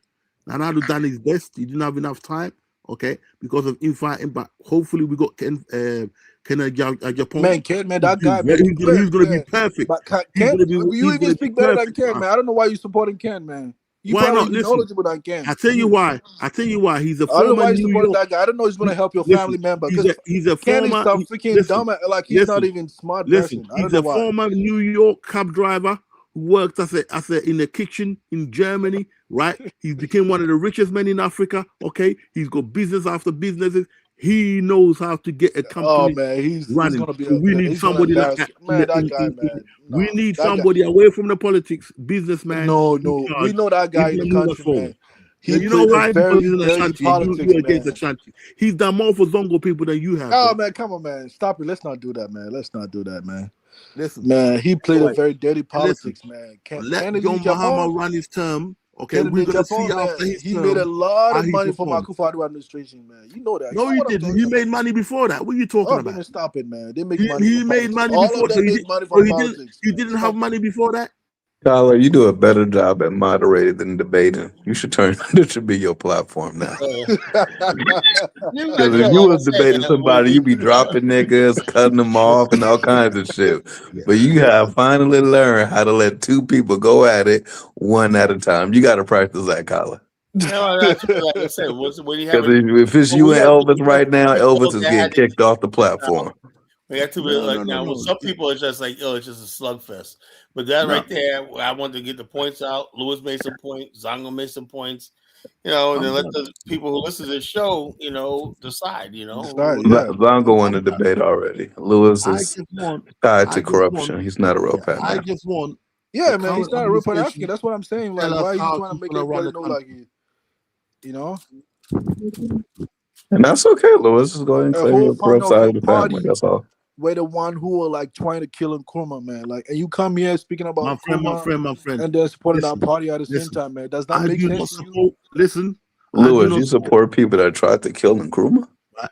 No, I don't support people. I've never supported these people that he's talking about. But I know the family members, and they change their ways and decide to go the right way. Nanado That Oh, was is no. not true, man. That is no, not no, true. no, no. That's like saying Nanado, butt naked no right, longer eats right. people. Yes, he does. Nanado was a card carrying member of Young Pioneers, which was a young group that were following Nkrumah. Okay, when the coup d'etat came, there was a list that came of all the people, local people that were supporting, following him. His name came up, and the guy that got hold of the list went and told his dad, right? And basically, they because he was going to be killed, they told him, "Listen, you better run away quick because you shouldn't be here." And later on, Nanado got in trouble for going against his father. Okay, he knew as a young man that grew up here, went to school here, that Nkrumah's ideals were good. And I'm after people who got that. Now, if John Mahama Yeah, says, but no, let me finish. If John Mahama says that he's an Nkrumah, he's going to do Nkrumah shit, I want to see it. I hope he does. If he yeah, does, I'm jumping ship the and I'm big going to push is join it. But I haven't seen. yeah, but Let's wait and yeah, see. well, Let's wait and see. Okay. But I'm not see, convinced. let me just say this thing. I mean, Lewis, I mean, I get it.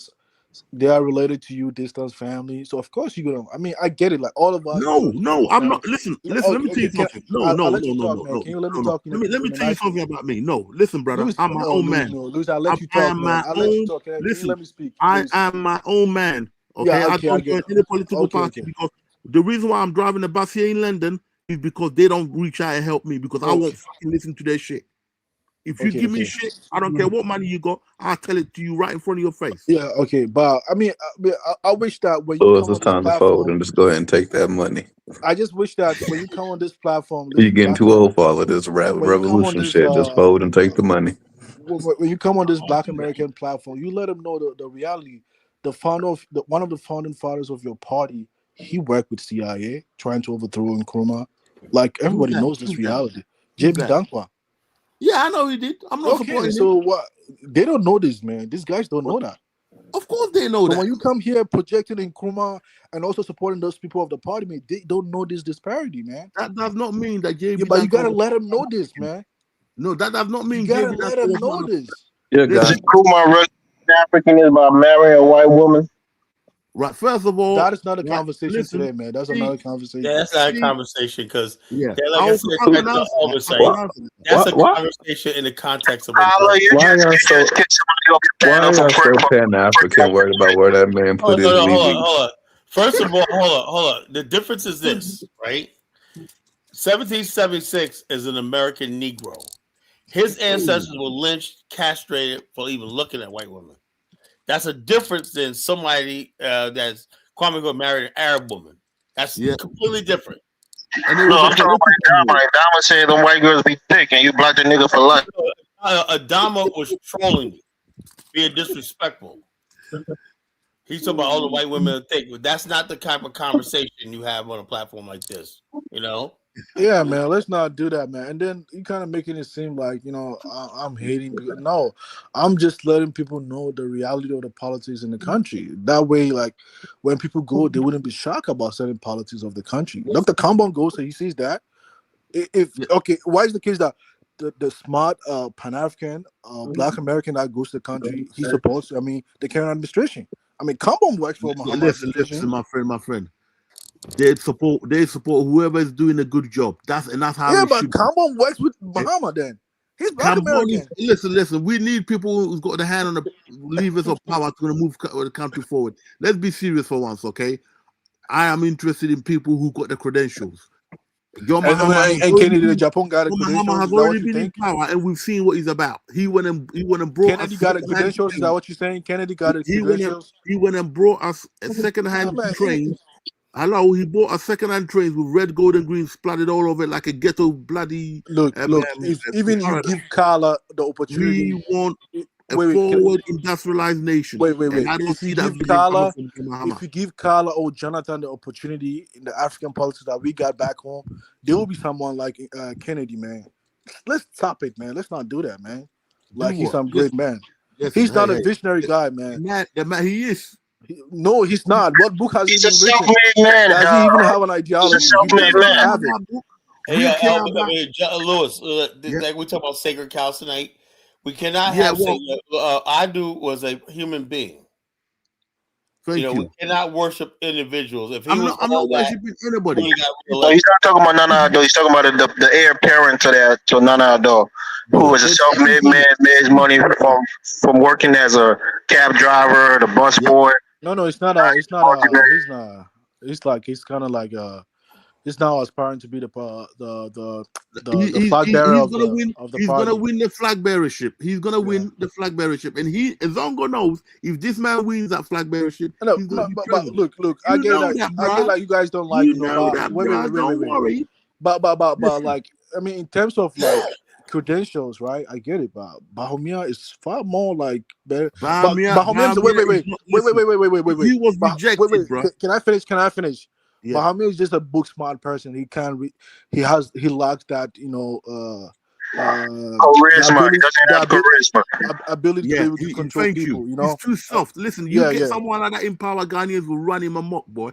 You need a hard man. But Kennedy's not dead too. He can't. You're talking about Kennedy. Kennedy he's not a smart man. He's not. The only thing he likes to put his dick around. He's got 22 he's kilos. But he's not a smart man. Like, let's not make. He's not a smart man. He's not. Let's not do that, man. You're not smart. He's not. What are you talking about, bro? Listen, we need someone like that. We've had all the educated people and all the Kalabule politicians like Mahama. We've had enough of that. Let this man come in. He's gonna run the ship right. He might back a few man. This current administration, they're doing a great job. We don't want no. Yeah, okay. What's he doing? We don't want them close to power, man. Let's switch up a little bit. We don't want them. And talked to my wife there. She said, I hate to tell you so, it's right. She was like, she's not really. She goes, "What you see, Donald Trump?" Whatever. I said, "Yeah." I said, "Babe, it's only temporary. Don't worry about it." Okay, she believes everything I say. Anyway, but she was like, I was like, "Oh yeah, there's a lot of construction going on. They're building roads." This current administration, she was talking about the last administration. Basically, said they were going to do all this, they didn't do nothing. She goes, "This current administration is really doing all the stuff that." The last Kyla, I already told you your wife is a Unity Party person. She's not a Unity Party person, bro. She just tells me, she said, she said, reality, everyone's saying it. This current government is doing stuff that the last government, they said the CDC government failed. That's what she said, I'm like, I don't know what her politics are. I don't know who she voted for. Is the Unity government the ones in power now? Yeah. Okay. So the bottom line, the CDC, they were like, like the country compared to now, and then she goes, yeah, stuff is getting done. So the country's starting to run like a real country. Yeah, she just hit the coup. She hits the coup people, man. But we'll be back in power. But the bottom line, she says, everywhere you look, there's new streets getting paved, everything like that every day. She said they didn't see one paved street when Wade was in power.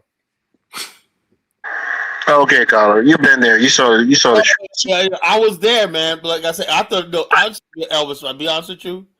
I really, when Wade was there, I thought it was gonna be worse than it was, right? And then also, like I said, the first year I went there, it was like, okay, that bad, But then 2023, and it was like, okay. 2024, I saw the difference, right? That little bit of time. And then 2025, this last year, I was like, wow. You know, I was like, wow. You know, what a difference. You know, I was like, damn. I was like, I felt like I was in a different country. They cleaned up Douala, Freeport area, whatnot. You could drive right through there. It was like $50. They're right now, Liberian government is basically vendors in Painesville City Corporation. They just confiscated a whole bunch of people, vendors, selling outdated juices. They're cracking down on illegal vendors, everything, you know. They make fish people selling the fish market they built over there and whatnot. Really, it's really clean. I've never seen Freeport that clean, you know. There's no trash on the ground or nothing, you know. That was a different one the first time I went there. I was like, holy shit, this is Africa, man. I was like, damn. George Ware built a marketplace, but I mean, market. Did they go there? They wanted to sell on the side of the road. Hold on. George Ware. Let me just tell you some of the things that he built. He built a 14 military hospital, right? Hold on. They built that marketplace. Don't talk to me if I can't speak. They built a marketplace and nobody uses it, you know. And because they didn't have the political power and will to force people. They were trying to. I remember George Wayne was trying to, but it was just not enough for this administration. Is basically for this they're using now because this administration is not playing, you know. And that's why I said, Lewis, I believe in FTA. What do you believe? Yeah, FTA. You need that. That's where FTA means foot to ass. Yeah, you know, that's where Nanado went wrong. Okay, these people on the other party, they know how to do that kind of bully, that ruffle you up on the street, shake you down. They know how to do that. And Nanado was trying to come in with, yeah, we're educated, we're this and that. Listen, the country is not fully ready for that. You got to mix it up. Tyler would be one of the ones crying if one morning you wake up and his wife calls him crying and scared that the coup people have taken over the country. There's been a coup. The president is dead. He will be the one complaining and saying that, you know, the native is this, the native is that. So keep going from foot to ass. When the native put the foot to ass, then we're the bad ones. The native wants the foot to ass, man. The native want that. They want order. They do. They want direction. They want guidance. You know, they do. It's a balance. You got to have a balance.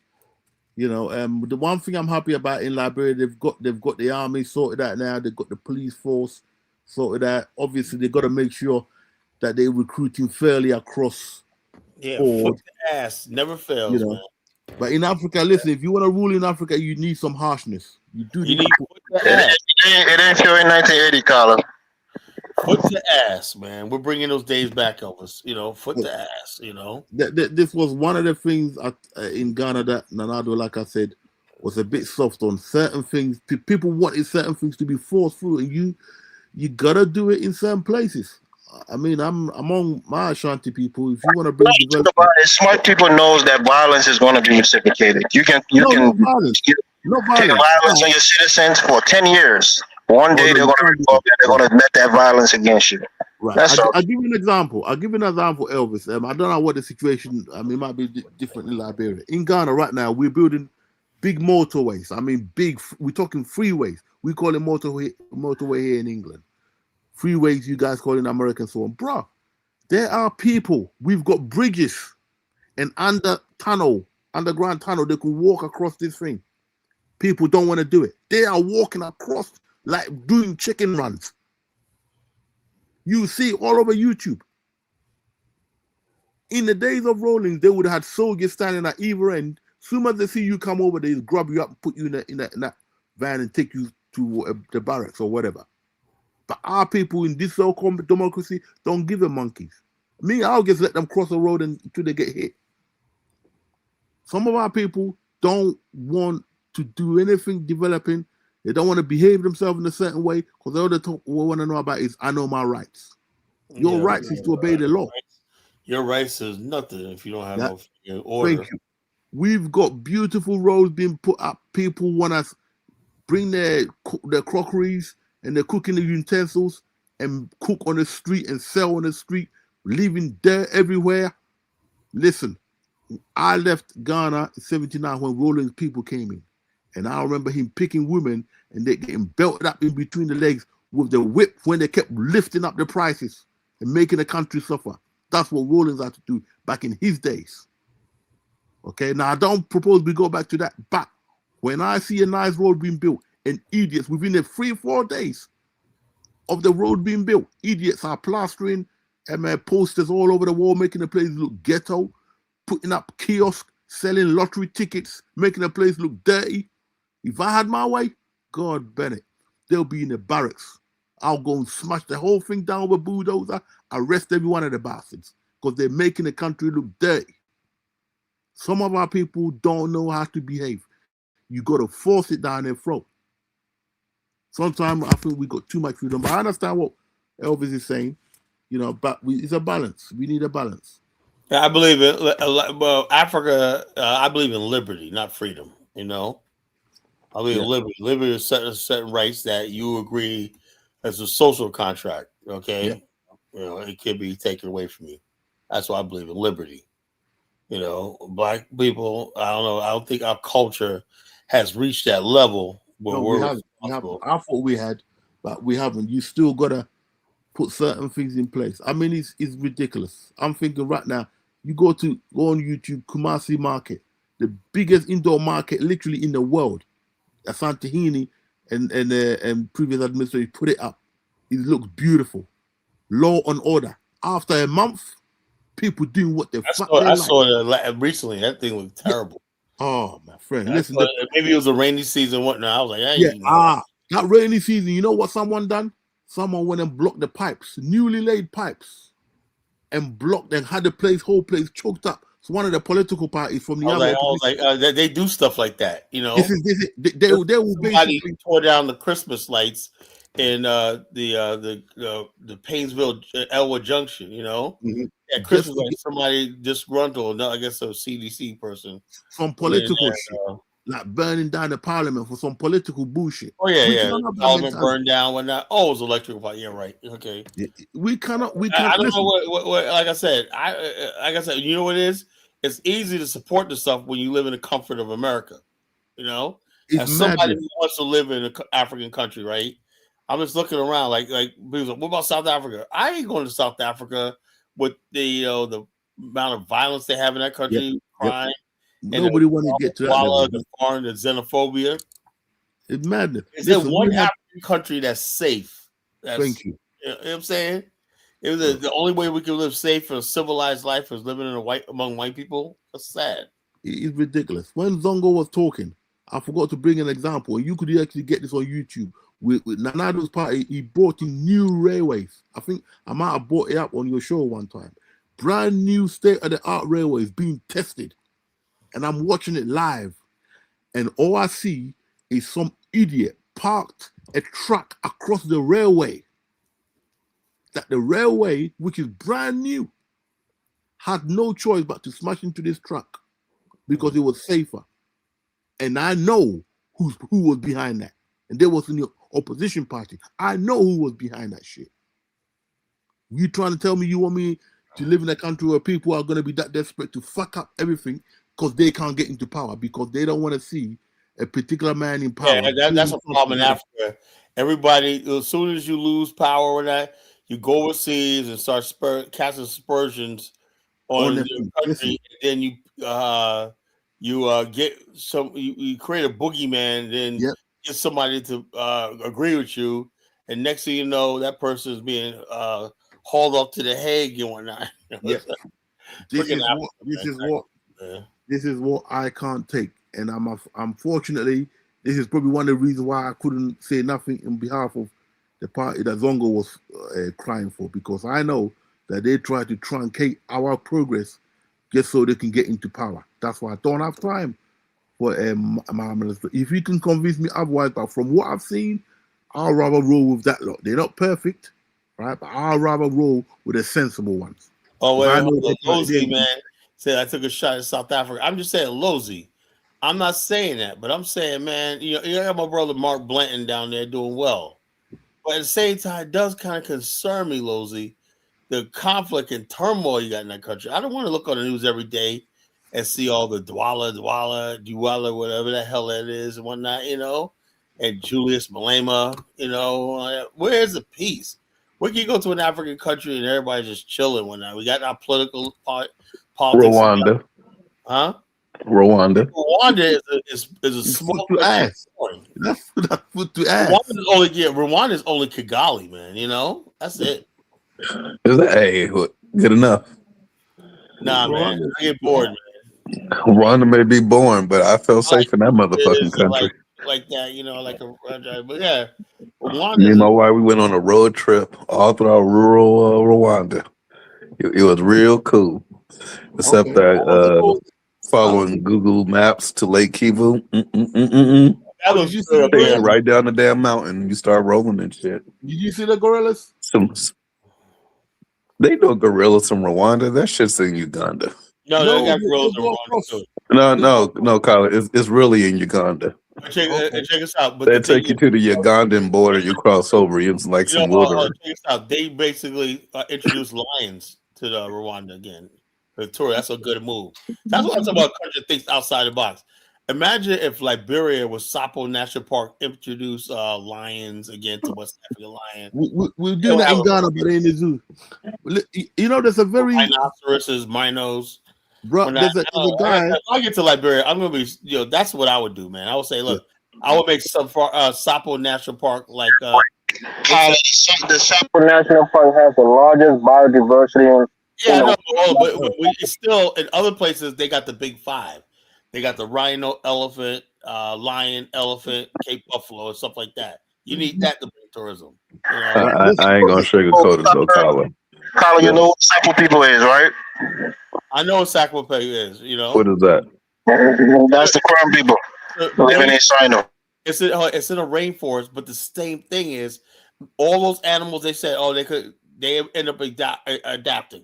You know, especially with modern technology and stuff like that. You can You guys got the elephants? You guys get the elephants lions, coming stuff over? like that, and then stuff like that. You know, if they really want, they had the mindset to do it, they could do it. You What know, about tribe tourism? Shouldn't that be a thing? Like to go see tribes in their natural habitat? yeah, you could bring the tribes there too, and everything like that. You know, or traditional tribes, and then you could have You guys can do that too, John. We go see old black niggas in their natural habitat when we come to this. What in Brooklyn? within natural But that habitat. won't be exciting, though, Elvis. It'll be nice, Yeah, I want to see like that. Elvis. I want to see Elvis's natural habitat, man. Yeah, that's what I'm saying.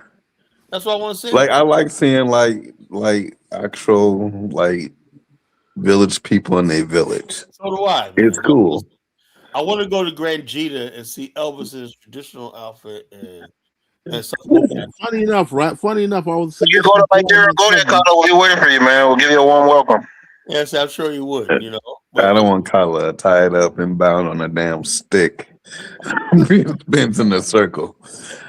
God funny forbid. enough, right?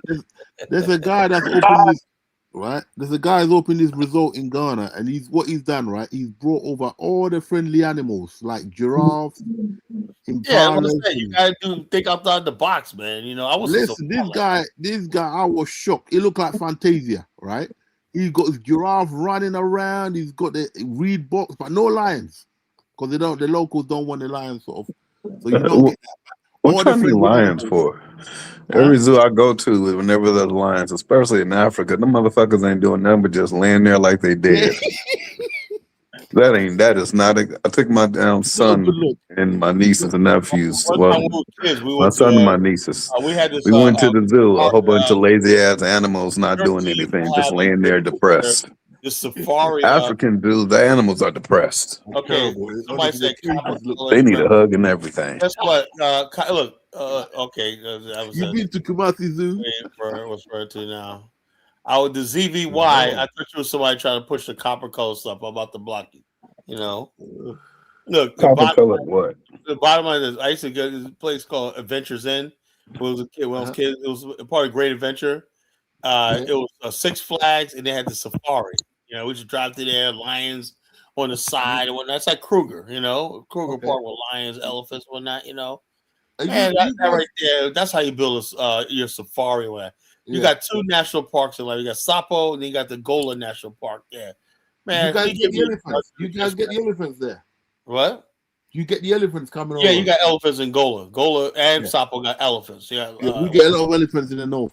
And also, Liberia got the only place that got the pygmy hippo. You know, Okay. Oh, them little. Yeah.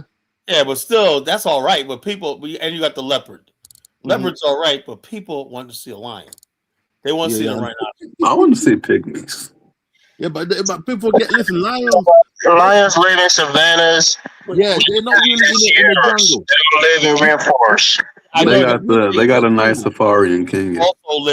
Lions in Botswana also live in the swamps, and swamp. They have swamp lions. They adapt. Trust me. Liberia, Botswana, northern Botswana got the Delta of Okavango. They got swamp lions who swim more than they are on land. What that? Which tribes? Are we zoo animals? Stop it. No African goddess. That's not what I'm saying. I mean, like, it's nice to, like, let me give you an example. When I went to Akwa Ibom State, right, I got to see, like, the Ekpan tribe in their natural habitat. It was dope. Like how they live, how they dress. I even my wife got me some BBO clothing. I rock that shit. I'm not trying to sound like a perv or nothing like that, but I like to see some Himba girls, some cute Himba. Yeah, with the natural shit. Man. I would like to experience that, man. Hey, the hot little Timber girls and whatnot, down in Namibia. African goddess. There's a place in Lagos where the Hausas come and they have like wild animals and they do tricks with them. Well, that's the medicine man. They do hyenas and shit, or I think they be having hyenas and crap. Medicine man. They sell medicine and all that. They're like a circus. I'm sorry, I can like a tourist. I might start a channel on Kala, but I'm gonna get heat from the Africans because I'm gonna go around Calabar where they just have like live dog being roasted and shit, and people just eating from it. Like, that's what. And that's some common food. That ain't no specialty. They ain't like bushmeat. They're just like got roasted dog right there on the motherfucking corner. When I went to Liberia in 2024, man, I went to Bond County and see this lady. I want to try. I just ain't crazy enough. Monkey, I was like, damn, man. I said, I'm in Africa, bro. She had a monkey on her back. She was taken to the market and so I was like, damn, this is Africa. That's real Africa. That's the real Africa right there, bro. No, that ain't real Africa. Seeing Impala and shit hanging from a damn rope. That's Africa, baby. I'm in my robe. I'm like, hey, going to the ice cream parlor. Oh, this is great. Movie theater, blah, blah, blah. We went up country. Yeah, they got dog. My youngest wife, she eat dog. She love that shit. How? I have no clue. She's crazy. God bless her heart. I had this one Nigerian girl I was talking to a few years ago. She eats a lot of shit. I had a Nigerian girl like 15 years ago I was talking to, and then Igbo. She was fine as hell, right? Anyway, I'm talking to her on the phone, right? And my dog starts barking. She goes, "Is that a dog?" She goes, "Why is he in your house?" I go, "Because he's my pet." She goes, "Dog is something you're supposed to eat. Now, you feed him?" I said, "Yeah." And she was like, "No, a dog is something you're supposed to eat." Colin, you bullshit. And people got pet dogs in Africa, man. Elvis, I swear to God. Kala. It's disturbing me. My wife eats dog religiously. Let me be the first one to let you know. I hate seeing pets when I'm around her. So I'm just like, run, run, baby. Well, have you seen that? Black Americans, you guys are too white. Man. We was too white. You guys don't do. You're not real black people. You're not Africans. You guys are too white. Because she worked at a place, Taco Bell, and she was like the only African there. Well, she was beautiful, man. God damn, she was hot. But she knew she was suppressed because I knew by her name she was Igbo, right? I said, "You're Igbo." She said, "How do you know what I am?" I said, "Wow, I just know Africa." I talked about it in my Blog Talk radio show, and I had all these fucking Africans come to me on my collar. You were something else. Why? I said, "I'm just telling you what happened." Everybody goes, "We don't all eat dogs and whatnot." Blah blah blah blah blah blah blah. I was like, whatever. I'm just telling you. In Liberia, there are people who eat dogs. Like they call it a white bucket. If you see somebody walking around with a white bucket on their head, usually it's dog meat. But they eat certain dogs. They have like, I don't know how to say it, like an ugly ass motherfucking dog. Hold up. Liberia's cleaning up everything. What's it called? African guys, what's the ugly ass dog called? They got it in Yoruba land too. That's not true, Elvis. Nowadays, you can't just sell anything, or you gotta have a permit. You have to be cleared with by the health department. to sell Oh. everything in Liberia. So you can't just sell anything anymore like you used to. You know, Listen. so now outside of Monrovia and in hinterland, you know, people still do that. So in Monrovia, no. I don't even know what you're talking about. What are you talking about? Because they recently A person can pick up a pot or a bucket on their head and walk around the community and sell whatever is in that pot. the health department in Liberia is basically going and basically monitoring what is sold to the public. You can't just sell everything to the public anymore, you know, in Liberia. They're shutting down Lebanese shops for selling outdated food. They're really that's good. cutting down on outdated food and food Yep. deemed not safe for You've humans. got to do that because if you don't do that, you can easily let disease come in the country. You can't Yeah, afford they to don't have want all that Ebola. disease. That's the whole thing. They're trying to stop disease. Elvis don't know what he's talking about. You know? I'm talking about people selling dog. You think the health ministry regulating the sales of dog meat in Liberia? Elvis, wild animals carry diseases. It's not, you cannot sell that in Liberia. But these dogs ain't like wild though. They're like, Well, I don't know. I don't know. See anybody. I see No a more lot of domestic dogs. they always the same dogs though. I'm pretty certain y'all eat it too. Liberia's got It's a the lot of same dogs. dog, man. Tyler, try that shit. You might like it. They're only Africa to see. They got You go dogs. to Calabar, they got spicy dog with rice. No, Oh, just fucking hell. don't say no. I heard that shit tastes people good. don't eat no dog or cat, boy. Trust Now I me. tried one bush meat. What's that bullshit called? Nothing, What's I don't that eat shit called? nothing that eats flesh. I don't eat no flesh. The big rat. Grass cutter, grasshopper, Yeah, some grass shit cutter. like that. I used to eat grass cutter. I can't eat I it took no more. one little tiny bite and I said, fuck out of here. I couldn't mentally do it. And they gave me some nasty ass palm wine. This was in the village outside of Calabar. I was sick to my motherfucking stomach. Palm wine. I think palm wine is nasty. Palm wine Shit is horrible. Nice. And first of all, it don't get you drunk, Collar. Just make you sleepy. Yo, you drink palm I wine. want to get fucked up. I don't want to. You know something? Only time I drink palm wine is when my friends make. I go to a rural area, and my friends make it, and just to say you have palm wine, right? Why do you think when a white man? Hold up, they can mix with palm wine with pineapple. Tastes pretty good. And you just drink it, right? But palm wine is nice. But the bottom line is this: I don't look. Give me a beer. You know, just give me. Yeah, no, the palm wine. Listen, if you get it fresh, you need to be in the village. Get it fresh. Yeah, get so it fresh, like that. He's banging. I love grass cutter. African goddess, you're a true African. That's the thing. I used to like grass cutter. I can't eat it no more for religious reasons. Oh no, here comes St. James. Oh no, Prince, you like grass cutter too? You know what? Maybe it was. I don't know. I took a little tiny bite and I just handed it over. I couldn't finish it. Yeah. I wasn't that gangster. I think mentally I was just not prepared for it. We get St. James on here. You guys are making me sick. Go ahead, St. James. Is he on? He's got his mic off. You've muted him, Carla. I'm not muted. Mute himself. St. James. Come on, St. Troy. Yo. Can you hear me? Yeah. Go ahead. My favorite bikini bay. I was adjusting my phone, man. Like, I'm in my car right now, man. What kind of show you got going on tonight, We're talking man? about sacred cows, and also, like I said, let me get out and come back in, man. It's kind of low for me. I'm coming back. All right, we're gonna light him up. Yeah, come back so we can talk about your sacred cow, Troy. Yeah, I'm glad you showed up. It's gonna be interesting. Well, Kagame used to be a sacred cow, not anymore. Well, no, we talked about that. We like Kagame, Nah, he's no good.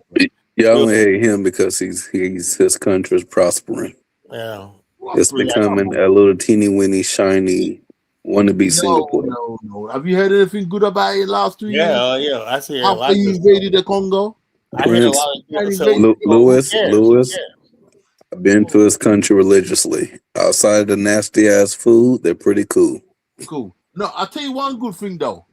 With dictators, if you're talking about dictators, if you're gonna pick a good one, it'll probably be him because he gets the country running right. He won't put up with shit. At least he's doing that, and that's the big relief. Because most African countries, they're doing what the fuck they like. People stealing money. At least he's gonna put his foot down on those shit. Kagame ain't stealing money. He ain't like the rest of y'all. Yeah, you don't see him with big jets and shit like that. Kagame's a average guy who rides a bike, man. Welcome home, Steve. You were missed, brother. Yeah. What you call St. James. Now the topic of tonight's show is about what did it say? He dropped off again? God damn. He's here. On I'm again. right here, Sacred bro. cows. Somebody dropped off. Who dropped off? Says who Nobody first dropped they off. go. That's The why dropped. topic is sacred cows. Troy, a sacred cow. And sacred, you know what's sacred cow? Hold up. Let me Hey, read. no Let me one's read. talking about Uganda, you know. We Well, got to let talk me about that election. let me. I want Museveni's a good president. Leave him alone. no more elections, whatever like that. No more politics. Let's talk about this, Lewis. Excuse me, St. James.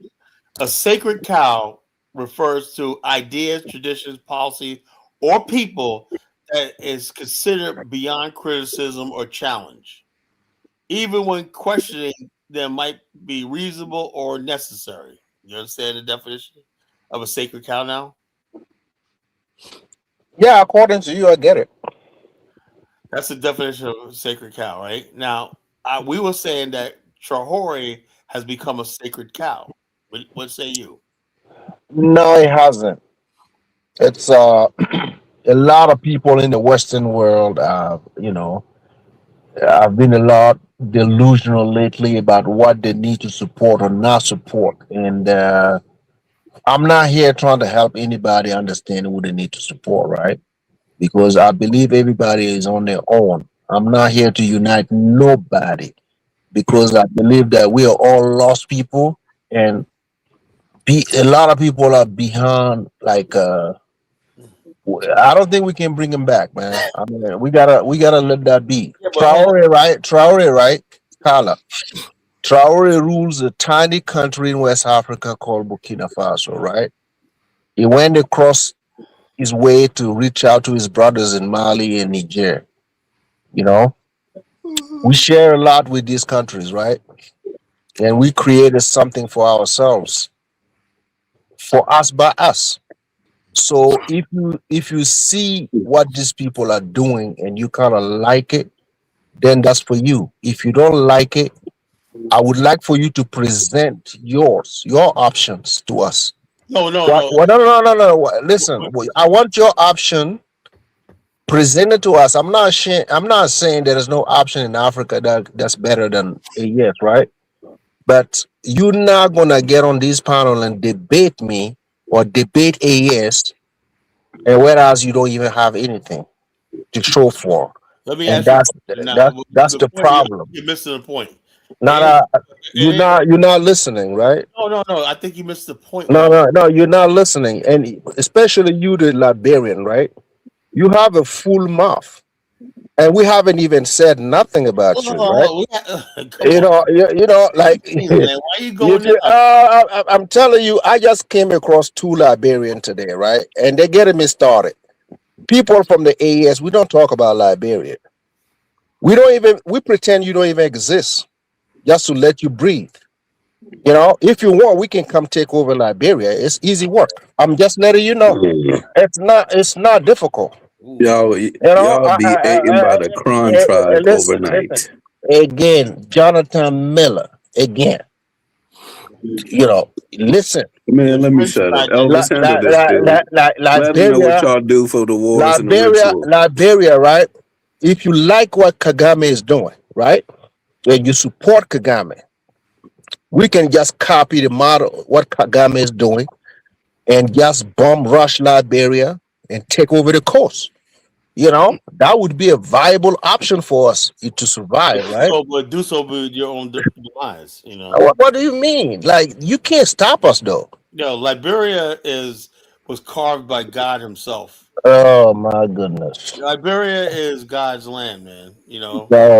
All right. If you say so. We're the St. children. James. Hey, Traore Uh, is not beyond. Okay, to respond to your question, right, Carla? We're the children. Traore is not beyond Rotate. criticism. Is not beyond. You can say whatever you Hold on. like. Liberia is the children of God. We're the. Okay, I heard you. Yeah, Now, the let me children say of this. God. I think you're missing my point. My point is about sacred cows. Is this right? We're saying when somebody is above, like now, here's some things Charlie does. We all support, right? But All right. let me ask you a question. Now, in many ways, I agree with you, right? Like Burkina Faso needs a strong leader. Forget about democracy right now, right? But what I've noticed is that in the past, like Jerry Rawlings took over a country of Ghana, right? He was roundly criticized because he had a military coup. Right? No matter how he did it, he could never make that right. He had to have elections in a timely manner, stuff like that. Um, it seems like the black world, Chahor is so untouchable. He's a sacred cow that you can't even, if you even talk about, well, what about a Democrat election? Man, people stomp you through the computer, you know? How dare you talk about the Messiah, you know? How dare you? Jehoram's name is not to be used in vain, you know? I'm saying he's a man, he's a young man, you know? He's gonna make mistakes, you know. I have my opinions on these things. How come we're not allowed to voice our opinions as observers on Captain Troy? Okay, who's telling you you shouldn't be criticizing Traore? What kind of conversation do you have Look, daily? look, No, come on, man, Carla. Who you talking to every day, and they are telling you you shouldn't be criticizing Traore? The people diaspora. in my chat room. Everybody says I get Carla's a Troy hater. No, I'm not. No, it's not a no. I never called you Traore hater, No, did I'm I? talking about people in my chat room always calling me, coming here talking about. No, I mean you have to you have to be able to present your point.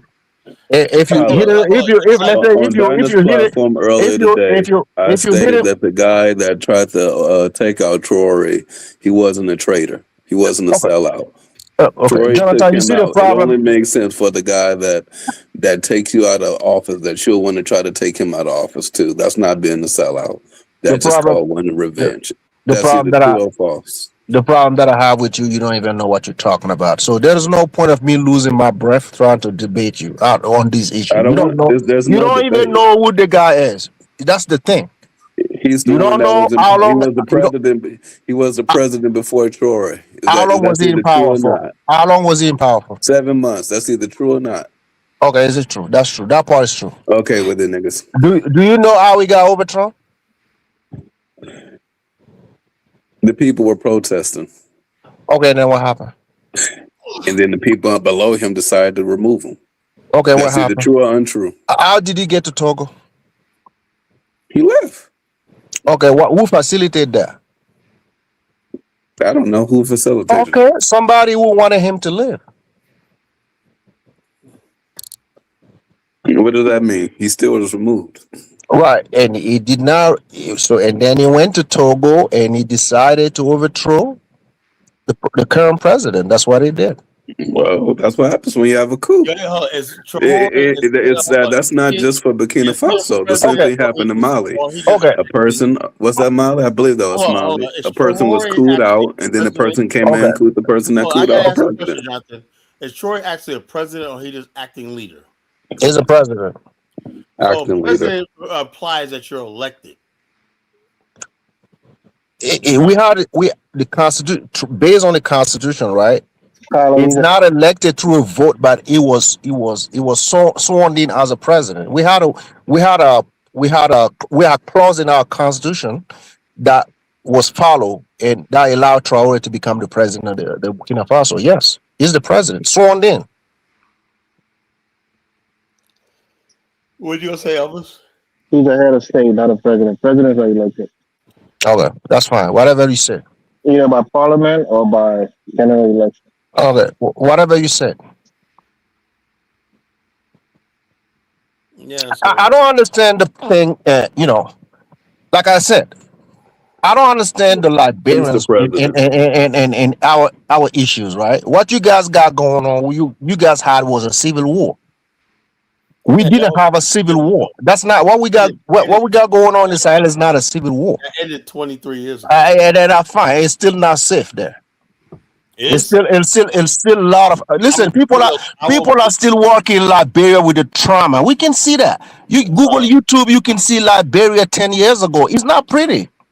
It's not pretty in Liberia, man. People still walking with that trauma. It's going to take 100 years, 200 years for people to get back. Listen, listen. What I'm trying to tell you, right? Listen. Even in Africa, West Africa, especially, right? most of the civilian president, they have multiple coups attempt on them. You know, even Marabio in Sierra Leone, he's a civilian. You know how many coups attempt on his life over there in Sierra Leone? It's not the it's not the military presidents only that go through a coup attempt. We have military civilian presidents that go through that. So if in the last 20 years, it's been one of the most peaceful countries in West Africa. bro, I'm telling you, I'm not gonna listen. Based on what you guys go through, the kind of trauma Liberia went through, man. Listen, you guys went through the worst crisis in West Africa. Nobody has even came close to you guys. You guys hold the title. Trust me. You can go on YouTube and see what you guys have done to each other. No one talks about it because we feel we don't want to put you guys down, man. Because we saw your people as savages. We have seen what you guys have done. I have respect for Liberia. But for you to even sit here and talk about us in a certain way, bro, you just see your people, man. You guys eat human bodies on TV. We don't do that in the Sahel. Yeah, Okay, bro, like, I'm just letting you know. Don't compare the two, bro. We have listen. Even when you guys were going through it, you know what we did? We still send people in your country to help you out. You have not done nothing for us, bro. Nothing. So, bro, if you want to help, come help. But don't sit there and pretend that your situation is better. It's not. I can Google Liberia. I can see people holding body part, eating them. Bro, that's ridiculous, bro. But I don't come on YouTube. I don't talk about Liberia in a demeaning way and try to be slick on things like democracy, bro. Lose me with that democracy talk, man. Cool, chill, brother, chill. It's all right. I'm not fighting. I'm not fighting with you, right? No, it's not about fight. It's about listen. If you want to be slick, man, if you wanna go to them channels and trying to be slick, right? You don't see anybody from the Sahel talking about Liberia. We don't even want to touch it. We don't even want to act like you exist because we care about our issues so much and not even worry about yours. But don't give a picture about Liberia whereby everybody can go online and see what your peoples are doing. We're doing, and they're still doing it. We're discussing issues about Liberia. It's not that if they have Burkina Faso, only Burkina Faso can talk about it. That's not. I never said that. I never said that. We're giving you opinions. Okay, you try to bring democracy to a group of people that have told you exactly what they want. So what's the point of bringing to us? I don't come to Liberian and tell Liberian you need democracy, you need a strong power. I don't come to you for that. I let you guys decide what you guys need. Where I'm from, people have told you we need to secure our country and protect our citizens for the time being. Respect that. Don't sit on here in America tell us we need democracy. Who are you? Who are you? If democracy is working in your country, all the Liberian in America should go back to Liberia. Obviously, there is something that's not fucking working in your country that your motherfucking ass is still here. So lose me with that bullshit. Sankara and give you a military dictatorship. Is that what you wanted? Is that what you wanted, St. James? When Blaise Compaoré came and butchered Sankara and took over your country through military action, is that what the people wanted? Who was there helping Blaise Compaoré if the coup fell? Who was there? That wasn't that your people? It was a lot of Liberian over there in Burkina Faso trying to help him out. Well, I thought that's what the people want. They want military to come in. That wasn't that your people that was trying to help him out? That's what your people. Okay, you caused that. Okay, your people knew they caused that. They were part of the problem. It's Liberian fault. Okay. Your own man, Prince Johnson, in his own mouth, not me, not somebody else, his own mouth, said it when Sankara was being killed. He was in Burkina Faso, ready to take action. Well, is that true or not? I've said it before. Okay, then. Blaise Compaoré took over power for over 20 years. He subjugated the Burkina Faso. He ruled over you guys with an iron fist. Was Burkina under attack when he did that? It was brutally ruled by. No. Was Burkina under attack when he did that? What do you mean? Was the country peaceful when he did the coup or not? Who did the coup? It was Blaise Compaoré. Right, that's what I'm asking you. When he did his coup, was the country peaceful or not? Well, yeah, when Sankara was there, the country was doing well. So Okay, then. so Why did we need a coup then? who orchestrated the coup? Was it Liberians or was it Blaise Compaoré? You got it right. That's comparing. Okay, then. So why are you blaming Liberians? Liberians didn't go there willingly and go and kill Sankara. If they colluded with the Liberians rebels to go and kill him, Yeah, that's what I just said. They were part of it. yeah. So that's what I'm saying. Don't make the case for military dictatorship because you lived on the one. No, no, no, no, no, no, no, no, no, no, no, no. Traore is not a military dictator. I don't know where you get that from. I don't know how you got brainwashed in the West for you to believe he's a dictator. Listen, Traore doesn't come across as a dictator. If you want to have him under your notions as a dictator, yeah, he's a dictator. He's not a dictator to us. what's the power that's checking him? Is there any power that checks him? Or he's the ultimate? We have the Justice Department there. He doesn't control that. We still have the three executive branch in Burkina Faso. That still exists. We didn't suppress that. Why are you calling him a dictator? He has a prime minister. He has a parliament.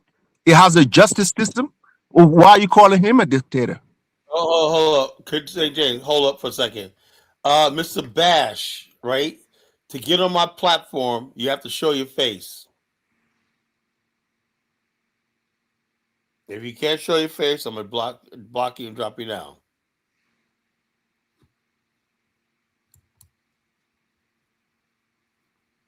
I don't give a damn what. Just show me your fucking face. You can't put your camera on. See, that's what I said. Fucking double. Can't put your camera on when I'm not white. Please get the hell out of here. There's nothing you have to say to me that I want to hear. You understand that? This is for black people and black people only. Even some of the black people get on my nerves like St. James. As long as you're black, I'm not getting on your nerve. Listen, Carla, we're gonna have to set the record straight, man. I'm not in people's business. We're not in people. Let's make it clear, Carla. We're not in people's business. What are we doing over there, right? We are saving lives. What Liberia was going through, we respected that. You see, we wanted Liberia to do better. I don't do those things. I don't come on here and disrespect countries and put people down. I don't do that. But people have this luxury of going on other people's channel, trying to be slick about the AES, right? And that's the part I hate. They negate the fact that, these people are building, they're doing positive things, but they still talk about BS. BS on BS. That's the problem. Okay, articulate. You said I was being slick. What did I say that was slick? You're talking about democracy. What do you mean? Oh, so talking about democracy as being slick? No. Towards the AES is being slick. It's like slick. So why are you bringing that right now, bro?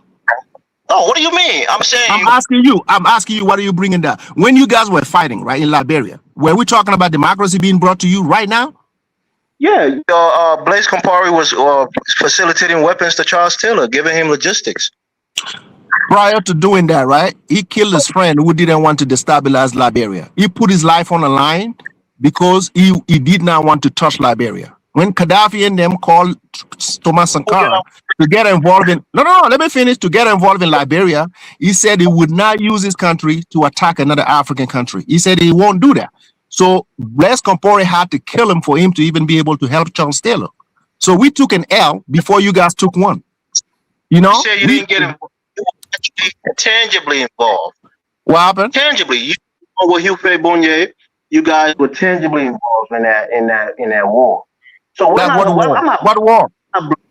In the Liberian War, right? Blaise Compaoré. Because of Charles Taylor. That's what I'm saying. So hold on, don't shout. No, I'm not shouting. I'm not shouting. Well, you would never hear me complain against Burkina Faso or the role that Compaoré played in the war because it was Charles Taylor who was the conduit, to bring war into the country. So my point here is not to attack any African country. I make a statement. I give an analysis on how I see things. It's not sneak dissing your country. You can't expect everybody to agree with everything in your country. I'm not saying you should. I'm not saying you should agree. I don't expect you to agree. But the fact that the idea that you have to bring democracy, right, whereby we already told you what we're doing, and you still continues to tell us what's the best path for us That's the part I don't get. Like, if I tell you we are still fighting, we don't have full control of our country. We need to get that together first before we get to an election. And you keep telling us we need to go to an election like it's the only solution viable for us. I don't get that. I didn't even say that just now. Okay, you said it. You said it on Dinah's channel. Let me explain. Carla was saying that what a president is, and I was giving you the definition of a president, right? Presidents are elected either by parliament or by a general election. That's the definition of a president. Traore, by definition, is a head of state, which is it's not an insult to him. I said on Dynas's show earlier that fine, he has the popularity of the people. They love him, they like him. The consensus is that he's highly approved in the country. Have elections. You saw what Dumbuya just did in his country. He took power by a coup, and he went to the ballot box, and now he's a president. Now they call him a president. So Traore could do the same thing. It's not taking away anything from him. The people love him. You're probably going to get like 80%, 90% of the vote. There's nothing wrong with doing that. People want to elect the leaders. They don't want somebody thrust upon them because that person felt like the last leader wasn't doing the right thing. So now he's going to come in by a coup and do the right thing. Okay, so I'm glad you brought Guinea, right? I'm glad you brought Guinea. Can you draw a parallel between Guinea and Burkina Faso as we speak right now? Well, I mean, there's not many parallels except the coup. Both. Okay. Now, Guinea is peaceful. Burkina is not.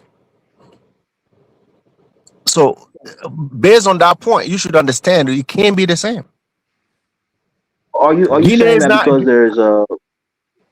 No, I hear you, right? Because you minimized the conflict today when Jonathan was on the panel talking about the rebels' version. You said that it wasn't that bad because they hit and run.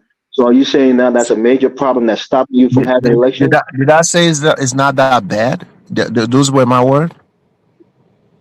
Jonathan, you was on the panel, right? Where you said it was only hit and run. And I said this is not that bad. That shit now, nigga. Bro, can you run it back? If I said this is not that bad, this is what I said. You said they weren't holding territories, right? They just come and hit and run away. Yeah. So you say that's such a major issue that is hindering you from having elections. Then that's a big deal. Yeah, it's a big deal because you see, even with the hit and run, right? So that means what? People are not they're not being able to live there. We remove these people from this area because of this hit and run. Because in these areas, we don't have the way our military operate. We want to make sure when these people move back to their region, we can protect it. We can protect them 24/7. So once we find out in this region that protection is not going to be there 24/7, we rather have these people removed. Make sure we neutralize the threat first, then make sure the region is livable, so we can bring these people back. By bringing them back, we want to make sure that they're not going to be removed again. And those are the challenges because most of this area are near certain borders that we don't control. I'm asking you a question, right? So what if you don't neutralize the threat in the next 15 years? You're telling me you're going to hold the elections until 15 years? Okay. We go by percentage wise, right? Our government communicate on the percentage of the territory they reclaim. So at certain point, we're gonna make a judgment call. If we get to that level, we believe we have we already got majority over it. Last time when I checked, we were over 72%. So 72%. So we're looking at 28 right now. So 72%. Yes, that we control 100%. The 28%, I'm not saying we don't control it, but we can't protect the citizen 24/7 in those areas. So that's why we don't want them back there. So if the numbers go to 80, 85, 90%, maybe we can start the conversation. But we do gonna have to have some political reforms, political party reforms, and this is gonna be the voice of the people. We're not gonna copy the West. It's not gonna happen. Our democracy is gonna be defined by the people within that country. How we want our democracy to look. Whether we're gonna have a president, we're gonna have a prime minister, we're gonna have a parliament system. The people are gonna have to decide, and from that point on, everybody will agree that we're not going back to the past. So it's gonna be decided by the people. But like I said, it has to be on a percentage base. I know it can't be 100%. It's not gonna be 100%, but I believe at a certain percentage, people will be comfortable enough to discuss votes, elections. But So we're not let me there yet. let me. I want you to be honest with me. Again, I'm Mhm. not too Yeah, into sure, Burkina sure, Faso sure, politics. sure, sure, sure. So what is the political opposition looking like in the country? Okay, Is there political we have opposition, but for the time being, we have something called general mobilization. So no one talks about politics right now. If you talks about politics, it has to be about protecting the country. So they are allowed to talk. They're allowed to talk about it. Any political leader can talk about how to protect the country. If they have good ideas, they can share with everybody. That's what we're doing. But we're that's not discussing, next elections or who's gonna run, and nah, we're right? not It's a we're dictator. not on that kind of time right now. Yeah, that's a dictatorship. We've lived under Okay. where Okay. So speech. when you're at war, right? When you're at war, we ain't got no time to trying to listen to who wants to become president. We don't have that kind of time. It's not a dictatorship. We're trying to Okay, that's reclaim what. our nation. It's not a dictatorship. We listen. Having a political Can I get party, off right? the You know panel? who allows that? You know who allows that? Go ahead, go ahead. You asked a question. So I what? didn't What hear are you. you going? What are you going after? Having a political. What are you going after? I made a point that he's a dictator, right? And you No, no, fiercely, no. Okay, okay. And then I said you said it. You said no. now it's a quintessential No, no, no, no. dictatorial When I behavior when that I you're came telling. on here and I said you said it, you said no. You did not say it. I heard you many times said that. Yeah, you just said to us, smart men on Right. the panel, that not allowed to speak on anything political Do unless it's do you about know do you know what a improvement. general mobilization is? It's part of the constitution in there. But you just explained it to me. I mean, it's the Okay, if it's part of the guys constitution, listening why to the why is panel he a saying that. dictator? If something is I'm part saying of the this: if you're constitution, living in the country, and Okay. If I can just say, bro, bro, guys, bro, bro, is I it don't is get to it is like if something is part of the constitution and you uses it right for the time being, why it you call the person a dictator? at the hold on, moment, I'm I think asking you what to you, understand, right? Is I think at the that, moment what you is did that there, added to the constitution? Has that what been you did there in Burkina had that been Faso. in your constitution? What? You're breaking in and out, man. I can't hear you. Hold on, the clause about the general mobilization, is that Right. something that was added recently, or had been in your It was it's, constitution for the it long? was there. It was there. What is it exactly? Explain it to us. When your country's under attack Is it like on a big and march, on a larger? you are at war, right? There is no such thing as a political party. Everybody's a citizen of that nation. We pull together to protect the nation. We don't talk politics for the time being. We protect the country. We push the military to secure the nation. That's what we're doing. That's what the general mobilization means. We're not in here talking about green, Democrat, Me, Republican, and who's red and who's black. We're not doing that. The I guess on country, this side, the march. the safety and the security of the country is at risk. That's what we are doing for the time That's being. That's the number one priority. We didn't suppress the political party. They're still there. We didn't suppress them. They're still hold on, there. hold on.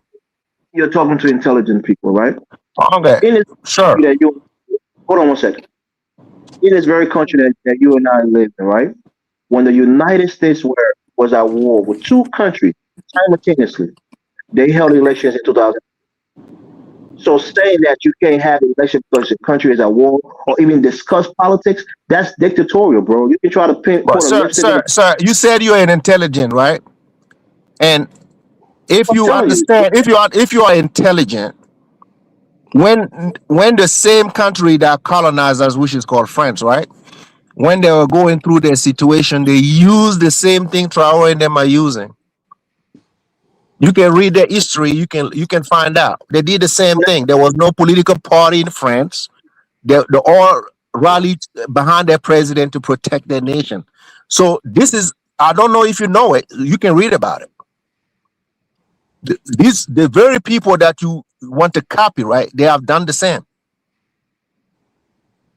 Right, but that don't make it Oh, right. and the war. When you talk about the United States, the war was not brought to the United States soil. It was not brought here. It was brought. Is In what this when country, you right? say, okay, if United States is attacked, if like, Elvis, let me tell you, if the United States is attacked today, right, and the war is happening in the United States, there won't be such anything called Democrat and Republican. They will rally together. Forget about no congressional seat or Senate seat. They won't be talking about it. They will be talking in one voice, which is what? Protect the nation.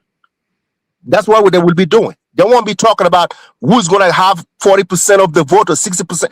Bro, you said you are intelligent. I hope you understand where I'm coming from with this. The war hasn't I'm happened in telling America. If it happened in you. America, and Okay, certain states are being taken, of course you're not going to hear no senator or no congressman saying anything about to respond. like a local votes or. Come on, man. Are you serious? Give me 30 seconds to respond, right? You're a smart guy. I would just assume that. We haven't had much interaction, but I would assume that you're a smart guy. Okay. Would There's you clause in read? Okay. Are you gonna read what I said? Right? Are you gonna read it tonight?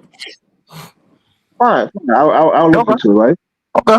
Let me Okay. say, yes. So in every constitution, there are certain clauses within that constitution that give the president or the leader of that country almost complete power.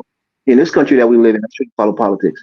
There's something called the Insurrection Act, which President Trump is now talking about, using, because when that happens, you can't hold elections.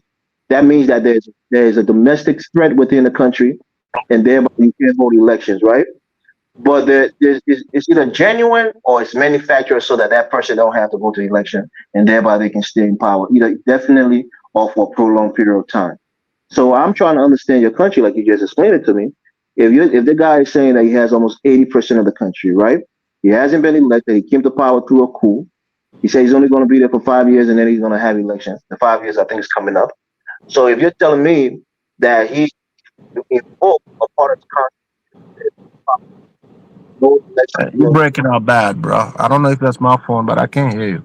no politics, no elections for a prolonged period of time until they've decided that they got everything under control, then that looks to me to be a dictatorship. You may disagree, but It's not. It's not a dictatorship. It's I think what he's trying to say is that it might be like a martial law or something like that. It's a just like those military are rule. those It's a those are military. similar. Those are similar to that, right? Somebody even in the chat say the state of emergency. That could be the same, right? But I'm just saying, as we speak, Traore has 5 years. He was given 5 years. I believe that was in 2022 or 2023. He was given 5 years. He's legitimate for 5 years. So within the 5 years, he can decide to have an election or not have an election. That's his choice. But he was given 5 years to secure and protect the country. He was given 5 years for that. So whether he does it within those 5 years, or maybe he decides to do it right after, that's his calling. Like I told you, the political party are now suppressed. They can still organize, but there is no such thing as an election. There is no election. Okay, what are you talking politics about?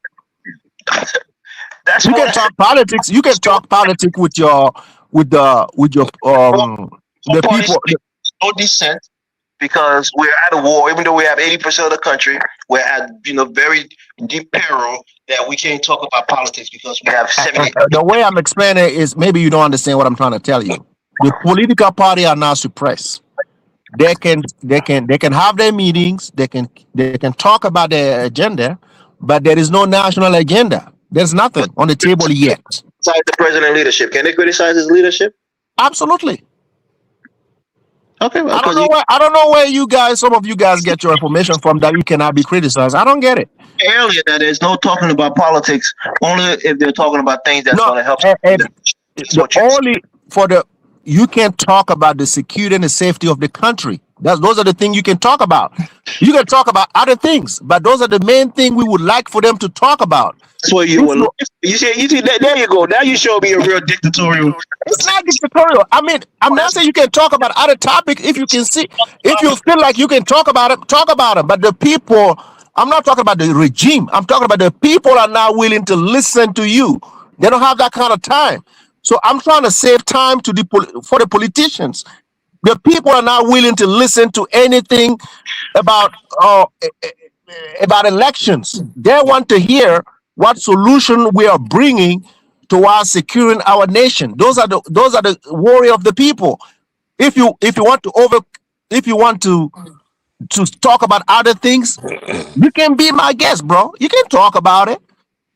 Nobody's preventing you, but I'm just letting you know the people are not willing to listen beyond what I'm telling you. What he's saying that they want to secure their country 100%, and then Yes, the rest will come through. That's what he's yes. saying. That's not the government saying that. The people don't want to hear them. So why you want to force an agenda on the people? You Yeah, talking about democracy. The people have spoken. that's like You that. talking about majority. Majority of the people have No, spoken. that's They say secure. they don't want to do that right now. That part I agree with. That's staying power, definitely. Since That the part I agree with. Well, So they all have I'm saying, spoken though. is, hold up. Since he has all this absolute power, right? Is there like what I always suggest, right? There's always a council of no men. You know what St. James? That's something black people and Africans in particular don't like. A council of no, a deferment. In African culture, we call this a Macy, the council, right? And the king or chief had to defer to that. Who does Johari defer to? The people. No, that's not. That's not. I'm The talking about people. a government body that basically can hold him and arrest him or remove him from power if he doesn't do right. That means defer. He's not defer to the people. He represents and rules over the people. He'll defer to the people. Defer means you have like your boss, your supervisor job. You defer to them because you have to answer to them. I'm saying, who does Traore answer to? He has a parliament of 25 people, man, that represent the citizens of that nation. You know, he has an agenda, and he can answer to Yeah, that but parliament. who formulates the agenda? Him and his cabinet Okay, is members. it is it is his agenda voted on? remove him from power. I'm sorry. Is his agenda voted on? The Like little a Yes. vote, up and down vote? Yes. I don't think so. It seems like he Okay. just says does what he wants. But hey, if No, that works, that's fine. But don't call. Like I said, I just think they at least should be like, he okay, has a this is laid our out. agenda. He has a laid out agenda that everybody knows about. You know what he's about to Okay, and do. bottom line, he basically takes some suggestions, but it's Okay. basically all him. It's a one man state. Why can he be on him? He's on the economy. He's on the military. He's everywhere just by He's himself. all in one thing, man. Okay, I don't think so. I don't think so. He has a lot of capable people like that are running alongside him. You know, you can check it out. They have good pedigree, If that's and you know they have. if that's the future of Africa, I guess Okay, it works. Carla, listen. What you see? What Elvis is alluding to, right? Elvis is used to anarchy. That's the thing. When I listen to Africans, right, they're used to anarchy. You know what? What made your people left Liberia could be the same thing why my people left Burkina Faso. We because of the anarchy. All these people who thought to be good politicians were comes out to become thieves, embezzlers, and liars. You see, you want the status quo for certain people. We lived through that. We have seen how this behavior did not help us in West Africa. We have seen it. You know, I don't want to go back to it. A lot of people, many people in my country don't want to see that happen again. We've been through a lot of coups. We're tired of it. You know, we want something tangible this time. And even if Traore decide to have an election, I guarantee you, like I said before, we're gonna have our democracy through the lens of the Burkinabese people. You know, the terms limit ain't gonna be for 5 years and 4 years. No, I'm telling you, it's gonna be 40 and 50 years. Trust me, we ain't changing nothing for nothing. Traore is gonna be there forever until he fucks up and we kick him out. We're not gonna remove him.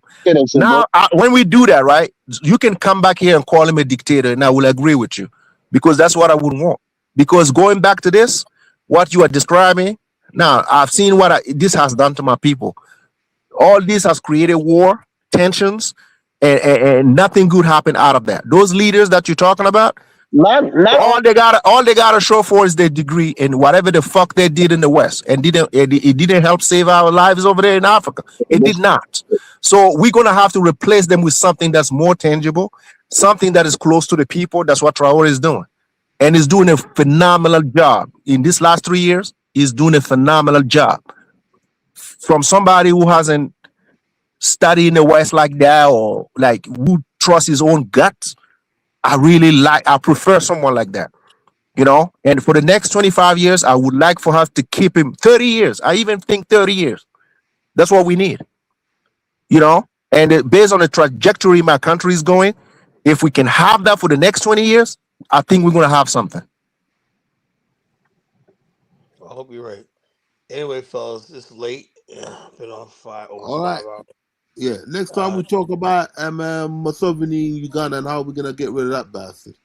Why are you going after Museveni now, man? You He's a got enough piece of years shit. in Ghana. He's got no vision for the country. He's been around too long and he's full of it. CIA agent anyway. Yeah, I didn't know CIA's payroll was so big in Africa. Goddamn. Trust me, CIA run most of the governments in Africa. But Museveni is one of the biggest CIA agents. All right, we could talk about tomorrow night. I'll talk to Hey, you. hey, Louis, you don't talk about Boyka. What is his name in Liberia? He's an asset. Man, He's an Boyka doing asset good, too. bro. Bro, your president is an asset to the. He's a color. Your boy, your man is a good old boy. He's part of the club, Whatever, bro. like that. The bottom line Come is, on, man. He's part of the there's a club. reason why. There's a reason why I'm going to Liberia in 2 weeks and not Burkina Faso. Kala, listen. I wish you the best with Liberia.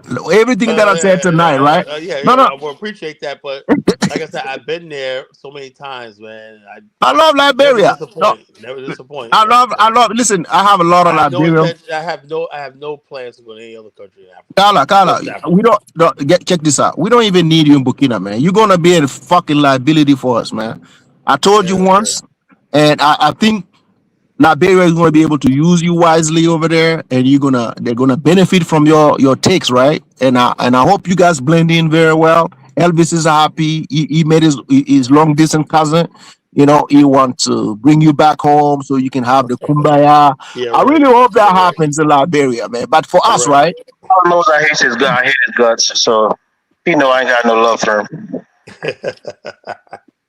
Anyway, fellas, I'll see y'all tomorrow night. Y'all take care. See you guys.